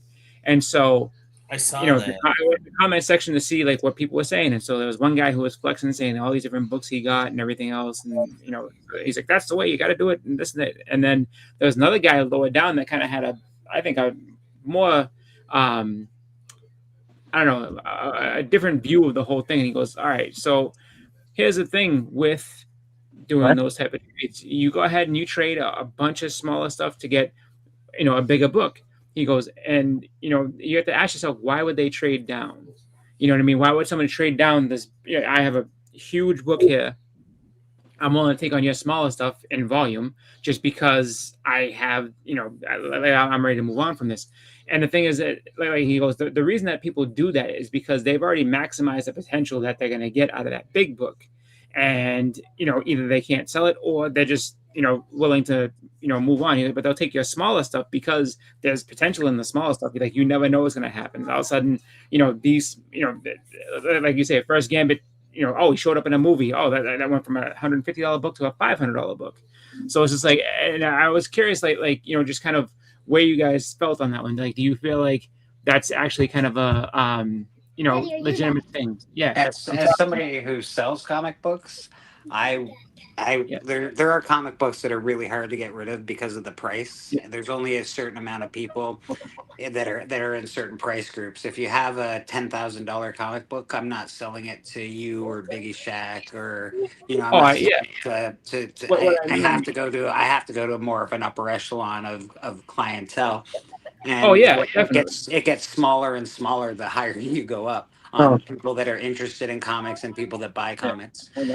So if I had a huge book like that, I would start by trying to sell it to one of those big guys, or I would trade it for something more liquid like Bronze Age, like a Tomb of Dracula 10 and a this and a that and a that, because they're more liquid to get rid of. If you're selling comic books, it's just more liquid. That's all. So it's not so much in this. They're just talking about in the trading aspect of it all. So it's like I want to trade books. Like I'll trade a bunch of smaller keys to like what I tried to do for that Kingpin like years ago. Like I brought the guy $3,000 worth of books, and he did not want to sell. He didn't want to get rid of his first Kingpin, even though he told me, like, I'm willing to trade. Yeah, show me what you got. And I said to him, and it was funny because like there's another collector that was, another booth over, and he was just kind of sitting back and like watching what I was doing.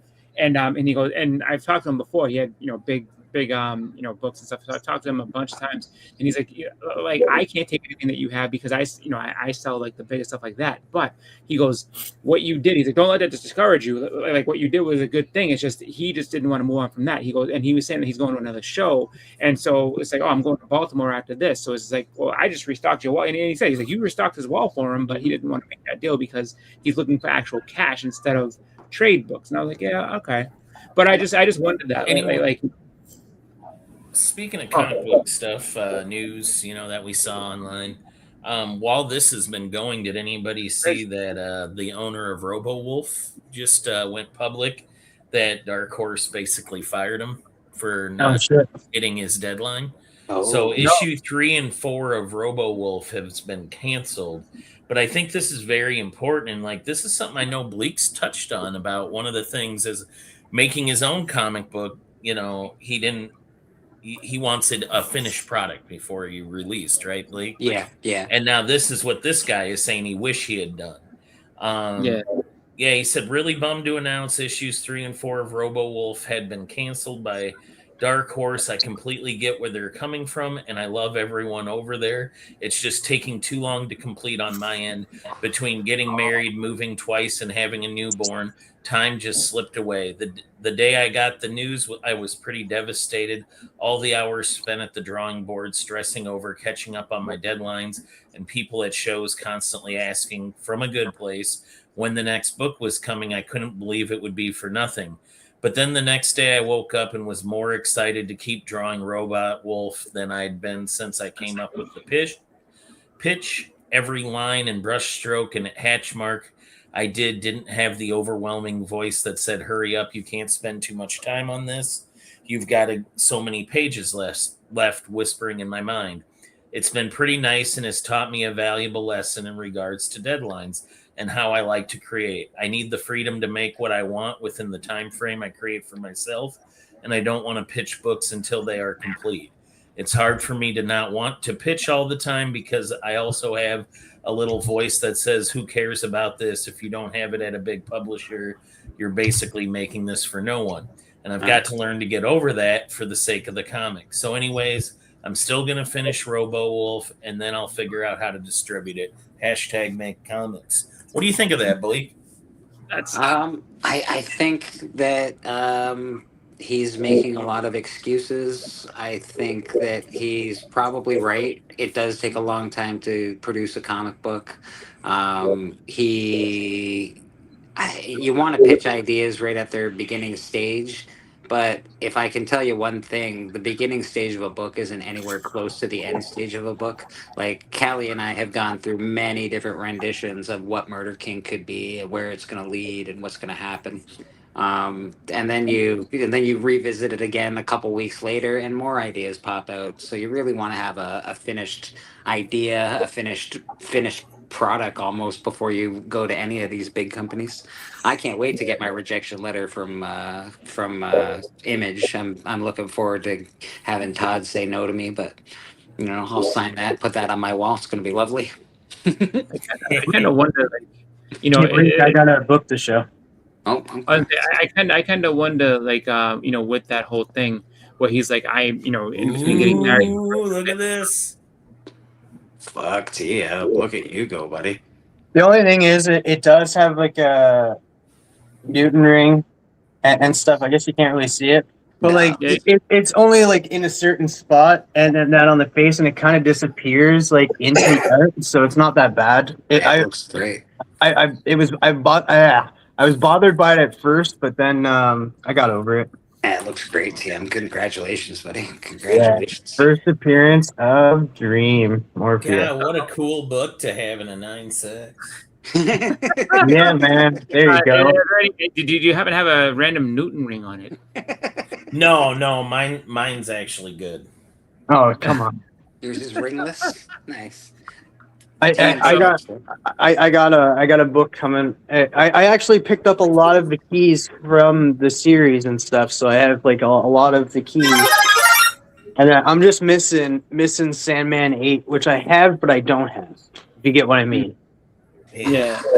I was say, I just stretched myself way too much there grabbing that book. It was in the corner, and I leaned over my chair. Oh, God damn it. I was saying, in regards to that guy, oh, son of a bitch, why am I so fat? And say, in regards to the, outside of you being in a lot of pain right now, in regards to that guy, that creator and everything, it's kind of a funny thing where it's just like, I don't know how you manage that personal life type thing with, being creative. Just because of the whole fact of that, like, I mean, that was like, between but getting how do any of us manage our lives and still go? Oh, I know. I'm not defending him. I'm just saying. Like, I moved twice. He was making excuses from the beginning to me. Yeah. Like, I know. You committed to sell an idea to Dark or to distribute through Dark Horse. You owed them a thing by a certain date. And instead of making comics, you made excuses. Well, and that's what I was trying to get at, because I'm not defending anything he did. I'm just saying, like, how do you, like, I'm not sure how you manage. Like, I luckily for me, I don't have to say anything. Okay, we have to put the wedding off a little bit because this. But like, I feel like you don't have that's to do a any situation- of that. You don't have to do. All you have to do is work 8 hours a day, like you're supposed to.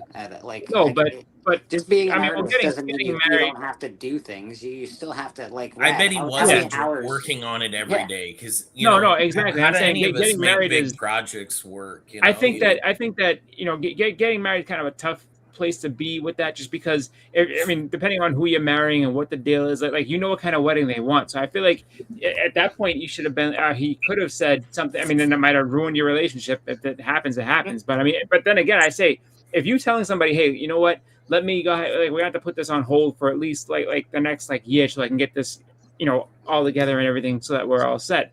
And if that ruined it, then you'd be like, well, you save yourself a hassle, just because I'm telling you right now, if they can't see that, it's like, look, this is for our future and to continue me doing what I'm doing. No, we have to get married now and have a big wedding and all the rest of that shit. It's kind of a weird thing. It's like, but getting married again, all of that stuff. Like Chris, all of us have jobs. I have to work. I have to. People die. People get married. I have obligations to friends. I have to do all of that stuff. Plus, I still have You have to make time for it. If that's your thing, if that's your job, I know. Yeah, like that's if you're a your job. professional, I agree with you. I'm saying professional more, comic creator. You have to create comics. Yeah. No, it's more the situation of the like he brought that up as a thing, between getting married and all. So I'm like, so to me that's one of the that's the first thing he listed. And I feel like he's doing that for empathy, and it's just like, well, wait a minute now, pal. That's exactly what he was doing. Because and it's just he owned it, he was like, oh, I don't blame Dark Horse at all. But and then he proceeds to list three things. And that's what I'm saying. So you list that in your reasons for why this didn't happen, and it's like, to me, it's just like, okay, well, did you try bringing it up to your wife now to say, hey, listen, why don't we postpone the wedding for a little bit and do it like this, or shit, let's just do it justice of the peace, and then we'll have get actual married, and then we'll have a big ceremony later on when this book is done and we actually have some money in our that should have been no. They should have done they should have went to the courthouse, signed the paperwork. That's what I'm saying. They say, hey, we're gonna have this, the big shindig a year later. I don't believe that you can get married and still make comic books. Jack Kirby had a family of 5, and he made it. Well, yeah, and I'm not. That's a different time. Of the stuff he said, that's the thing that's you couldn't negotiate this with your supposed best friend and life partner to say, hey, listen, Should have married this is an my anchor. kid to do this. And yeah, it's like, what? Oh, yeah, there you go. Oh, my anchor is, that would have been fine. Marry the anchor writer, Yeah. then you would have been perfect. All right, let's go spend some time together. Capullo fired Yeah. Anchor, and everybody got all bent out of shape over it. And guess what? If the guy can't make his deadlines, the guy can't make his deadlines. Yeah, that's all I focused on, is that he fell months behind. Yeah, I'm man. sorry, Yeah. if you're months behind, I believe there are entire weeks where you didn't work. I also say too, if you're months behind like that, then you were bullshitting people from the get go. Like you didn't really have a fully fleshed out idea, and you didn't know what you were doing, or you did, but you just never really sat down and got to it. So yeah, I don't understand. I'm not saying that like things can't come up. I get that, but it's just kind of a way like, oh well, because my marriage. It's just like that's such a. I don't know. I feel like that's kind of a weird thing to say. Like, oh well, my marriage did this. It's like, my marriage. And a new resignation dog. I had to get another frill. I had to do some things happen. Come on, man. yeah. The thing to me is that, like I almost want to say that, but Mrs. Whatever your name is, have you seen his resignation letter where he kind of blames you for happening to get married to because his comic's not going to work anymore and he's selling it to no one? That's another thing too. If it's not by a big publisher, then I'm selling it to no one. Well, what the fuck kind of shit? The people that have invested in, I guess, the first couple issues, they're no one now because so you wouldn't continue on the story, that story that you have that you could say, I put it out, I made my own. Because I mean, how many people have had rejection of one thing? I mean, let's go. Len Wein. That's how we got Giant Size X-Men. Len Wein was told by the DC, we don't want Colossus, Storm, or Nightcrawler. Like, yeah, those characters don't work for us. Come on now, Chris. That's not exactly true. They were fine with him making those into Legion of Comics characters. They weren't fine with him. What was it? He wanted an ownership stake or something, wasn't it? No, he asked for more money. He asked for something, and I just know DC the said very, no. very. I just know the details of like, yeah, I tried to bring it. See, I've always heard it. I tried to bring him over there, and they didn't want him, so I didn't hear that. They were fine with him making characters. They didn't give him the freedom on the book he had asked for, so he said, "Fine, I'm going to take these characters across the street," and he did. Yeah. And yeah, DC, that was a miss on their part. They should have worked with him. But they would have had Wolverine. They would have had. Well, they kind of had Wolverine. They had Timberwolf.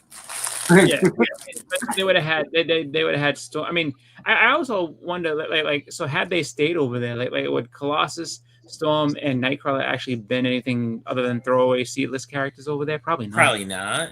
I mean, it's Legion of Superheroes. How many of those characters broke out from Legion of Superheroes? Not many. Yeah.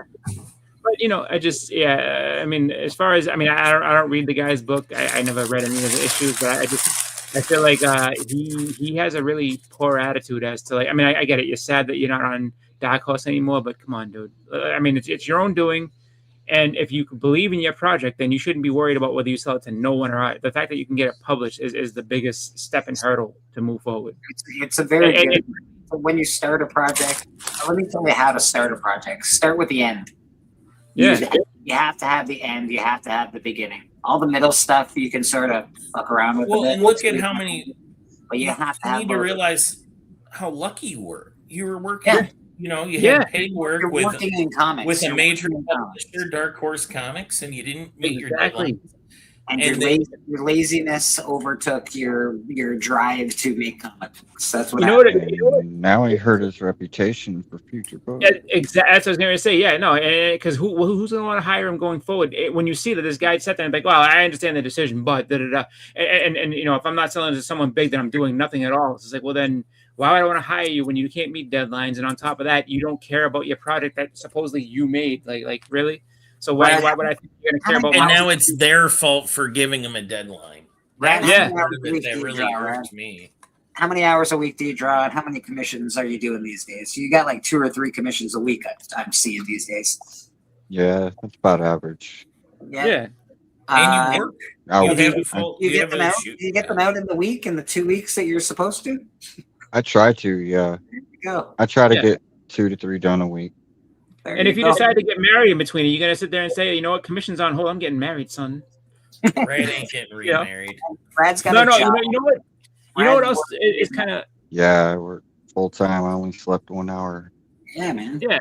And you know what else is kind of crazy with that too, where it's just like, you know, the whole like I'm you know, just I can't make this happen type thing. It's just that like I don't understand just the whole principle of it, where it's just like, you know, like all of it together. It's just like how much of this did you truly have done? Why did you decide that you were going to get what? Because I wonder if he like if they paid him money up front type thing and then said, okay, hit these deadlines or whatever, or paid him to an extent he thought that they're in the money and they could just move forward with that. Because it's like you know you're hired to do a project. How long did Skinbreaker take to draw? 6 years, I think. It was something ridiculous. Yeah, it was a ridiculous amount of time. Right, but guess what? They didn't bring the project to light until it was all done. They hit their deadlines. It was great. Oh my goodness! Look at that. We got the Marvel Earth of Tyler Kirkham. That's awesome. Nice. I wonder if he'll have that. Because I'm pretty sure he's going to Terrific. I wonder if he'll have that deck. That's really cool, man. Yeah, that's nice. Good artist. A lot of times when you bring something like this to them, they'll do a little sketch in there for you. So I wonder if he'll have something like that at his table, because that's what I'm thinking. It's like, oh, like you might give me a little because I'm sure like, oh, you buy my book, I'll sign it. Perfect. You know, he's definitely one of my newer favorite artists. He's got his art's really good. Yeah, I own a Deathstroke page I got from him right before he blew up. That's cool. Yeah, I dig him. He's pretty awesome as far as art goes. I feel like he's definitely got the same level as like a David Finch or something like that, where it's just like, yeah, like he's a superstar. Like it's just. I like that he's kind of doing his own thing too. He's another one of those that got in early on Whatnot and just said, you know what, I'll just sell direct to consumer. Yeah. Yeah, it's a smart thing to do. And you know what he doesn't do? He doesn't miss his deadlines. Because he understands. I don't know him well enough. No, I know. I'm just joking, but I'm just saying. I'm giving the other guy a hard time because I feel like that guy. You know, I'll say this much. Like, you know, I am no one to sit there and criticize anybody for, you know, not taking it. But I just kind of think about that, where it's like you have the opportunity to do something that you've dreamed of doing since you're a child, and you just fuck it up like that, and then have the nerve to kind of put it back on the people that were depending on you. Make it your wife's fault. Yeah, exactly. I'm telling you. Like, did you see the message that he put out there? He blames you for this. Like this is all your fault. Johnny, oh nice. Johnny Money Menzel comes to mind. You know how much he paid for that? Well, what's You know how much he paid for that book? $1, because he got it back in the day. No, just recently. I found it yesterday, but I went to Crossroads. I was hoping to run into Beckerman, man, but this was in the dollar bin. Yeah, man, it's in rough condition, but it's a newsstand, so yeah, I snapped it up. Yeah. I got some stuff from down there. This was in the dollar bin. Boom, I like those cards. You know what I mean? The card covers. I showed these last night on Mad Spidey, so yes, pardon everybody for the rerun, but if you ain't seen it, yeah, I got this. This was cool.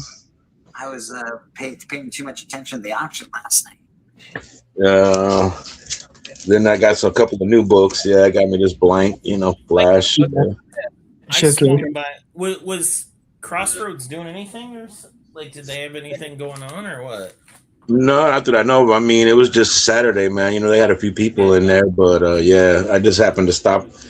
I didn't want to drive all the way to Clint's. It was a little bit closer, so I thought I'd go in there and look around. I'm glad I did, because I found some pretty good stuff. A to Z yesterday for a little bit. Yeah, I've been meaning to go out there too. Yeah, it's been a while.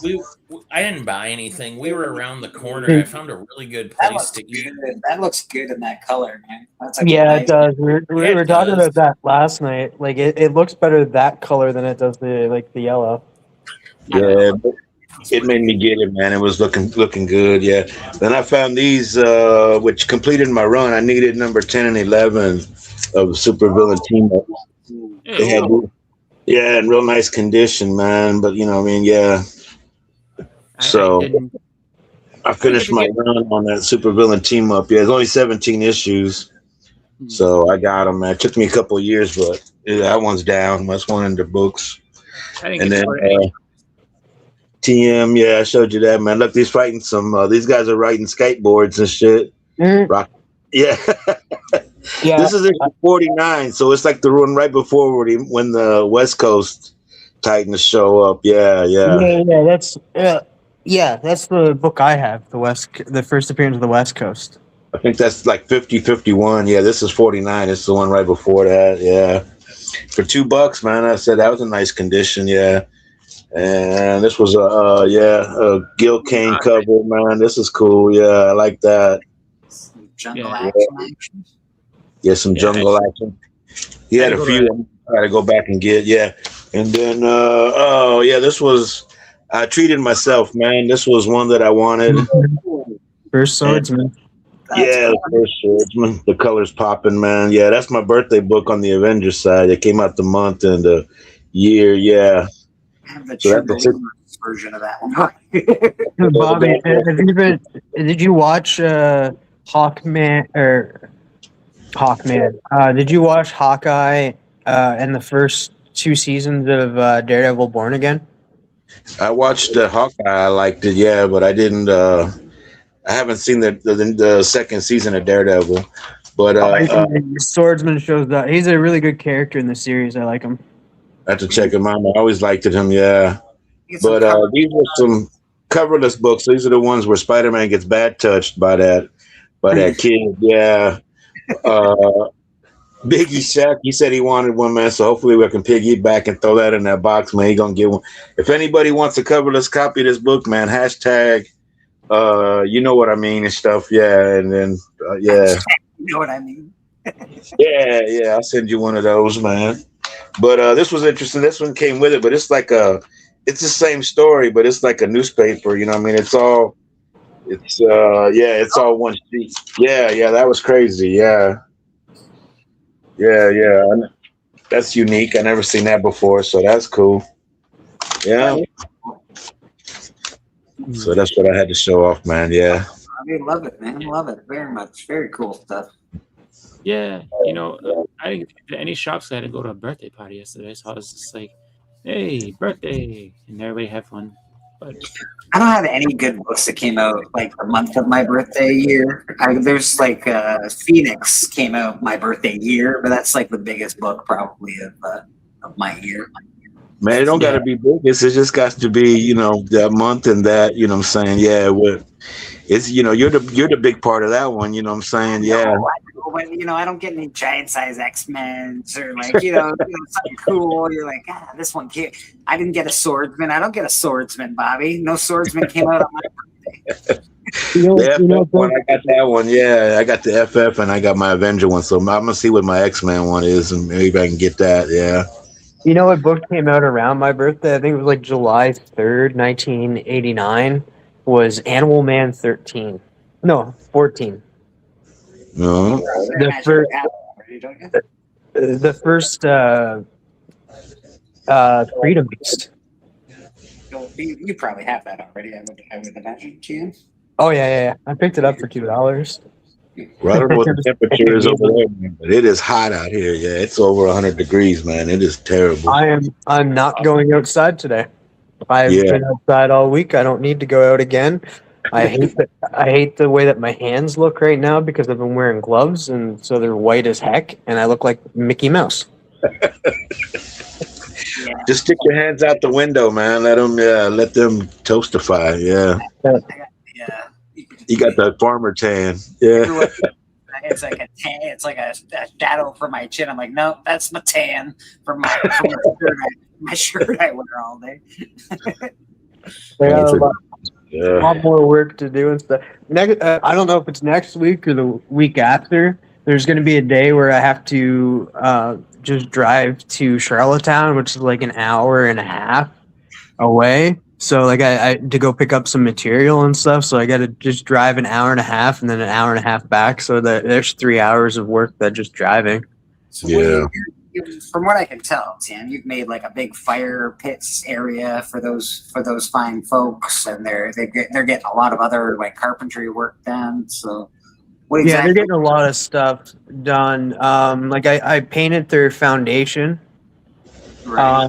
Under their before where the deck is now, and the other deck and stuff. I dug that up, pulled up all the stuff, went about like 3 or 4 inches down, then laid gravel down.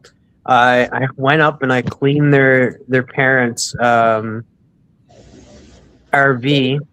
and stuff, but I also had to fill up the truck back and forth with dirt, and that like fill the back of the truck up and then bring it out there and then shovel it out of the truck. So that took some time, and then I took some gravel up the other day. Like it's a lot of I was just maintenance gonna work. say and the stuff. only thing worse than shoveling dirt, is shoveling gravel. Yeah. I still got to do there's some leftover. There's a pile left over, so I have to spread that out. But tomorrow I'm gonna be digging. I have to go about like 3 feet down, and dig some posts, like some holes for some posts and stuff, and that because we're gonna build a fence. Yeah. And then I'm also going to. Oh, yesterday I did have to. Funny story, actually. Funny story. So,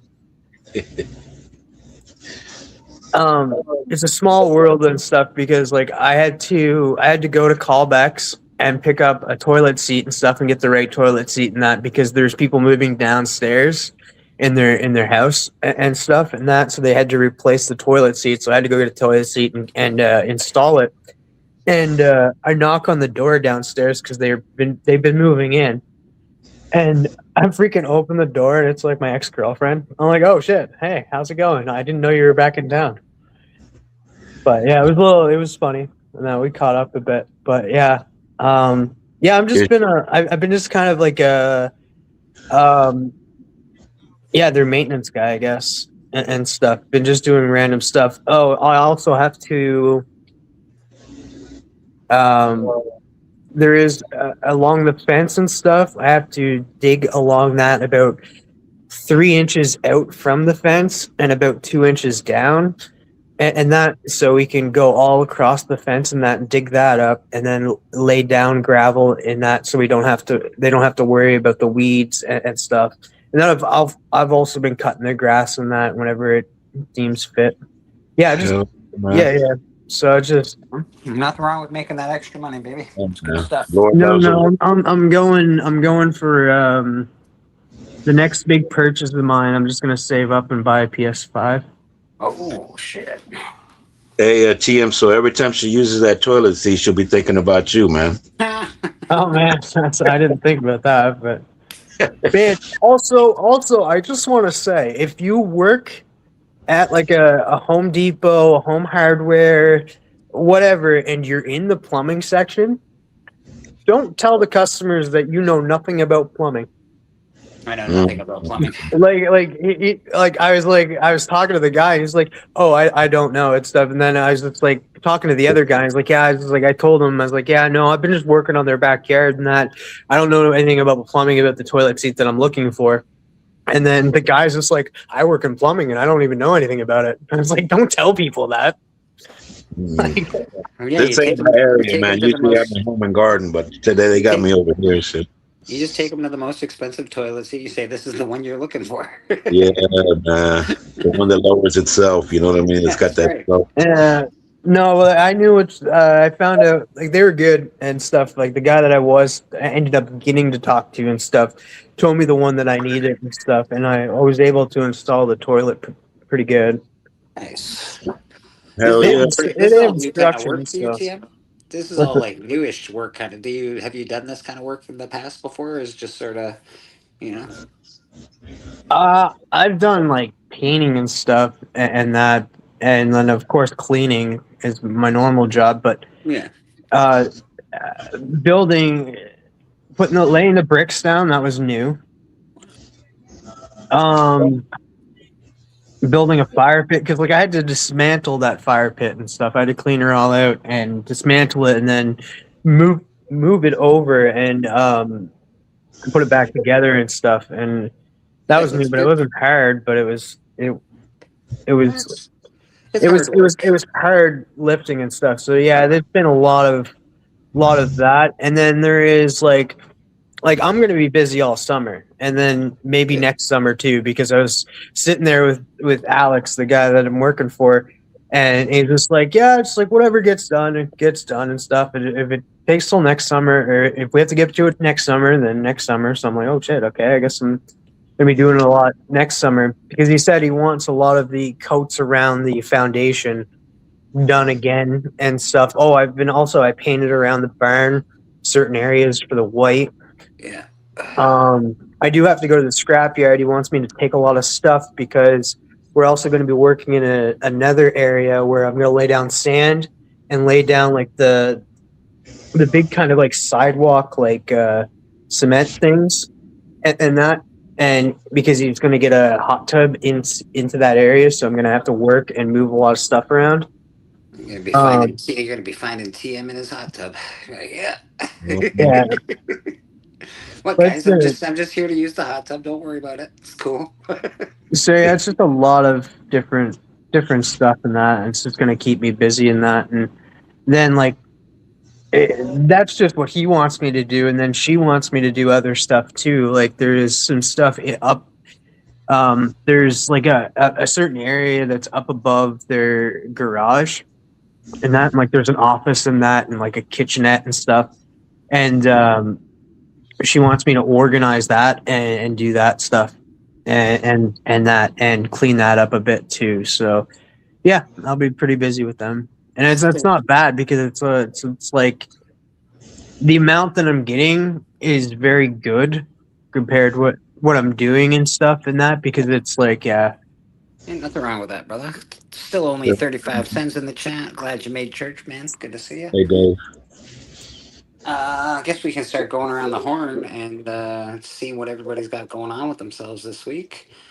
Rad Art and Comics, what do you got going on with yourself besides that awesome commission you're working on? Just same old. Working on commissions, and I'll be here next Sunday. Beautiful. Good, man. How about TM Nerdy? What do you got going on with yourself this week? I dropped a bunch of videos last week on my channel, so go check those out. I had them all, Sarah. I've watched them all. I had some fun. I was just like, I wanted to do something different, so I did some cold openings and had some fun with it.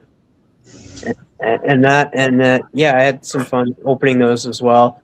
So definitely go check those out. I'll be over on Matt's channel tonight, showing off a lot of books, maybe a toy, a card, and maybe like a Spidey's powder tumbler. And that's, come check out Matt for the superhero show at 9 p.m. Eastern.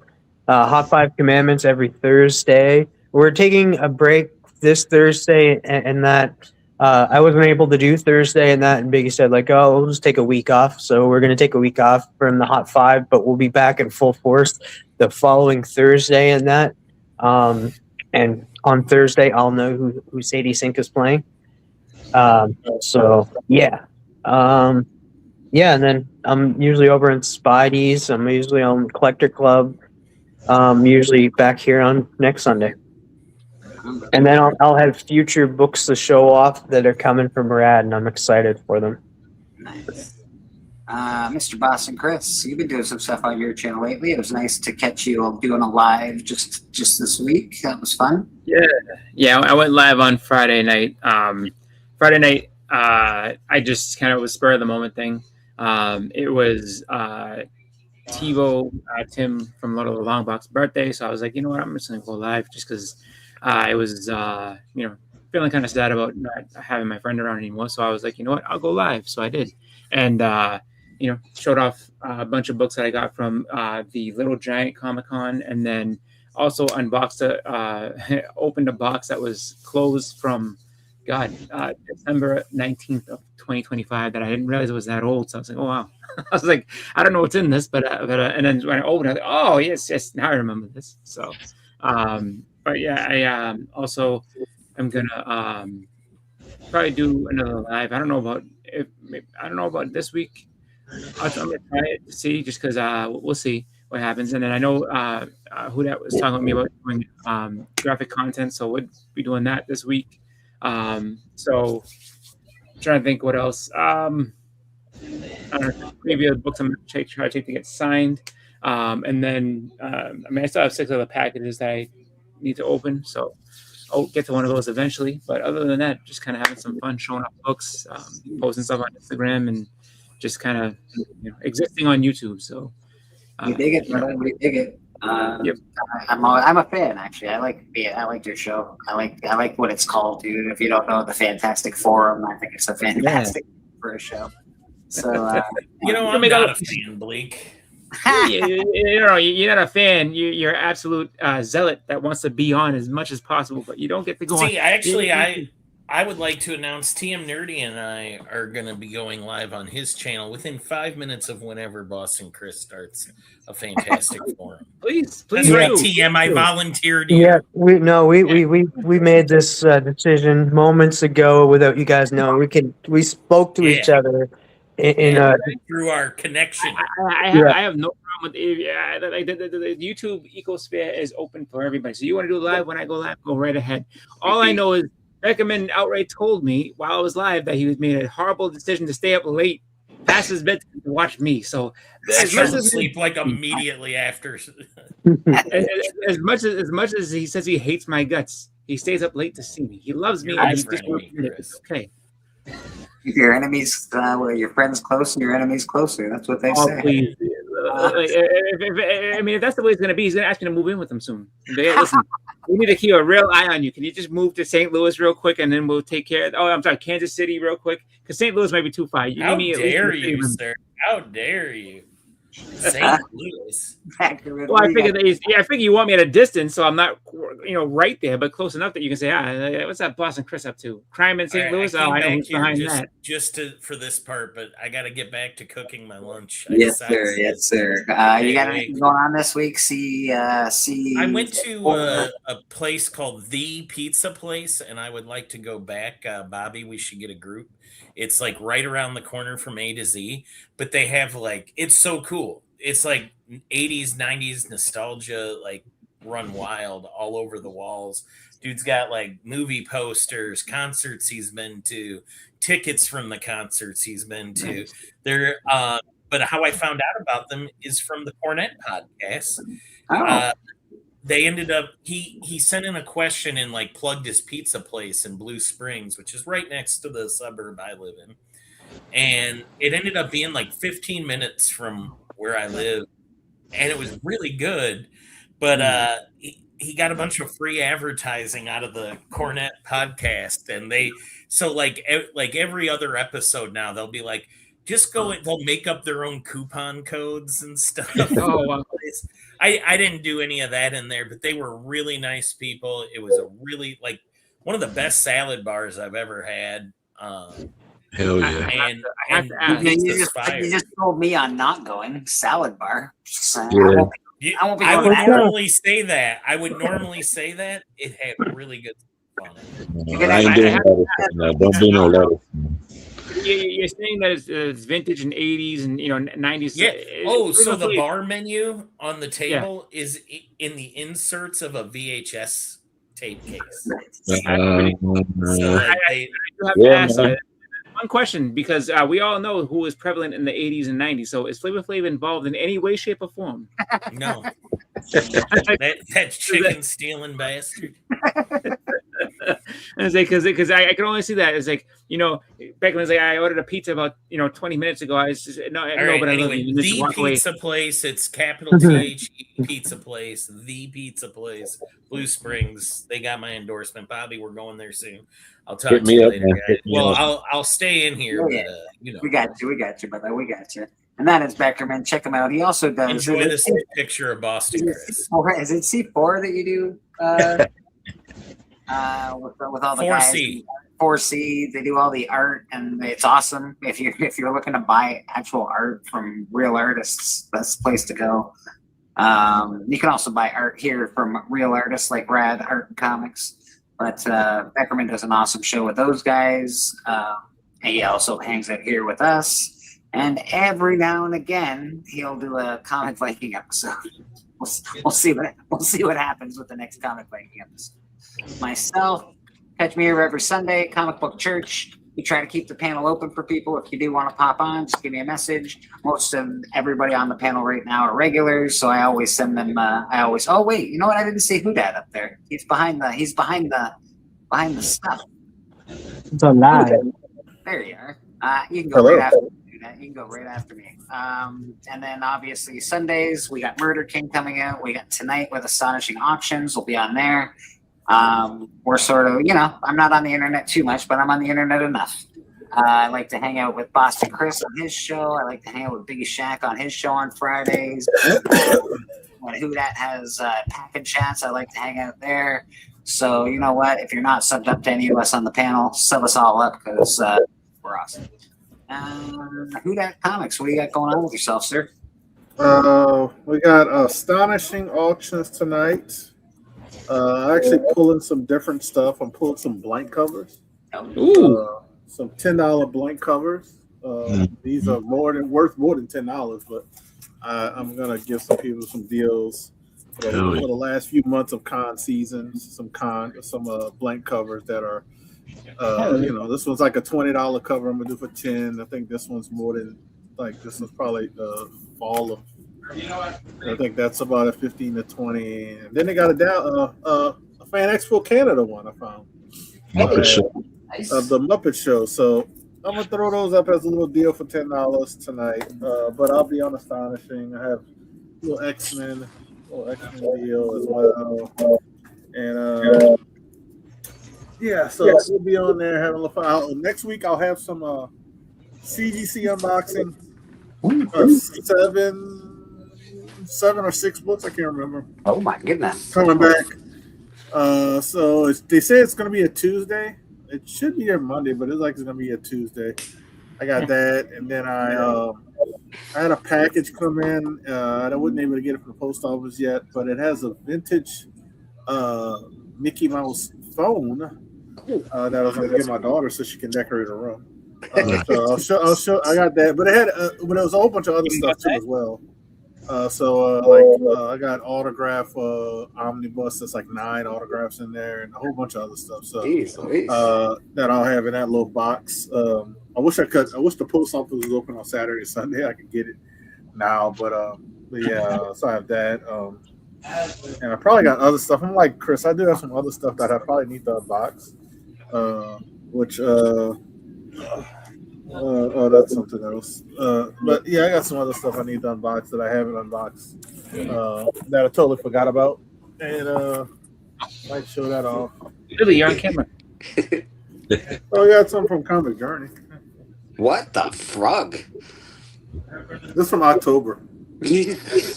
Oh, that's probably the shift. No. Let's see what it is. That's in the show. That's in the show with a Comic Journey unboxing. A little look at me. Look at me. I just said I had some stuff that I know. I'm not totally like Chris, but I do have a few things I haven't unboxed. So let's see. You know what? Let's see what's in here. If we're doing a look at me, it's not the exact same one, but I do have a look at me. Oh my God, what are you doing? Is this even ethical? James and the Giant Peach. Did you just gulp? No. Hey, you got here fast. I got a surprise for you. Why are you looking at me? Are you mad? Why would I look at you? How will a fine boy like me be toasting you for a year and 6 months and you keep on telling me no? Why would I look at you? See, let me warn you. In this compound there, I will beat you if you don't say yes. I will beat you. I am a star. I'm a star, I'm a star, I'm a star. I am a big, bright, shining star. Yep, I am a star. I am a big, bright, shining star. That's a perfect segue for a black man to show some stuff off. Let's see. All right, so and happy you showed that because it took me some time to get all this tape off. I figured.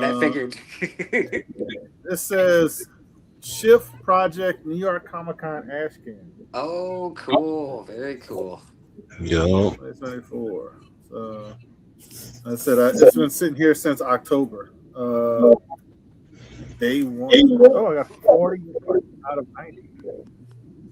Cool, man. So that's the ash can he had. He actually wrote a note on it. He says, "I saved this one for save."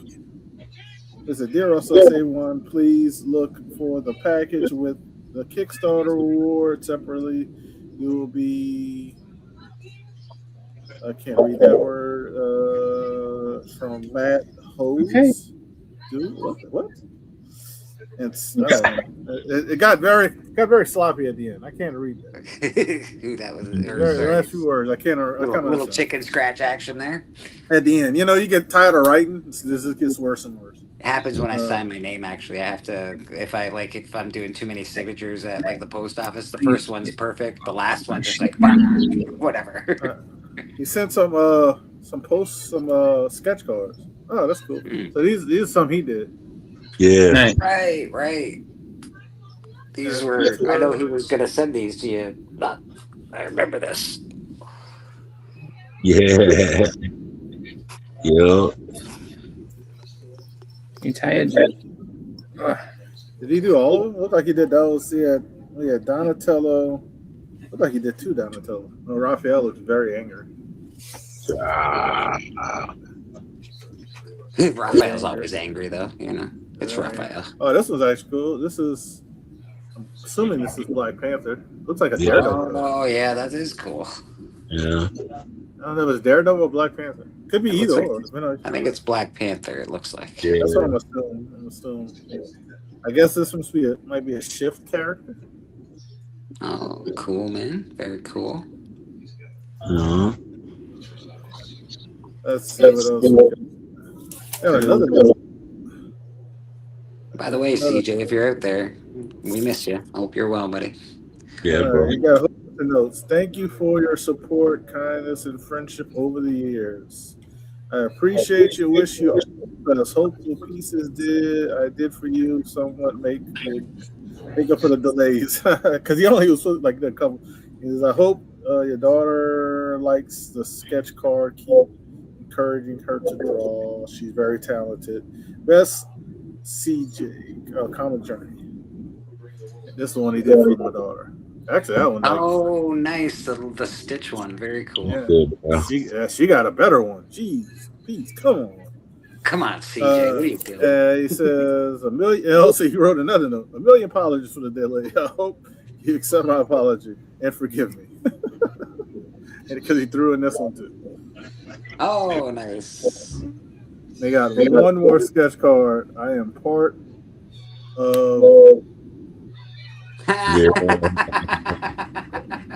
This is the one. This is the one. Yeah, that's a keeper. Shout out to CJ. That's a stack of them. I thought I expected like a couple. So, like you said, if you're around, we are still thinking about you. So I got my little ash can, and I hadn't opened until now. I forgot I had it sitting right there. So. Madam, good to see you. So thank you very much. That's hopefully while he is watching and he sees the end. Yeah, man. And on that, we're just gonna end the show.